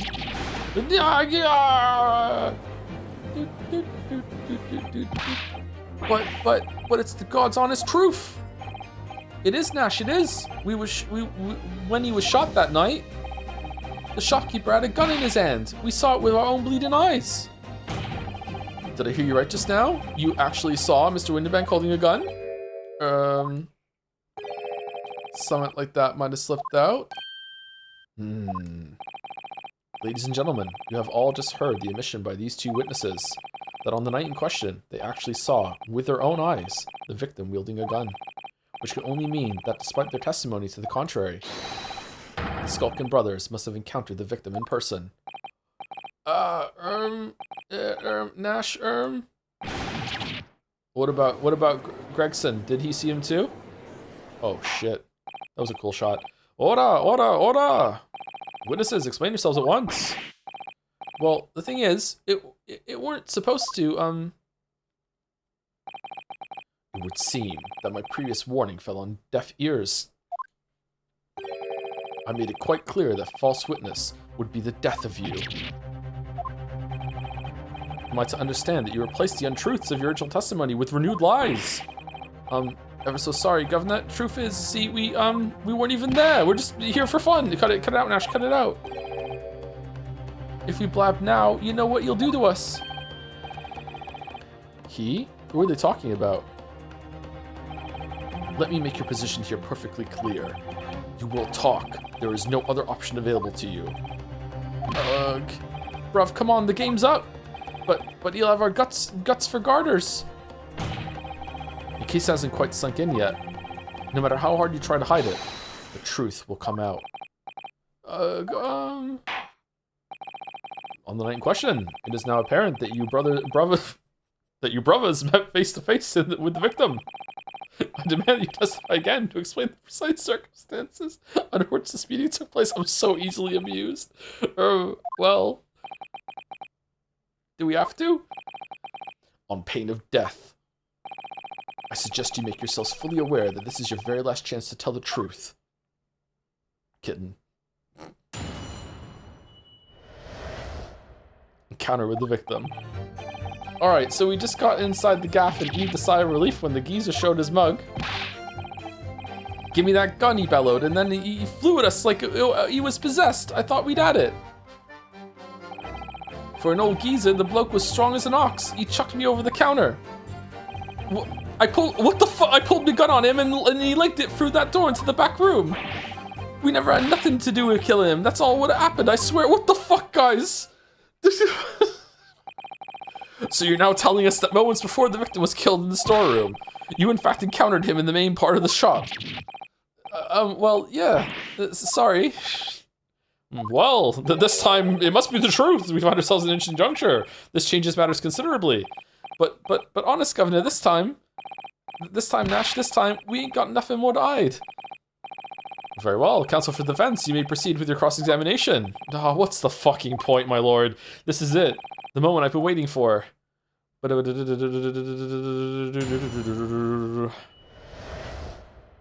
Encounter with the victim. Alright, so we just got inside the gaff and heaved a sigh of relief when the geezer showed his mug. Maybe it was Gina doing weekend at Windy Banks. I don't fucking... When you say geezer, I presume you mean the victim prior to the shop, Mr. Windibank? Well, sorry, I mean, that's right. We was keeping a close eye on the entrance to the gaff, obviously, but we never thought no one was gonna come out of that back room like that. The back room being the pawnbrokery storeroom? Yeah, that must be where he popped up from, only place he could have been. So it seemed the victim was already in the storeroom when these brothers entered the premises. Which means Ginny must have been in there at that point as well. But that doesn't make sense, does it? If Gina had threatened Mr. Windibank into the storeroom with her at gunpoint, then why would he have emerged from the same room alone with when the brothers arrived? Oh, I don't know. Herlock would know. Did you see the accused at that time? What, that mall tooler? Couldn't tell ya. No way, Kaba. We had bigger fish to fry then. I mean, the old geezer just lost it. Frying fish for your third brother? Give me that gun, he bellowed, then he flew at us like he was possessed. I thought we'd had it. You mentioned that Mr. Windibank shouted those words in your previous testimony too. Whose blood is on the calendar? Did one of these two get shot and they're hiding it? When the fuck did that happen? However, you claimed that you heard him yelling them on the other side of the storeroom door. Oh, did we? But the truth is, he was shouting those words at you, wasn't he? Well, yeah. Was the victim Mr. Windibank, wielding a gun at the time? Was he ever? Blimey, lummy, a great ugly barrel he had, pointed straight at me frontispiece.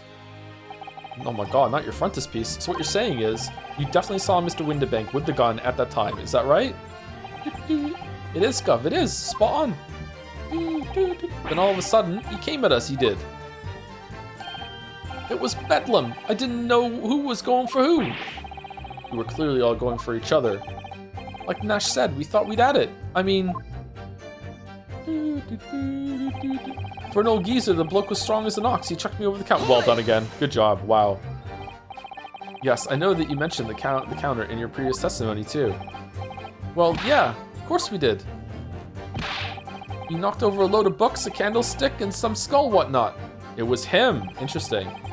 That got tangled in some marionette, what knocked over a picture frame, what knocked them scales on the floor. And then he tidied it up. So in fact, it wasn't the sound of the gunshot that shocked you and made you knock those things off the counter. Well, Big Bravia went flying over that counter like a gunshot, I can tell ya. Then the old geezer pinned him. Holy shit, he did, Nash, he did. If you hadn't been there, the bloke would have flattened me like a bloomin' pancake in seconds. At the time in question, the alarm was raised at the local police station via a secret cable from the pawnbrokery. There was a button under the counter used to activate it, which was presumably pressed by the victim. That's right.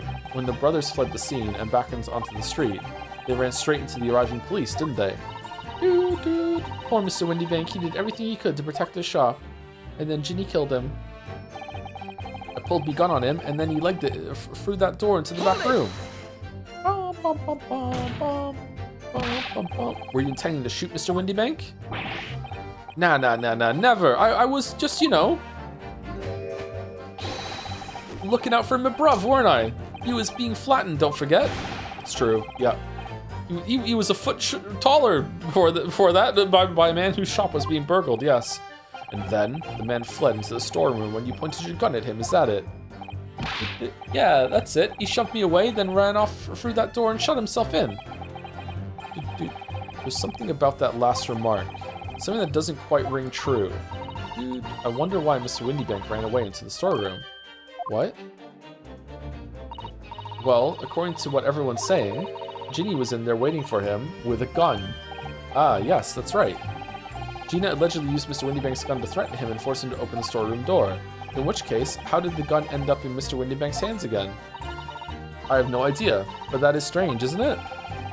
This little inconsistency could be significant. I should make a mental note of it. Maybe, after all this went down, the Getcherbubs went to the shop to pawn something in the middle of the night and then had a fight, and then she started throwing things again, and she threw a gun through the little slot in the window that went through, and then it went off and shot him, and then it rolled and landed into Ginny's hand. Done. She's a menace. She has to be stopped. Look, the point is, me and me bruv here. That's right, Nash, that's right. Me and me bruv here. I have no idea what Irish just said. I was on my bullshit. I was huffing it. We never had nothing to do with killing him. That's all what happened, I swear. You say you had nothing to do with it? Nothing at all. Nothing, Gov, nothing. The old geezer went and shut himself in the back room, didn't he? Locked it was, from the inside. We know it was, because we tried to open it. But it's a decent door, that one. Good and strong, wouldn't budge an inch. So in the end, the situation remains unchanged. Inside the storeroom with the pawnbroker, there was only one other person. The sole person who could possibly have shot the victim, the accused, Miss Gina Lestrade. It would indeed appear so. What say you to that, counsel? I don't know. Was there anyone else apart from Gina who could have possibly shot Mr. Windybank? Yeah, there could have been. Mr. Skulkin. Every time. What? What's that look for? From the moment you admitted that you'd encountered the victim face to face that night, the course of this trial changed completely. It did? What is your point, my learned friend? The question we must answer is, who could have shot Mr. Windybank? And it is the belief of the defense that the defendant is not the only possible answer at all. Okay, I hope I'm not going to have to point to someone, because I don't fucking know, so you have my attention. Uh-oh. In that case, let us return to this plan of the premises. The victim was killed in the storeroom, which was locked from the inside.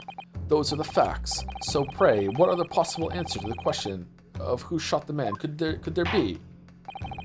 I hope I don't see green. Counsel, you must now provide answers to the court in respect of two conundrums. 2, my lord. Twice as many chances to be right, maybe? Indeed. Namely, from what location did the culprit shoot the victim? And furthermore, where was the victim at the time? Understood, my lord. Are you alright, Runo? I'm not entirely sure, but there's only one thing I am sure about. If I can prove that there's a credible new alternative to what happened, it would change Gina's prospects hugely. Bigly, even. So now, time for some clarity. Show the court on this plan the answers to the questions posed by his lordship. If you believe someone else could have killed the victim, indicate from where that person could have fired the gun. Here, through the flap in the door. Take that! The defense believes that the culprit could have shot the victim from this location here. Well, that's not right. Uh-oh. The answer to that second question. Assuming the culprit fired from the location indicated, where was the victim at the time?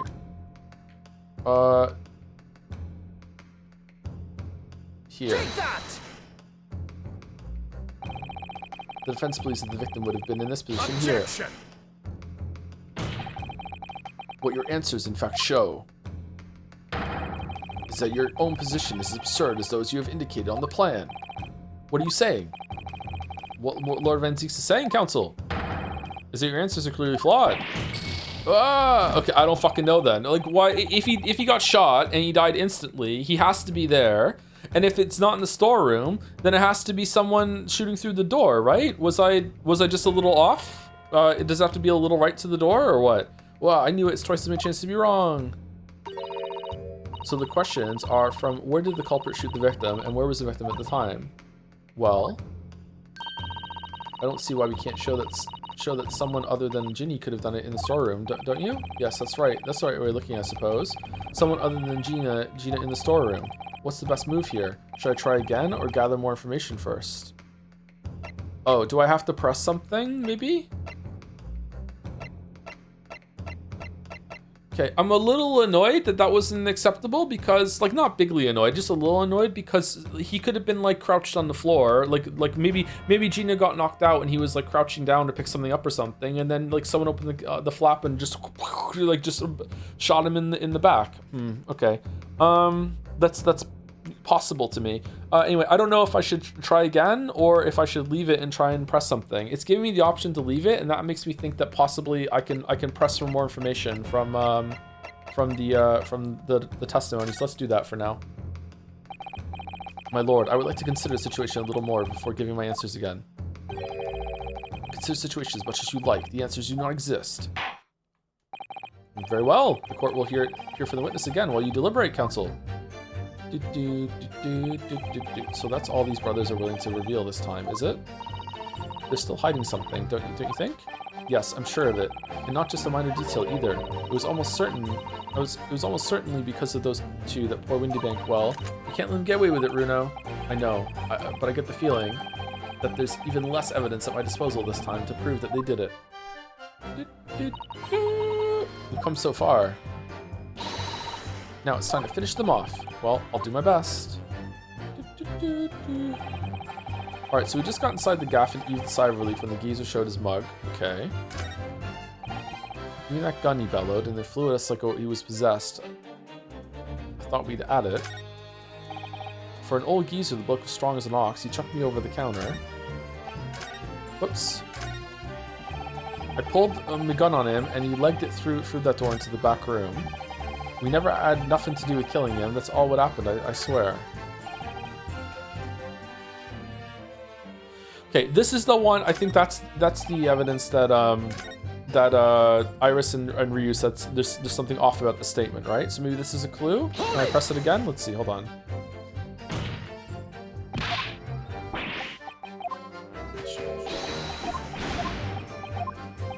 I just like that pressing it a second time is a possibility for some of these because it means that you have to have that in the back of your mind constantly.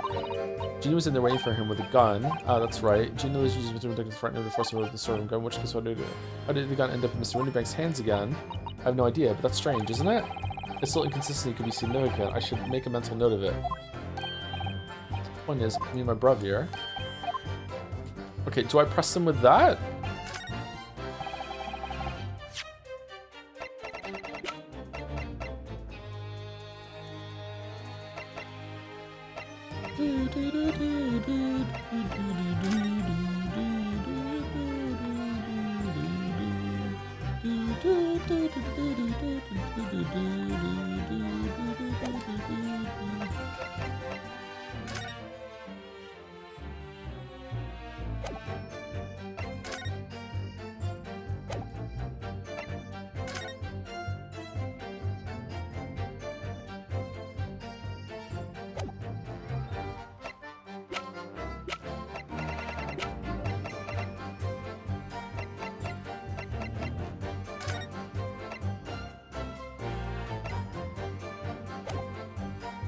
Okay, I really don't know.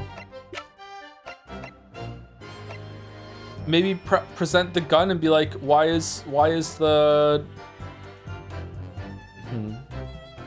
How did the gun get back into her hand then? Let's try. No, that's not it. Let's just consider the implications of that statement for a moment, shall we? What implications, Council? Nothing strikes me about it. Really? Exactly, there's nothing striking about it. What strikes me is your propensity for the inane, however. No, that's wrong. Shit. Okay. Ugh, I need to clear my head and come at this again from a different angle.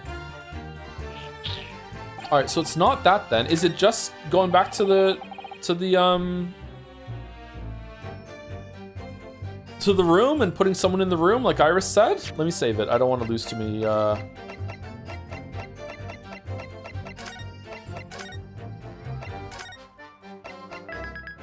lives.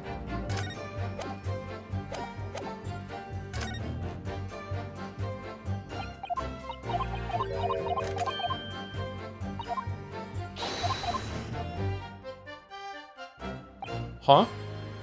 Oh, I have to press the last one in order for that to work. That was the last one. Fucking hell, sorry. We'll take break after I solve this puzzle, so you know, maybe 30 minutes.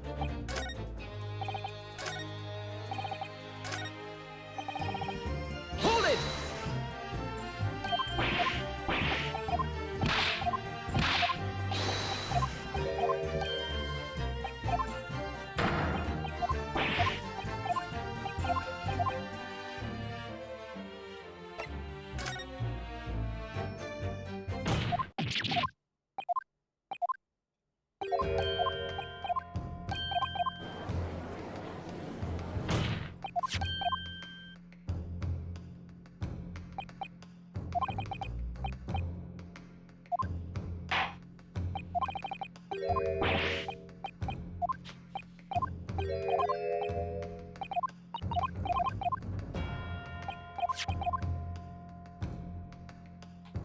Okay, I would like some clarification. I'm actually asking. I wasn't just like... I wasn't like a pixel off here with putting the person shooting through the door, was I? Like, it's not gonna work if I put it like a little bit to the right of the door and then put it here, right? Are you really asking? I opened up with saying I actually asking, yeah.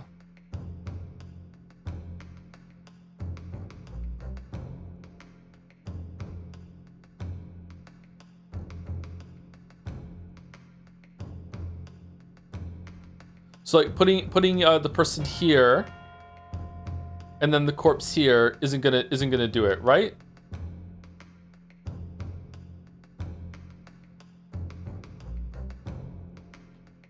It will do it? What do you mean? Why are you telling me I wasn't? That's what. Huh?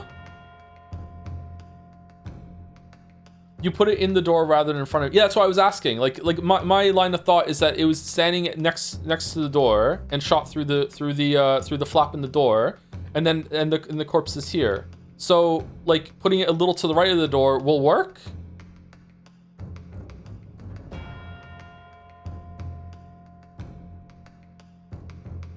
Oh.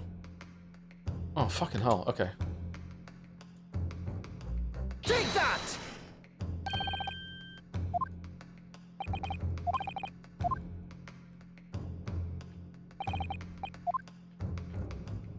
And here, right? That's where he Take was? that!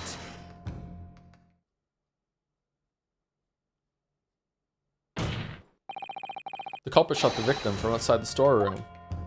Oh, that's bullshit. Oh, that's bullshit. Continue. Oh, I'm mad. Mr. Windybank died instantly from a bullet wound in his back. Looking at the stain of blood from the storeroom floor, it doesn't appear like that the body was moved after death. Which tells us that he was almost certainly shot while he was in the storeroom. However, the crucial point is where the shooter, when the fatal, where was the shooter when the fatal bullet was fired? I'm gonna go take an angry pee. I'm so mad. I'm so mad. Actually, I'm just gonna get some water. Be right back. 2 or 3 minutes.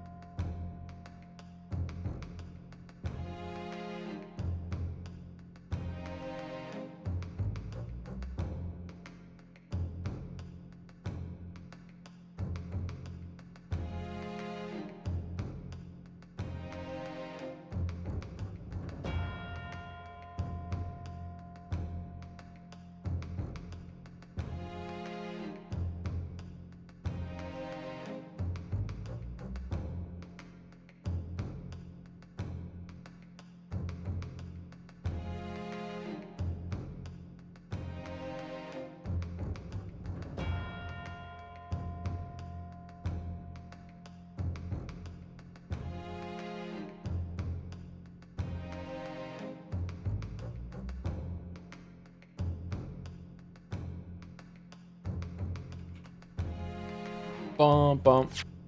Oh shit, wrong button. What this needed was, I understand it can't cover everything. Can you see the mouse? It needed to just, I don't know if you can see the mouse or not. Yeah, you can see the mouse. It just, like, it's really, like, natural to put the person here because they have to be close enough to actually hold the flap in the door open, right? That's the thought. Maybe the door was open when the shot happened and then they just closed the door, but if that's the case, I don't understand what the deduction is. So like putting it here, it just needs to, like, I don't know, like the acceptable area just needed to be a little bit, like, I'm guessing the acceptable area is here, like a box is here. So it just needed to be like just a little bit over here. Just to make sure that, you know, the estimation is like it's covering that whole entire area. That's very annoying, IMO. But not worth dwelling over.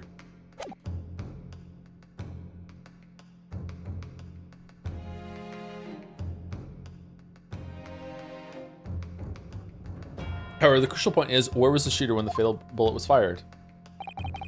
So you are adamant that the shot was fired from outside the storeroom? Well, according to the skulking brother's earlier testimony, which has all been lies, by the way, I pulled my gun on him and he legged it through that door into the back room. Mr. Windenbank ran away through the door. We have to assume that the door was open at the time. Ah! It was at precisely that moment when the victim was fleeing for his life that these brothers had the perfect opportunity to shoot the man in the back once he was inside the storeroom. Daga! Come to think of it, do you remember what the prosecutor said at the start of the trial? Moving on to the finding of Scotland Yard's coroner, his report states that the bullet entered the body on a rising diagonal trajectory. It means the victim was likely shot by someone significantly shorter in height than himself. Wasn't the short brother pinned to the floor at the time? Didn't have the gun, or no? Poor man shot while he was running as fast as he could to safety. Of course. He would have been leaning forward as he was running away. So even if the bullet was fired horizontally, it would still have entered his body on an upward trajectory.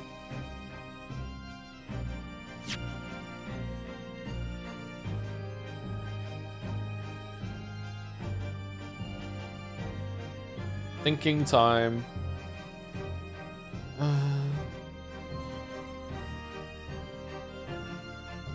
Yeah, maybe? I guess so? So the culprit isn't necessarily someone shorter than Mr. Windenbank. Objection! I'm sure my learned friend can't have forgotten that the storeroom door was found closed and locked from the inside. You claim the victim was shot as he fled into the room. Do you also claim his corpse was dexterous enough to turn the key in the lock? Yes. But...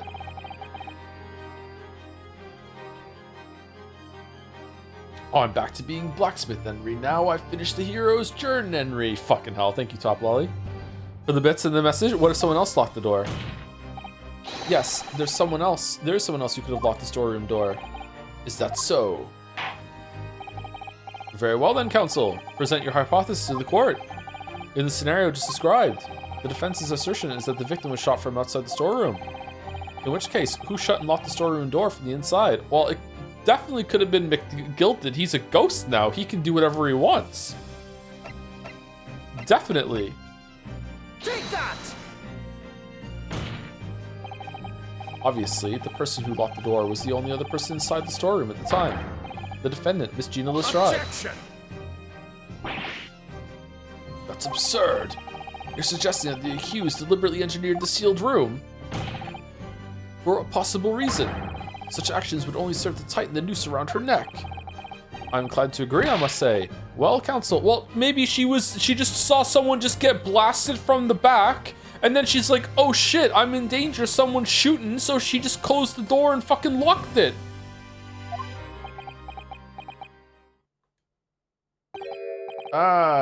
Yes, that's a tricky one, that, isn't it?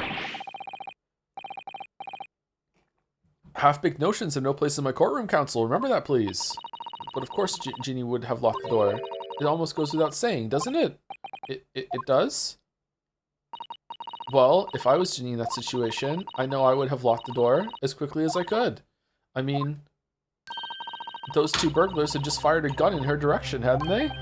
Oh yes, obvious. Oh god, you're making me agree with Iris. Fucking hell. Before the two brothers arrived, Miss Lestrade and Mr. Windybank were in the storeroom together. Now I don't know what went on between them at that time, but at some point, Mr. Windybank must have heard the intruders breaking into his shop and left the storeroom. Intruders, eh? That's us, bruv. They're talking about us. If your theory is correct, that would leave the accused alone in the storeroom. Yes, it would. Then, probably only moments later, the victim fled back through the storeroom door, hoping to escape danger. Bang. Hit in the back by the bullet, Mr. Windybank fell to the floor where he was, just inside the storeroom. And what we have to ask ourselves is now is, what would the defendant have done in that moment? I see where you're going with this. Outside the storeroom was a terrifying killer who had just murdered Mr. Windybank. As soon as that thought struck Mrs. Lestrade, she slammed the door shut and locked it. In order to save her own life. And then she went to sleep. But we ain't the ones who done it. We ain't, Gov, we ain't. You gotta believe us. I mean, come on. We never shoot no one, and we've been honest the whole entire time. That's blatantly untrue. I know for a fact that you would. Because before my own eyes, you shot Mr. Herlock Sholmes. Oh, but that was the only bullet that was discharged. Second gun? There's only one logical conclusion here. Mr. Skulkin, you brothers had every opportunity to have been the true perpetrators of Mr. Windybank's murder. I sense a chalice being poured and thrown. Yeah! Where does this leave us? You mean to say it wasn't the pickpocket who shot the pawnbroker after all? Oh, did I leave it? I don't know. I should have known it was those three brothers. They look as shady as a dense forest. That was amazing, Bruno. All the members of the jury seem to be firmly on your side now. I know, first time ever, and probably the last. Well, I think you've done it. Surely they'll have to give a verdict of not. An admirable effort, my learned friend. Somewhat impressive. What's this now? He's laughing. You find the situation amusing, Lord Van Zeeks? I myself find the defense's argument most persuasive. Yep, here we go. I dare say. Such chicanery is the bread and butter of the street performers in your provincial eastern nation. But such blatantly malicious conjuring tricks amount to nothing more than inexcusable pedophagy here. What? The hypothesis you put forward so ostensibly credibly cannot and will not stand. Because, you see, it contains a fatal flaw. A fatal flaw? A fatal flaw? Do you mean to tell me that you're unaware of your logic's failing? I say, Lord Van Zeeks. Old sport, what is it? Might be an idea to explain this bally conjuring trick or whatever it is to the troops on the ground, The fatal flaw in my learned friend's argument is really very simple to understand. Assuming you're not too dim-witted to count bullets. He had another bullet in his pocket. He reloaded afterwards. By George, count bullets. No way, can't reload a gun. This is so fucking hard. It's not a revolver or anything like that. Oh dear. He noticed then. Huh? What's everyone talking about? Counsel. Yes, sir? Tell the court how many bullets were found at the scene of the crime. Two bullets. Correct. The first, that which hit the victim in the back, ending his life. And the second, that which struck the detective, Mr. Herlock Sholmes, on his arrival at the scene. What about the one in the calendar? Indeed. The defense presented a picture showing the damage caused by the second bullet earlier in the... whoa! No.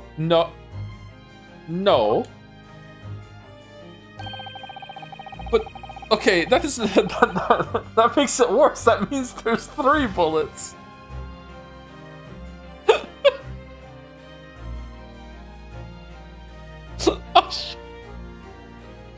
The bullet which injured Mr. Sholmes appears to have passed through his body to strike the calendar.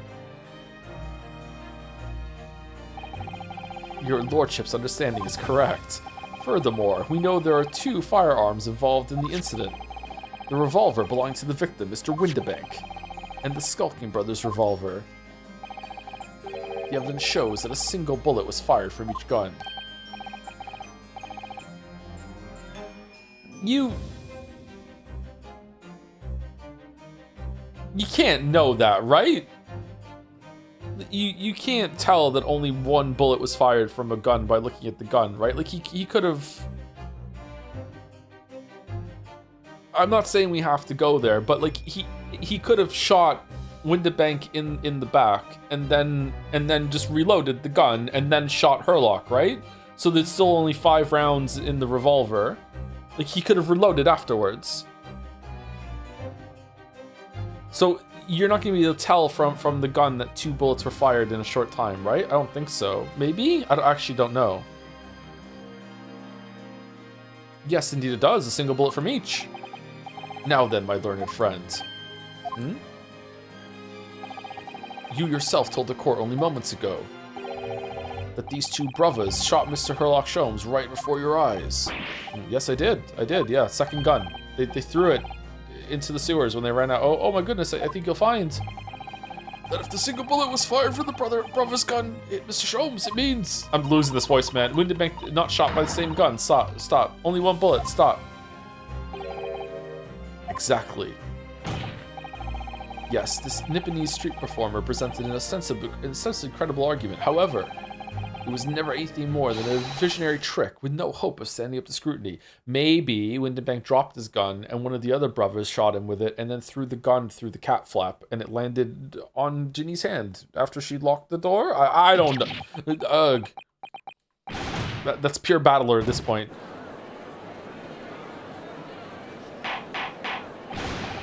Order! Thank you. Pray forgive the discourtesy of flinging the dregs of this hallowed nectar into the public gallery. Lord Van Zieks. But this court needs to open its eyes. The accused, Miss Gina Lestrade, is no ordinary little girl. Despite her young years, she can, regrettably, no longer be described as a juvenile. No, the person in the dock is far from a law-abiding citizen. She has a past riddled with criminal conduct. Uh-oh. The truth is, the accused broke into the pawnbrokery on the night in question with lonesome intent. As we can see beyond doubt in this print, which depicts her threatening the victim with the murder weapon. I mean, the gun's not pointed at him, though. And I have here in my possession 1 more piece of evidence the prosecution wishes to present. That disc.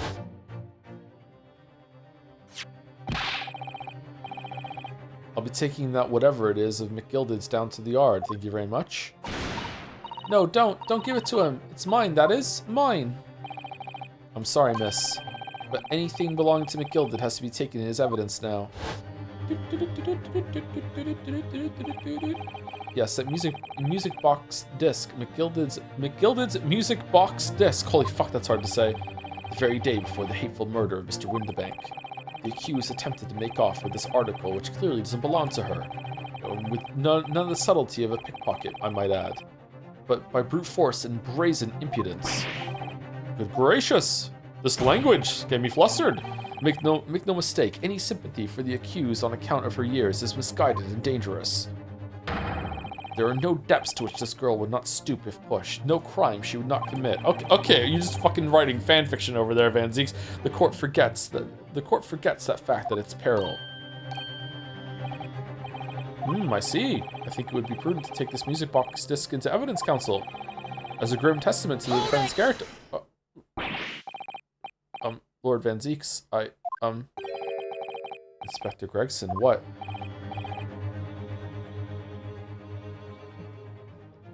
Oh, we're gonna spray the disc for blood, and it's gonna show up a color of that's already at the crime scene, and we're gonna know that Eggert was there too. Okay.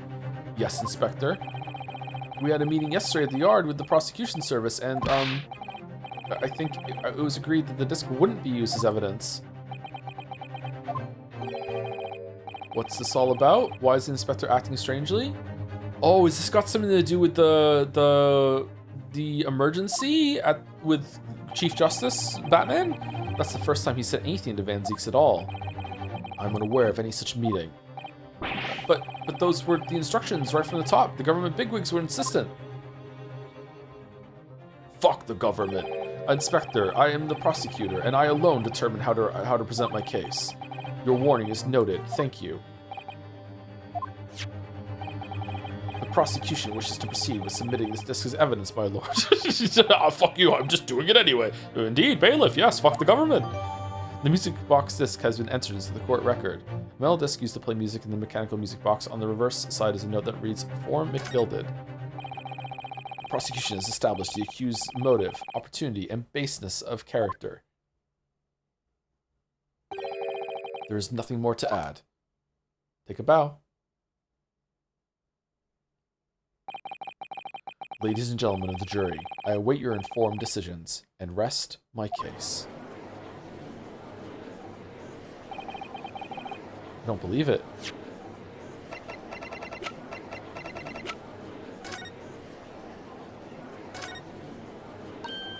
Oh, Runo, look! This is blood. Gallons of the stuff. Yes, you're right. Just a small smear, but definitely blood. Actually, I feel as though I might have noticed that before. Aha, then it's my time to shine again. I thought I'd be waiting forever. Okay, it's gonna turn green. Alright, hold still with that disc, Runo. Can we get this done quickly, Iris? In a flash.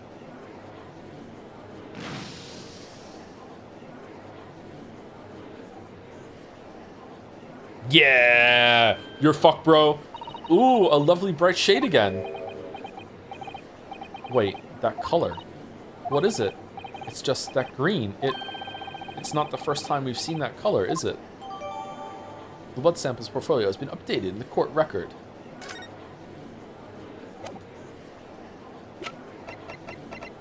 And it was that he got cut when she went to grab the disc, right? It wasn't Gina that got cut, right?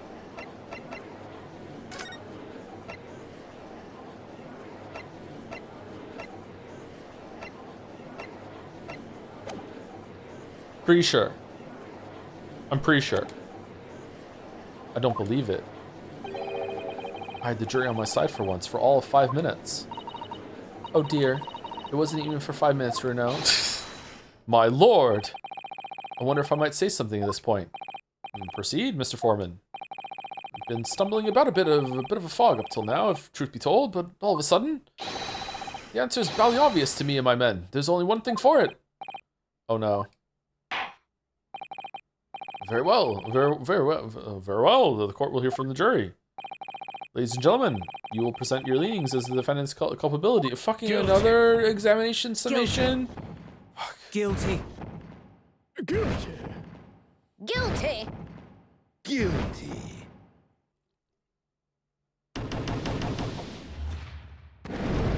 He slammed his head again. Examination. Excavation. We have consensus among the jury, it seems. We have eliminated the impossible. Whatever remains must be the truth. We'll make you eat those words, Van Zieks.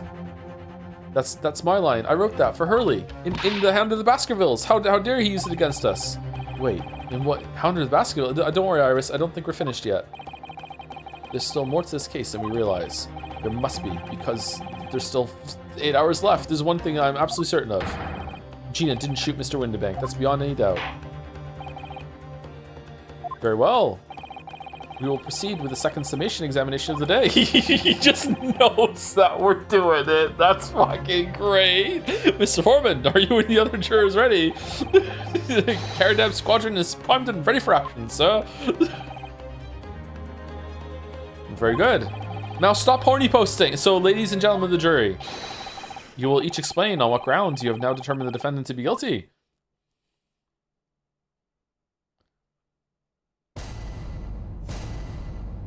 Judicial examination, the jurors' contentions.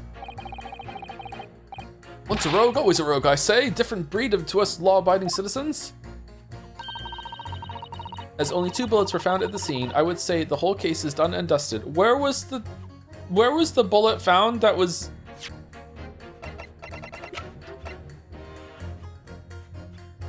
did they find that bullet? Was it in him?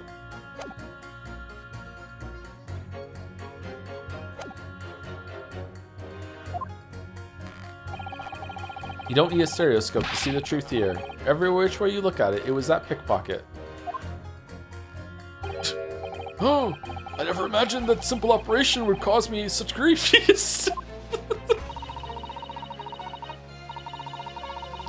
Oh my god, is he Herlock's surgeon and he's gonna say that the bullet was never recovered or some shit? Is he gonna be related in some way?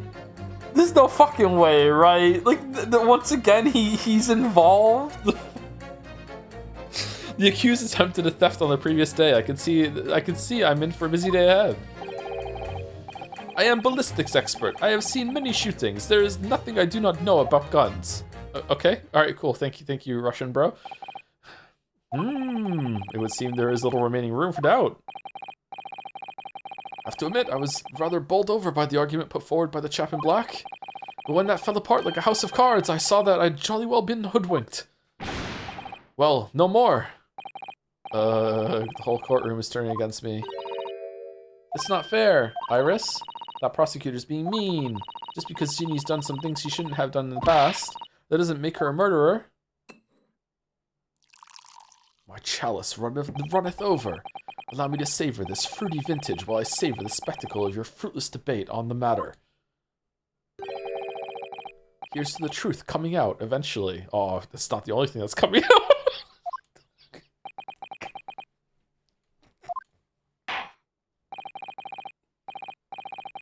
That's enough preamble. Counsel, proceed with the summation examination.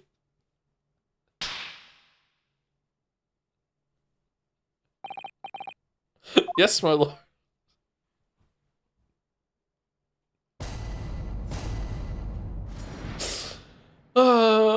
The defense's rebuttal. Once a rogue, always a rogue, I say. Different breed to a law-abiding citizen. Just because Miss Lestrade has a history of pickpocketing, she must be guilty of murder. Is that what you're saying? Yes. Oh, well. Are all members of the British Army so quick to judge? Yes.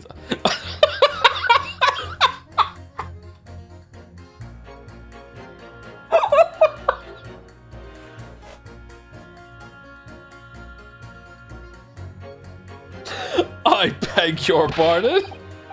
Are you mocking Her Majesty's Armed Forces, the greatest military organization in the world? No, I'm simply illustrating my point. Making assumptions about people because they're a soldier or a pickpocket is wrong and dangerous. Well, yes, you might have a point there, I suppose, old chap. But let's not forget the girl had already shown she had it in her from before. She's clearly a criminal sort through and through. Can't deny it. When you say that she'd shown she had it in her, are you referring to this? Exactly. Tried to swipe that only a day earlier, or am I mistaken? Not exactly. Given that I was actually there at the time, it's hard to refute that. I've never actually seen the real thing. I can't wait to have a closer look at it. Ah! Oh yes, of course. The hint for us to look at it, yeah. Mr. Sholmes did use his caramel punches to make a copy of this. Yeah, he did do that. Yeah, that's true. And then ordered every type of music box you could find from across Europe. And they got delivered to the hospital. We still don't know what tune it plays though, do we? I don't think it plays a tune. I think it plays some sort of secret message that's gonna topple the government or some shit. I'd love to see how the original compares to Hurley's copy. Actually, can it even do speech? Or is it just sounds? Would it capable of doing speech? Maybe it's like a Morse code sort of thing? McGilda's disc. Am I just thinking that because there's someone in the jury that's doing Morse code? Could it be a clue somehow? Perhaps we should examine it in more detail. Or you did, bruv. As only 2 bullets were found at the scene, I would say the whole case is done and dusted. Alright, did this change? No, it didn't. Okay. Hold it! It's the number of bullets that has you convinced? Only 2 bullets were fired, and the 2 guns that fired them have been examined by the police. When the parlor maid asks me how many are invited for dinner, I always tell her to count the table settings. Well, that's logical, I suppose. Although... Yes? Sometimes after dining, crockery does go missing. One or two guests rather like the fine china. Does your employer dine with thieves? So I suppose, if there was another bullet somewhere of which we were unaware, I'd have to reconsider my position. Oh god, the surgeon really did. Oh fuck, the surgeon really did. A third bullet somewhere in the scene, could that be possible? It's impossible, I can prove it. No, not yet. We need to talk to the surgeon first. Unfortunately, only 2 bullets were discovered by the police during the investigation. Yes, I know. Oh, so they did find a bullet in Windabank, right.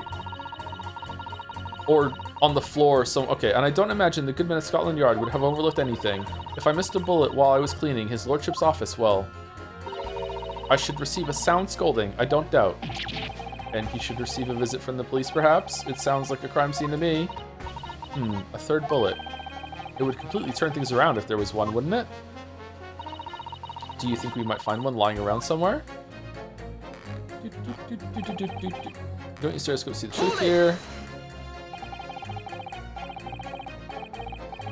Does the coroner report mention it? No, it doesn't. At least I don't remember it mentioning it.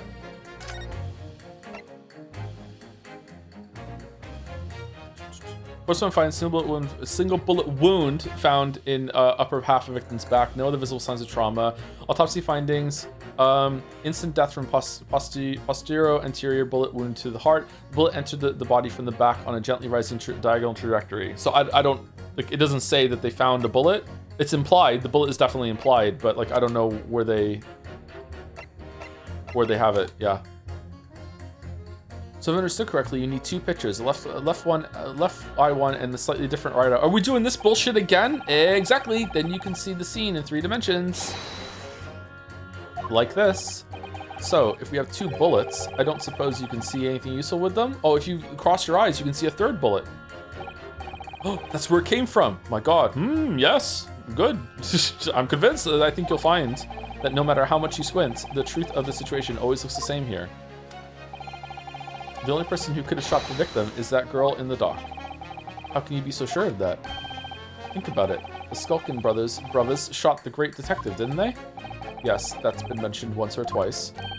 Well then, surely it's coming into focus now, isn't it? This is a waste of time. I'm not going to change this man's mind anytime soon. I never imagined that simple operation would cause me such grief. Here we go. Would you please stop muttering about things that have nothing to do with this trial, sir? Oh, what do you mean? The defendant's life is on the line here. Oh, well, the thing is, I couldn't really say that it has nothing to do with this trial, to be honest. Huh? I mean, there's no question that the man was shot, but the bullet had simply vanished from his stomach.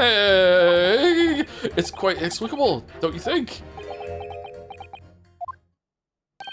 I almost don't want to ask, but this surgery you've been muttering about all this time, you were operating on... Oh, what was the fellow's name now? Hurlich? No, Herlock? No, Herlock? Herlock Shlomes, by any chance? Oh, yes, good lord. It was that Herlock fellow. What? You're the surgeon operating on Mr. Shlomes? That's right. He used the very latest anesthesia techniques I might add. They didn't work. He's fucking heroin addict, opium all the time. It was a fairly major op, I can tell you. This is crazy. Let me see. The fellow was brought in not long after midnight, if I remember correctly. They said he'd been shot by some criminal or other, so I opened him up like a shot. But the funny thing is, I went over his insides with a fine-tooth comb and couldn't find the bullet anywhere. So I'm afraid I have to throw up my hands and just stitch the fellow back up. Okay, did he have a bullet wound, or did you just fucking slice him open and go looking for a fucking bullet and then left your fucking scalpel in it? I hate to state the obvious, but yes, surely that's because the bullet is still at the scene of the shooting. The counsel for the defense is correct. As clearly shown in this photographic print, the bullet that the Skulkin brothers fired at Mr. Shromes hit him in the stomach region, then exited his body and lodged in the shop wall where the calendar was hanging by the door. How does that trajectory make sense? I think you'll find it's really quite simple if you just consider the problem 3-dimensionally. Who do you think I am, son? Well, juror number 4 is about the best I can do. As soon as I saw the wound to the man's stomach, I flipped him over. Like a pancake? Are you saying you checked his back? Of course I did, and there wasn't a trace of injury. No sign that the bullet left the body at all. Oh, what the fuck is going on? What? That's the point. The only logical conclusion, this voice is so hard to do. The only logical conclusion was that the bullet was still somewhere in the man's innards. I just couldn't find it, which is exactly why I said about slicing him up. All over slice and dice. I had to find the bullet. Couldn't fucking find it. Went through 3 scalpels. I'm still none the wiser even now. How many times do I have to say it? Could somebody please explain how it happened? Could somebody please solve the mystery? It's almost as much of a mystery as how this jury was put together.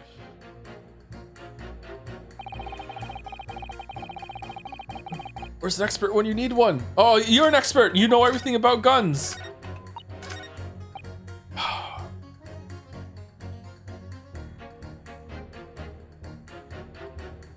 If this is a fake gunshot. Oh my fucking god. Oh. Mr. Shom Surgeon is on the jury. I've experienced some coincidences recently, but this is ridiculous. I was as surprised as anyone. But there's no question that Mr. Shom's was shot. Well, that's what the police told me when they brought him in. No! Who told the police that? Oh, Shom's himself. How bad were his injuries, doctor? Oh, non-existent. He was in a bad way. He lost a huge amount of blood, you know, from all of me, my fucking cutting him up to find the fucking bullet. And I suspect he was shot at quite close range, too, because his skin was badly burnt around the point of entry. Burnt? As I said, I flipped the fellow over and examined his back, but there was no sign of an exit wound. Would a blank fired really close to the skin do that? Blanks are actually really dangerous still, but which is why I thought I'd better locate the lug and pop it out. And yet you say you found no bullet inside the patient? Well, I wouldn't have done, would I? Because it's in the wall of the pawnbroker. How did it get there? I need someone to solve this mystery before it drives me to insanity.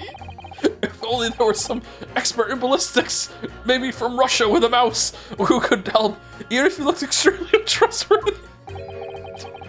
So we have a disappearing bullet on our hands. Hold it! What do you mean you're in for a busy day? Forgot to say stop. Do excuse me, stop. I'm a communications officer, stop. A communications officer? Does that have something to do with sending telegrams? Everything from a personal message written in number hours to the public, the latest news in the capital. Just yesterday, I even got asked by the Chief Justice to fucking like cook up a message from Japan about someone's dad being sick. I didn't know why I had to do that, but sure, you know, my job description means I have to like do some spy shit and fucking fake messages sometimes. Why the fuck not? Just rolled with the fucking punches. I just did it. Got paid fucking 10 guineas to do it. What is it? What's it to you? I convert all the messages into Morse code and tap it out the entire world electronically. To the entire world? That was, oh, for fuck's sake, that was some miles under the sea. Stop. Worldwide Communication Network, stop. Sometimes I'm really bad at Japanese Morse code though, so sometimes I make mistakes. Like I realized just today that I got a message that said someone's dad was sick, but actually it turns out that the message was, I'm doing great and there's no need to come back to Japan. Too bad that it's too late to rectify that. Hope it didn't cause any disruption. Information transmitted to and from all corners of the globe. Stop. Ah, yes. She was getting equally worked up about radio waves or like before, wasn't she? I specialize in communication information from government departments and newspaper offices. I see. So I'm sure I should have to wire the newspaper reports of today's guilty verdict later. So no sleep for me tonight, I imagine? None for us either, right? Sorry. Let's just finish the trial first, shall we? I'm a ballistic expert. Hold it! This trial is so funny. I thought you were just a tourist. Good day. I am visiting London for sightseeing. I would like to take bus to Crystal Tower, please. There's no way he's just a visiting tourist. So, you're a ballistics expert? Who knew? I knew. I have much experience with guns. Ah. I have lived through many, how do you say, extreme and violent bath of, no, blood of, extreme violent bloodbaths, perhaps. Those. Extreme violent bloodbaths. English is very difficult tongue. Considering the sort of people you associate with, I'm surprised you still have a tongue. Anyway, if you have questions about bullets and guns, you ask me. There is nothing I do not know, no mystery I cannot solve. He's very confident in his knowledge of guns, that's for sure. Gee, I wonder what to do here. But if possible, please, only in Russian language. He's not very confident in his knowledge of English though, is he? No, still, we should bear it in mind. He's our man if there's a mystery about guns or bullets. Van Zieks has managed to convince everyone. When you have eliminated the impossible, he said. But he hasn't. If we're going to fight back, we need more material. And we have to fight back. We have to turn this trial around again.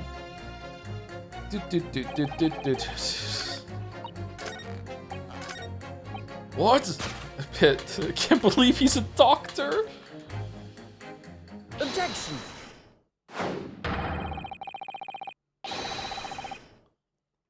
Those two statements clearly contradict the idea that all I do is pit jurors against each other. I was about to say that's not a contradiction. That's just like helping them out. Oh, a ballistics expert. A surgeon. Pitting. P-I-T-T. On the night in question, Mr. Sholmes was shot by one of the Skulkin brothers, but since there was no sign of an exit wound on his back, we must assume the bullet didn't pass through him.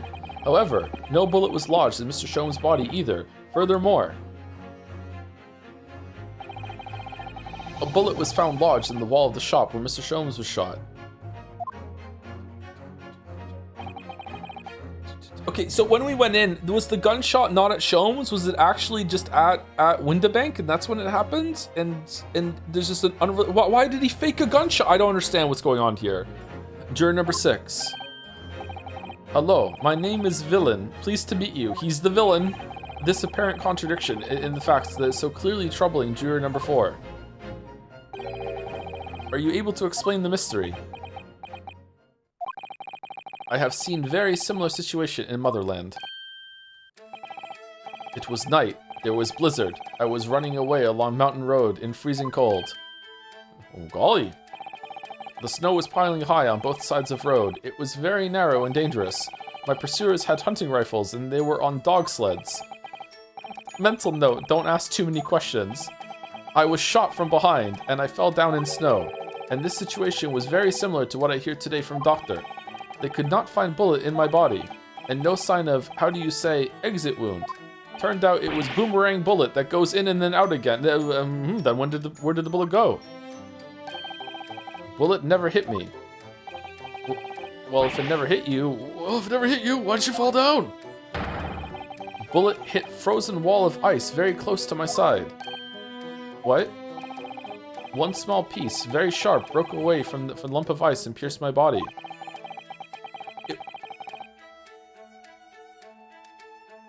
Was it the lamp then? Glass? It made a deep wound that looks just like bullet wound. Oh, good gracious! Of course, piece of ice quickly melted inside me, and that solution to mystery of disappearing bullet.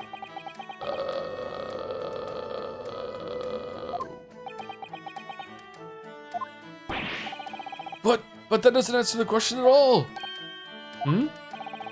The shooting happened in a pawnbroker shop. Not some snowy mountain road in another country.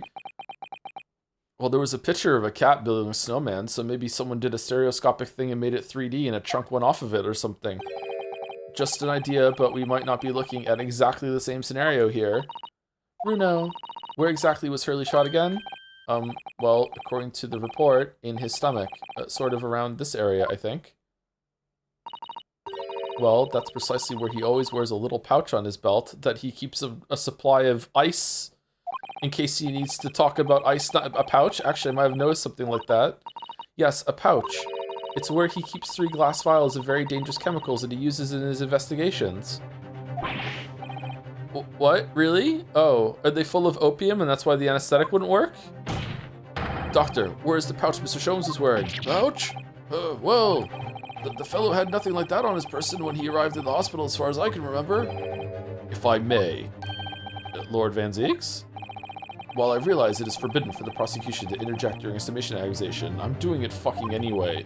I should inform the defense that I have the pouch in question in the antechamber outside the courtroom. Sorry? Why do you have it? As I understand it, when the police arrived on the scene and found Mr. Sholmes injured, they removed the pouch in order to assess the wound. Ah, thank goodness. I thought I was getting forgetful for a moment. Since then, it has been in my safekeeping along with all other evidence relating to the case. I can personally vouch for the fact that it has not been touched since the incident occurred. Okay, I like that Van Zeeks is fair. Very well, extremely unconventional during a summation examination. I must demand the prosecution presents the item in question with all speed. Bring forth Mr. Herlock Sholmes' pouch. Is there going to be blood on it? I see. So this is the pouch worn by Mr. Sholmes on the night in question, is it? Look at that. One of the files is broken, the leather around it is scorched black. It's almost as if the file exploded. Exploded! So, that night, the bullet from the Skulkin Brothers gun struck Mr. Sholmes' pouch. And it was the glass file exploding that caused the fellow's injury. Oh, I fucking fucked them up searching for the bullet for no reason. Oh, fuck. I mean, nothing happened. No, just normal surgery. No scalpel lost inside of it. This bullet did not penetrate victim, but was deflected into wall of shop. But it wasn't. So where did the bullet go? A delightfully complex aroma. Well, it would appear one mystery has been solved at least. Though it has no bearing on the truth of this case. The bungling and burgling brothers shot the detective, and the accused shot the pawnbroker. The pertinent facts of the case remain unaltered. But at least the mystery is solved. I can sleep easy tonight. I'm having a great day. Gonna sleep well tonight. Thank you, young man. You know what? Not guilty, just for you. Thank you very much. Glad I could help. Due to its bearing on the conundrum just solved, the court will sequester this scruffy pouch as evidence. Hurley's pouch isn't scruffy. Sholmes' pouch has been entered into the court record. The pouch Mr. Sholmes was wearing around his waist at the time of the shooting. One of the glass files is smashed and there are scorch marks around it. Now, the summation and examination.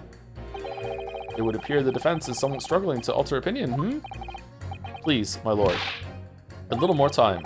After all, that's a new piece of evidence. It could be a valuable clue, and you can't afford to overlook anything here, Ryu. There's still a way to turn this around, somehow. I'm sure of it.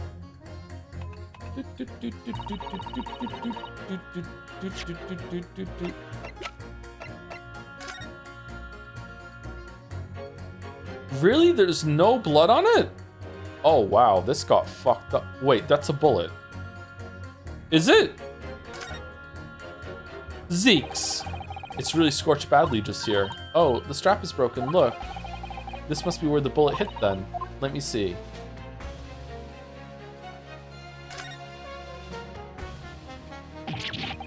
What the? Iris, look. Behind where the Big Z, what the fuck? Big V, what the fuck? Behind where the broken file was, do you see it? Ah, that's where it is.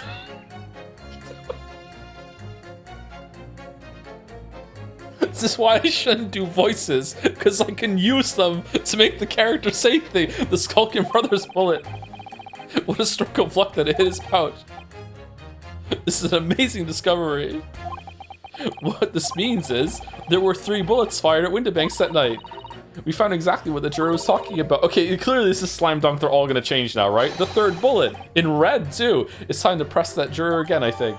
The 3rd bullet has been entered into the court record. A projectile we discovered lodged in Mr. Sholmes' pouch that caused one of the files to explode, injuring Mr. Sholmes. What was in the file? This file has been smashed to pieces. Presumably, this is where the bullet struck. As soon as the bullet hit the chemical in that file, there would have been a really big explosion. A big explosion? Well, Hurley's potions and chemicals are amazingly useful for the investigation work he does. He's a witcher. But they're also quite tricky to handle, safely at least. They're very dangerous. Oh, I'm sure that when this file broke, the chemical inside it would have ignited. Note to self, always walk on the right-hand side of Sholmes in future. The left is the danger zone. danger zone. This is the bullet that was fired from the Skulking Brothers gun on the night of the incident. Yes, so it turns out it never actually entered Hurley's body at all. Thanks to the thick leather of that pouch he was wearing, it saved him. Hehe, Hurley's always lucky like that. Well, considering what he had to go through in hospital, I wonder how lucky he really was. Oh dear, poor Hurley.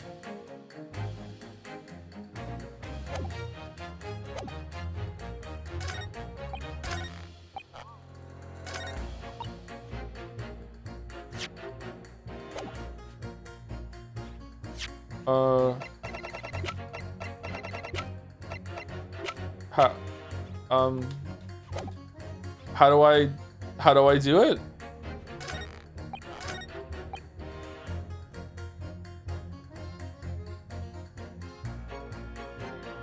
Hold it! Then I ask you to reconsider your leaning, sir. Oh no, that's another matter entirely. Sorry? All I can think about for the moment is this wonderful sense of relief I have that the mystery is solved. I need some time to let that sink in before I could possibly consider anything else. Alright, I thought surgeons had to be able to think quickly. Perhaps we should leave him alone for now while he saves his inner peace and focus on some of the other jurors. I suppose we have to. I wish I had the chance to experience inner peace sometimes. I don't understand what I'm supposed to do. Like I can't present. Can I? Oh, there was an option. I remember. There was like impossible. There was an option. I can prove it. Allow me to show you then the third bullet. Take that!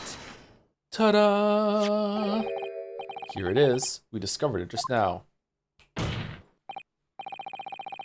Yes, on the night in question, the Windibank's pawnbrokery, another bullet was fired. What is this new trickery, you Nipponese conjurer? Where did you find that bullet? It was lodged inside Mr. Sholmes' pouch. What? This pouch was removed from around Mr. Sholmes' waist before he was taken to the hospital, and since then it has been touched by no one. What, do you mean to say? The shot fired by the Skulking Brothers that night? Yes, as your lordship has surmised, it hit this pouch. But that makes no sense whatsoever. We already know the whereabouts of the bullet fired at Mr. Sholmes. It was clearly visible in this photographic print. Ah. 2 guns from the scene have already been submitted into the court record as evidence. Yes, that of Mr. Windibank, and that belonging to the Skulking Brothers. The examination of both guns revealed that only a single bullet had been fired from each. Alright, so where the fuck was Eggert hiding? Ah. But that must mean... That's right. Did he have some, like, fucking Hunger Games cake decorator disguise, and he was, like, in the corner of the room, completely blending in, and then he stood up and shot him, and then went back into position, and then fucking left when in the scuffle? Like, what the fuck are you talking about? That's the craziest thing I've ever seen in a movie, by the way, is that he used his cake decorating skills in the middle of the Hunger Game to go next to a river and paint himself fucking, like sculpt him so he blended in. He just had all this shit, and he just did that for God knows how long. What a fucking stupid ass fucking plot point in that fucking movie. The rest of the movie was actually pretty good, but holy fuck, that was stupid. We now know that on the night in question, 3 bullets were fired. However, only 2 bullets were fired from the guns recovered from the crime scene. And until that incontrovertible inconsistency is somehow explained, we cannot and must not pass judgment.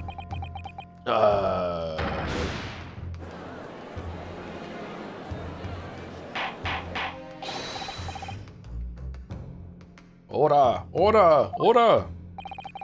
While the summation examination remains incomplete, this court has been presented with new facts. Facts that would appear to shake the very foundations upon which the case against the defendant has been built. As is my prerogative in this situation, I hereby temporarily suspend the summation examination. By Jupiter! What? Bailiff, bring the witnesses back to the stand at once. Oh my god, really?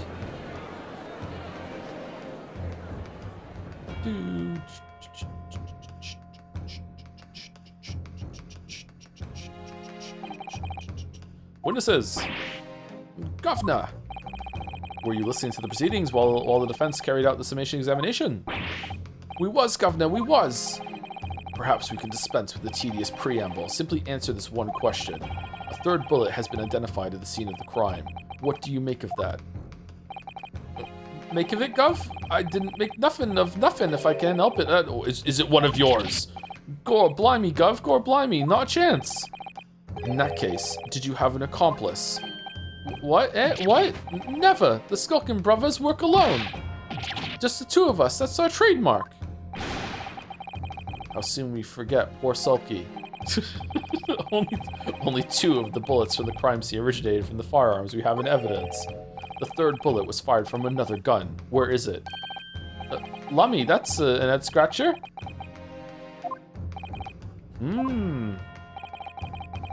Counsel for the defense. Yes? Just prove where the gun was. Just do it.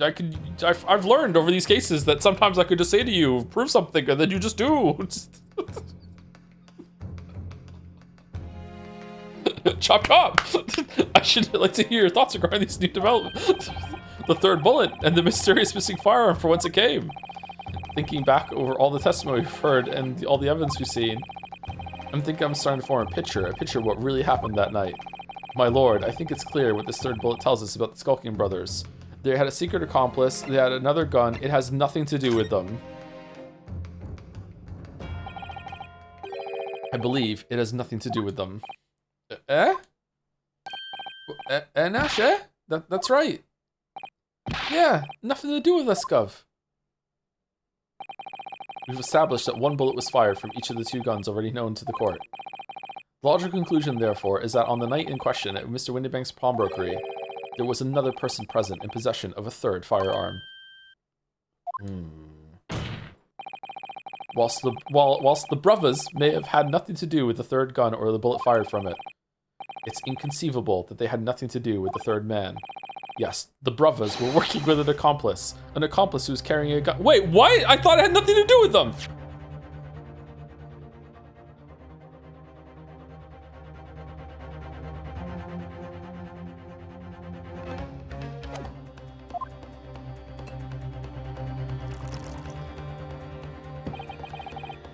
An undercover brother. An accomplice, you say? Pigs will. Pigs will what? These protracted proceedings have already forced us to endure 2 summation examinations. I know, right? I'm kind of mad about it too. They take so long. Yet in all that time, there's been not a third man. If this apparently red-like being exists. The court must be shown hard evidence. Without it, this fantasy will be crushed. We've had 2 summation examinations. How about a third? No, I won't stand for it. The prosecution demands answers on 2 counts. Firstly, proof, evidence that this accomplice was ever at the scene of the crime. And secondly, the identity of the spurious character. Bro, why is this on me? Like, what the? Why is this the burden of proof on me? There was a third gun, third person. That's how it works. The Skulkians is a fucking third-person shooter. The Skulkians are lying. Skulkians are aliens now. The Skulkians are lying. I know that. But how can I ascertain the identity of the person they're hiding? Well, counsel. I'm supposed to prove the existence of this accomplice and reveal the person's identity even. Okay, I can prove it. It's this guy wearing white. How do you know that? All right, hear me out. Strap in. This is gonna take a while. Okay, all right. So the day before I went to the pawnbroker with Herlock because he likes to just leave things there at the fucking pawnbroker's vault. Yes, I do too. Got a series of camels I swap out. I do. Okay, so while we were there, the Ginny who came in and tried to do something and get a coat, and there was a metal disc in the coat, but then this guy came in and tried to steal it from her, but it's actually he was the thief, but she was probably the thief too, but it doesn't matter. There was a metal disc there, and he cut his hand on it. Okay, following you so far somehow. Don't know how I'm doing this, counsel. Well, the little gnome thing that's standing next to me has this weird invention that makes it so when she sprays some fucking thing on blood, it changes the color depending on what it is. Ooh, sounds magical. I like it. Maybe you could spray my blood. We will after this, Judge. Don't worry about it. Anyway, so it sprays the blood of the color, and it's a unique color for everyone. I think there are more people than there are colors in the World Council, but okay, you can proceed. All right, so So when the blood we sprayed it on the disc right now, it turned green. Okay. Well, we also sprayed it on the calendar where that other bullet went. Yeah, the bullet we can't explain. Yeah, and that also went green too. Therefore, through this via no magical blood changing color shit, it turns out that he had to be there too and got shot. All right, valid, let's go. What do you say, prosecutor? You must be fucking kidding me. Like, what the fuck are you talking about? In response to the prosecution's demands, my lord, the defense is just fucked. I'm ready to present answers. I'm good, let's go. All right, here we go. The defense is ready. I believe I can provide all the answers the prosecution demands. So, my Nipponese friend, despite the swimming eyes, you seem to think you have something to say. Swimming eyes? This promises to be interesting. I have to push forward now. There's no other option. I need to use every single piece of evidence available to me if I make a difference. In that case, counsel, I would ask you to present the evidence without delay. On the night in question, in the moments leading up to the death of the victim, what proof have you that there was a third intruder present at the scene? Oh, what the how do I do that? The blood? The bullet. The bullet, the gun. I don't know.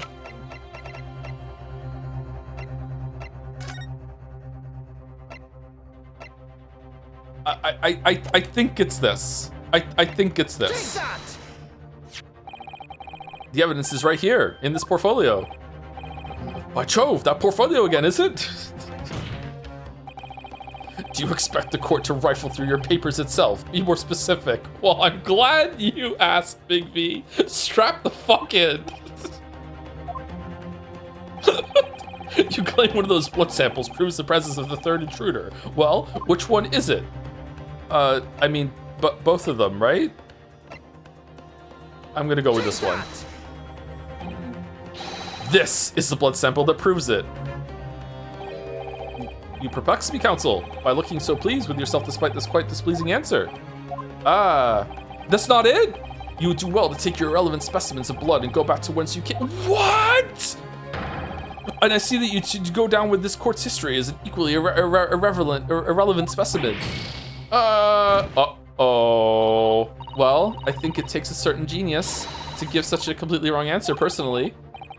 The kind of genius I could really do without. Time to think again. Claim one of those blood samples proves the presence of the third intruder. Which one is it? Okay, hold on. It's not that one, and it's not that one. Look, I guess it's this one. Okay. What am I looking at here?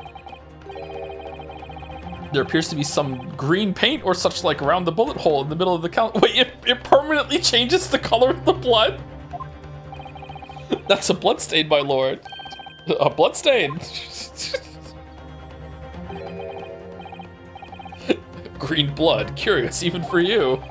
Is the court to understand that the intruder was some unhuman creature? Yes, it's crawling ollie. It's something developed by Mr. Herlock Sholmes. Oh, by the great detective. Yeah, we love the great detective. Yay, we'll accept it. Sure, new invention stop. Not yet appeared in story stop. It's this, you see. It doesn't have a name yet, though.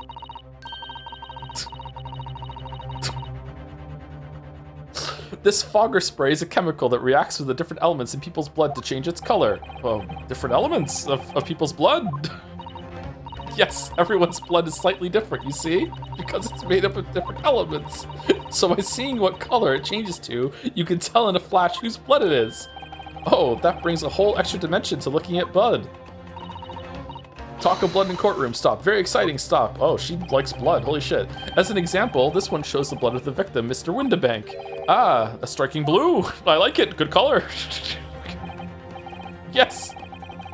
So you see, the green color of the blood stain on the calendar, that's a different color. It shows that somebody else was shot in the main part of the shot. Now hold fire there, young man. Could be from some unrelated incident, couldn't it? No, it's not unrelated. What?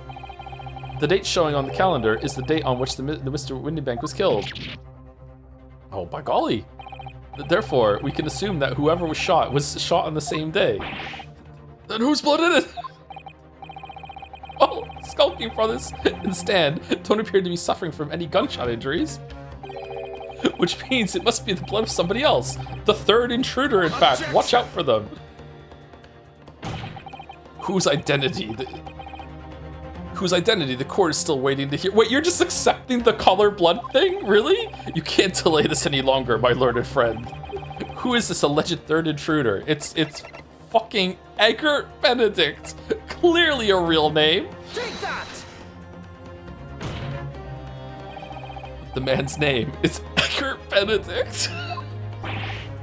Edgar Benedict? Who on earth are you talking about, Counts?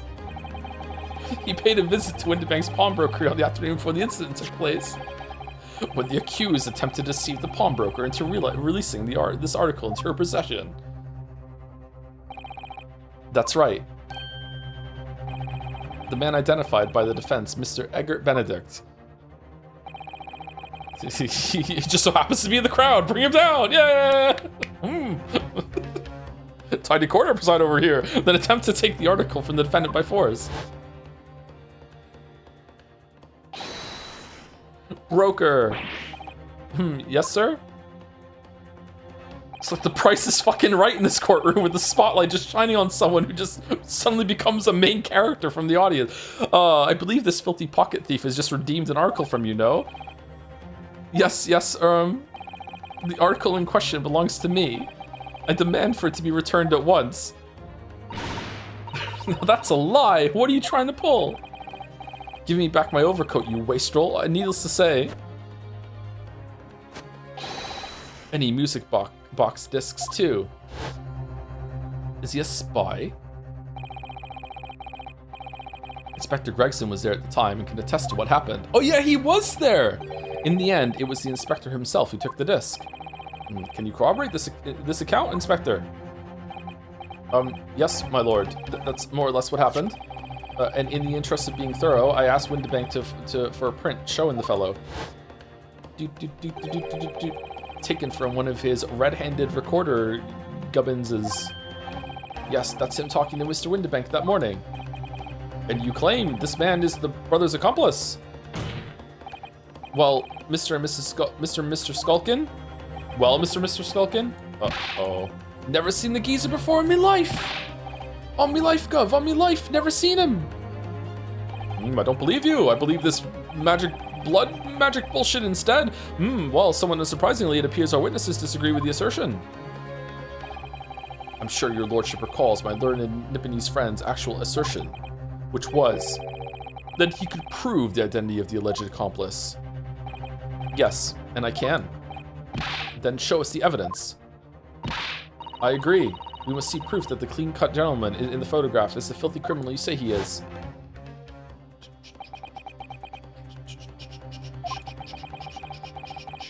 This is the last piece of evidence. I've had a feeling that something has been missing in this trial from the very start. But now, I'm going to drag kicking and screaming into the courtroom. Are you ready to present your answer to the court then, counsel? Yes, my lord. The defense will present the evidence now. Proof that the man pictured in this photographic print was in fact the person struck by the third bullet. Okay, so does it want this? Smear of the blood on it turned green when analyzed. Yes, it wants that. Okay. As I mentioned before, on the afternoon of the day in question, the defendant attempted, deceitfully, admittedly, to reclaim this disc from Windibank's. Which is when the aforementioned Edgar Benedict appeared on the scene, I believe. This man then attempted to purloin the article from the defendant's possession. No. That's correct, my lord. I myself was present at the time. It was following this that a minor incident occurred. But of course, sir, here is the disc for you.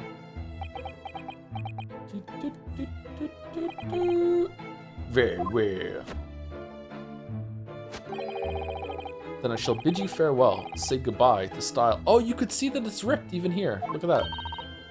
Wait a minute. That disc is mine.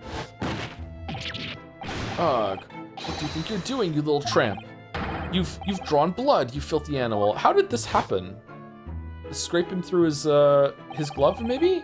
Being a music box disc, it has countless small but sharp metal protrusions over its surface. These protrusions cause Mr. Benedict's finger to bleed. And the resulting smear of blood is still visible on the disc now. Goodness, a bloodstain, is it? My assistant and I have just analyzed the bloodstain here in this very courtroom, using our magical bullshit detection gun, using my trusty fogger gun, yeah. Yes, and we added the results to this portfolio. It's fucking green. I say, it's green. It's exactly the same color as the blood around the calendar. The evidence is conclusive. Sure, the man calling himself Mr. Egbert Benedict, who was in Windybanks earlier in the day, is the accomplice who was present at the scene of the crime the same night. Uh-oh. So there was someone else there. Look at those two brothers now. They're sweating buckets. They're brothers, not brothers. Who are you talking about? It's boiling in here. My lord, it is the opinion of the defense that Mr. Egbert Benedict should be summoned to the courtroom to testify. It would certainly seem that we can ill afford to ignore this gentleman's apparent presence. Objection!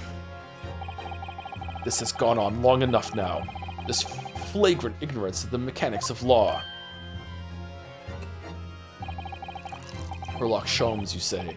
Yes, I've heard the name. The protagonist in a series of short stories for the vulgar classes, a god of detection or some such. And now you employ chemical substances devised by this fantastical persona in the highest court in the land? Do you expect us to take you seriously? The samples made by this plaything are not fit to be called evidence. Yeah, you know what? You got a point. So the bloodstain turned a shade of green. What of it? Here's to you successfully proving that no other blood in the world would turn the same color. He's 1000% right. Like, just like, it's not even funny how right he is. Like, holy shit, man. Well. And pray, do not even think of suggesting that we should take Mr. Sholmes' word for it. Ugh. Is he right? Is Mr. Sholmes' concoction a load of rubbish? I don't know. I mean, he is a great detective. What are you talking about? We can't let him get away with that. All right, everyone prick their finger. Let's go around and see what color everyone's blood turns into. I knew it would come to this. Of course, Mr. Sholmes' invention isn't going to be recognized by any official body, but what other choice did I have? I'm just remembering what Father Christmas over there said before about how he was temporarily suspending the summation examination. In other words, Sumari, the examination isn't over yet, is it? Good grief, what did you just say, young girl? And in a summation examination, the decision as to whether or not the trial continues is in the hands of the 6 jurors, isn't it? Shit. So the way I see it, it doesn't matter what certain other people think of Hurley's invention, at least not for now. Yes, she's right. Young lady, you have quite the devious mind. It really just comes down to one thing: how well I wrote my stories and if they like them. Whether these ladies and gentlemen of the jury are convinced by what you say, Runo. Is that about right, would you say? Or did I misunderstand something? Unbelievable. Mr. Sholmes' partner is a force to be reckoned with. Iris Wilson, sharpshooter. What do you think, everyone? After that shrewd precis of the situation from an entirely unexpected source, it must be acknowledged that the previous summation examination has yet to reach its conclusion. This is absurd. Ladies and gentlemen of the jury, the court now looks to you for your final leanings in this matter. As proud citizens of Her Majesty's Britain, I'm sure you will come to a fair and just conclusions. What? We're in Britain? So then, state your final decisions in turn, please. Guilty. Not guilty. Not guilty. Guilty. What? Guilty. Bro! Not guilty.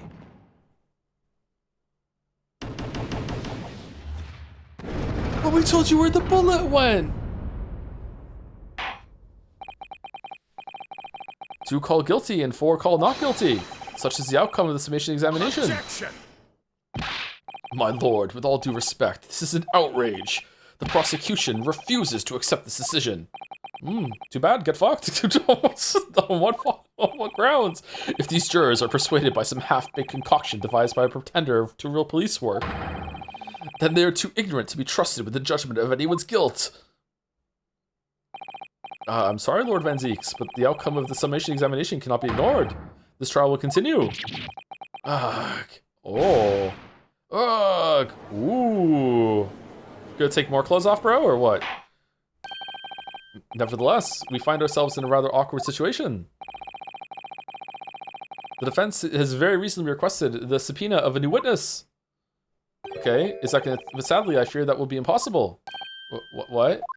He's dead. The name of the gentleman gave for himself, Egbert Benedict, is quite clearly false. I'm sorry. Of all the people...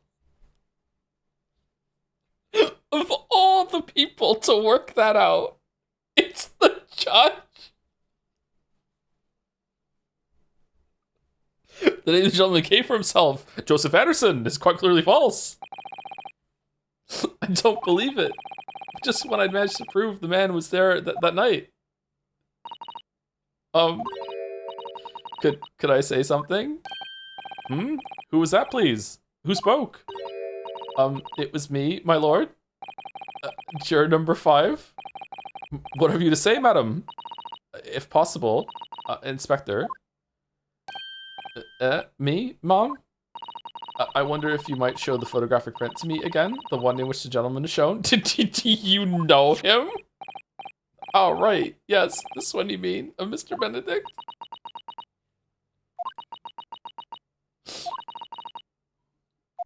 Yes, there's no doubt in my mind. Juror number 5, you don't mean to say you know this man? Yes, I know him. What? No, good gracious.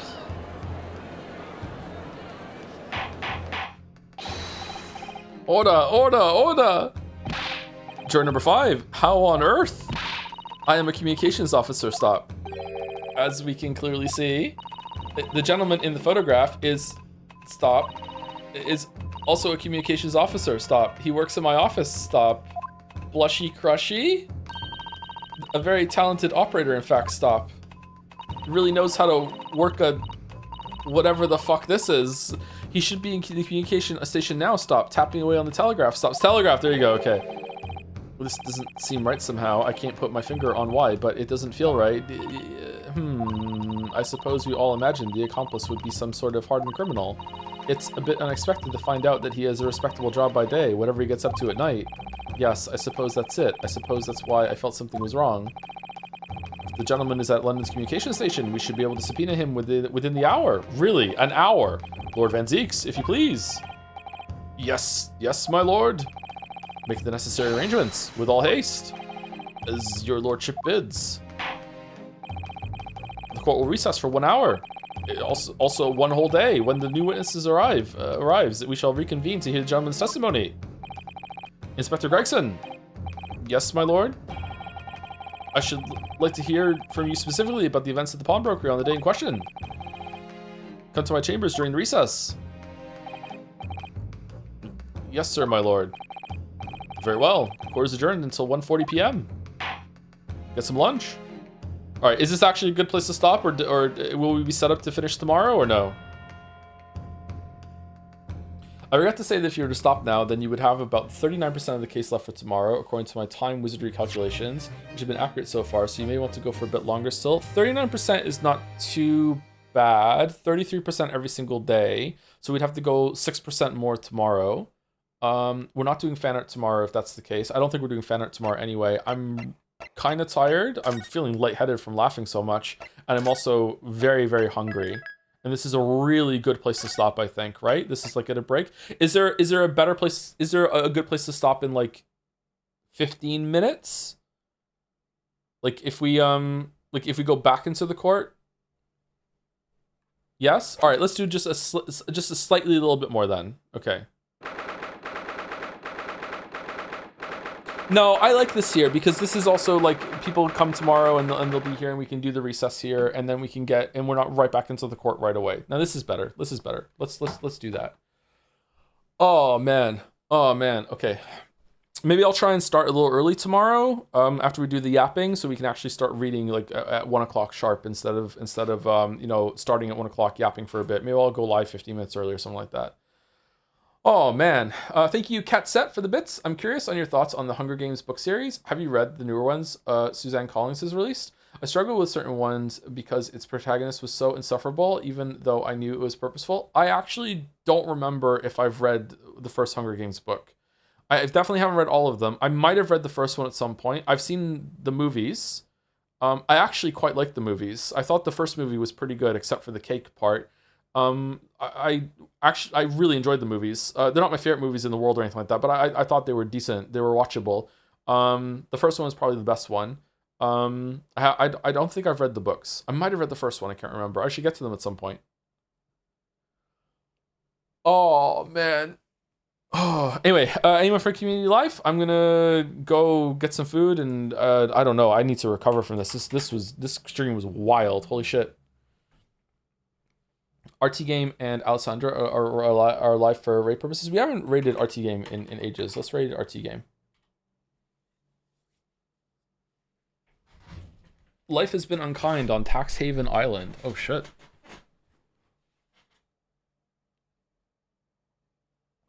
It's not a big fan art haul this week, so maybe it'll be okay next week. How much are we talking, Balder? Is there like less than 10? Because if there's like less than 10, we can definitely do it tomorrow still. Like I can get through 10 fan arts. I'll even start earlier to do that if that's the case. A spade of fan arts. It's around 12. Okay. Well, don't push yourself to get it ready, but if it is ready and it's around that still tomorrow, then that's doable, I think, if I start a bit early, yeah. I think. I don't mind going a bit later as well. And then Pathologic 2 on Saturday, and then Road to Empress with Walrus right after. And then no stream Sunday, no stream Monday, and then new game on Tuesday. I don't know what we're gonna do. Probably Pragmata. I think I'd like to do that. More people will submit now, though. Perhaps, yeah. Some people, I know some fan artists get their stuff done right at the end. Yeah. So probably no fan art tomorrow. We'll probably just do finish this tomorrow. Excuse me. Anyway, see you all tomorrow if you're watching the conclusion of Greatest Attorney, and then we're gonna do part 2 in like a week or two. After that, I might take a week off after the Greatest Attorney part 2. Haven't taken a week off in a while. Might take a break. Anyway, we're just going through. See you tomorrow. Have a good weekend if I don't see you.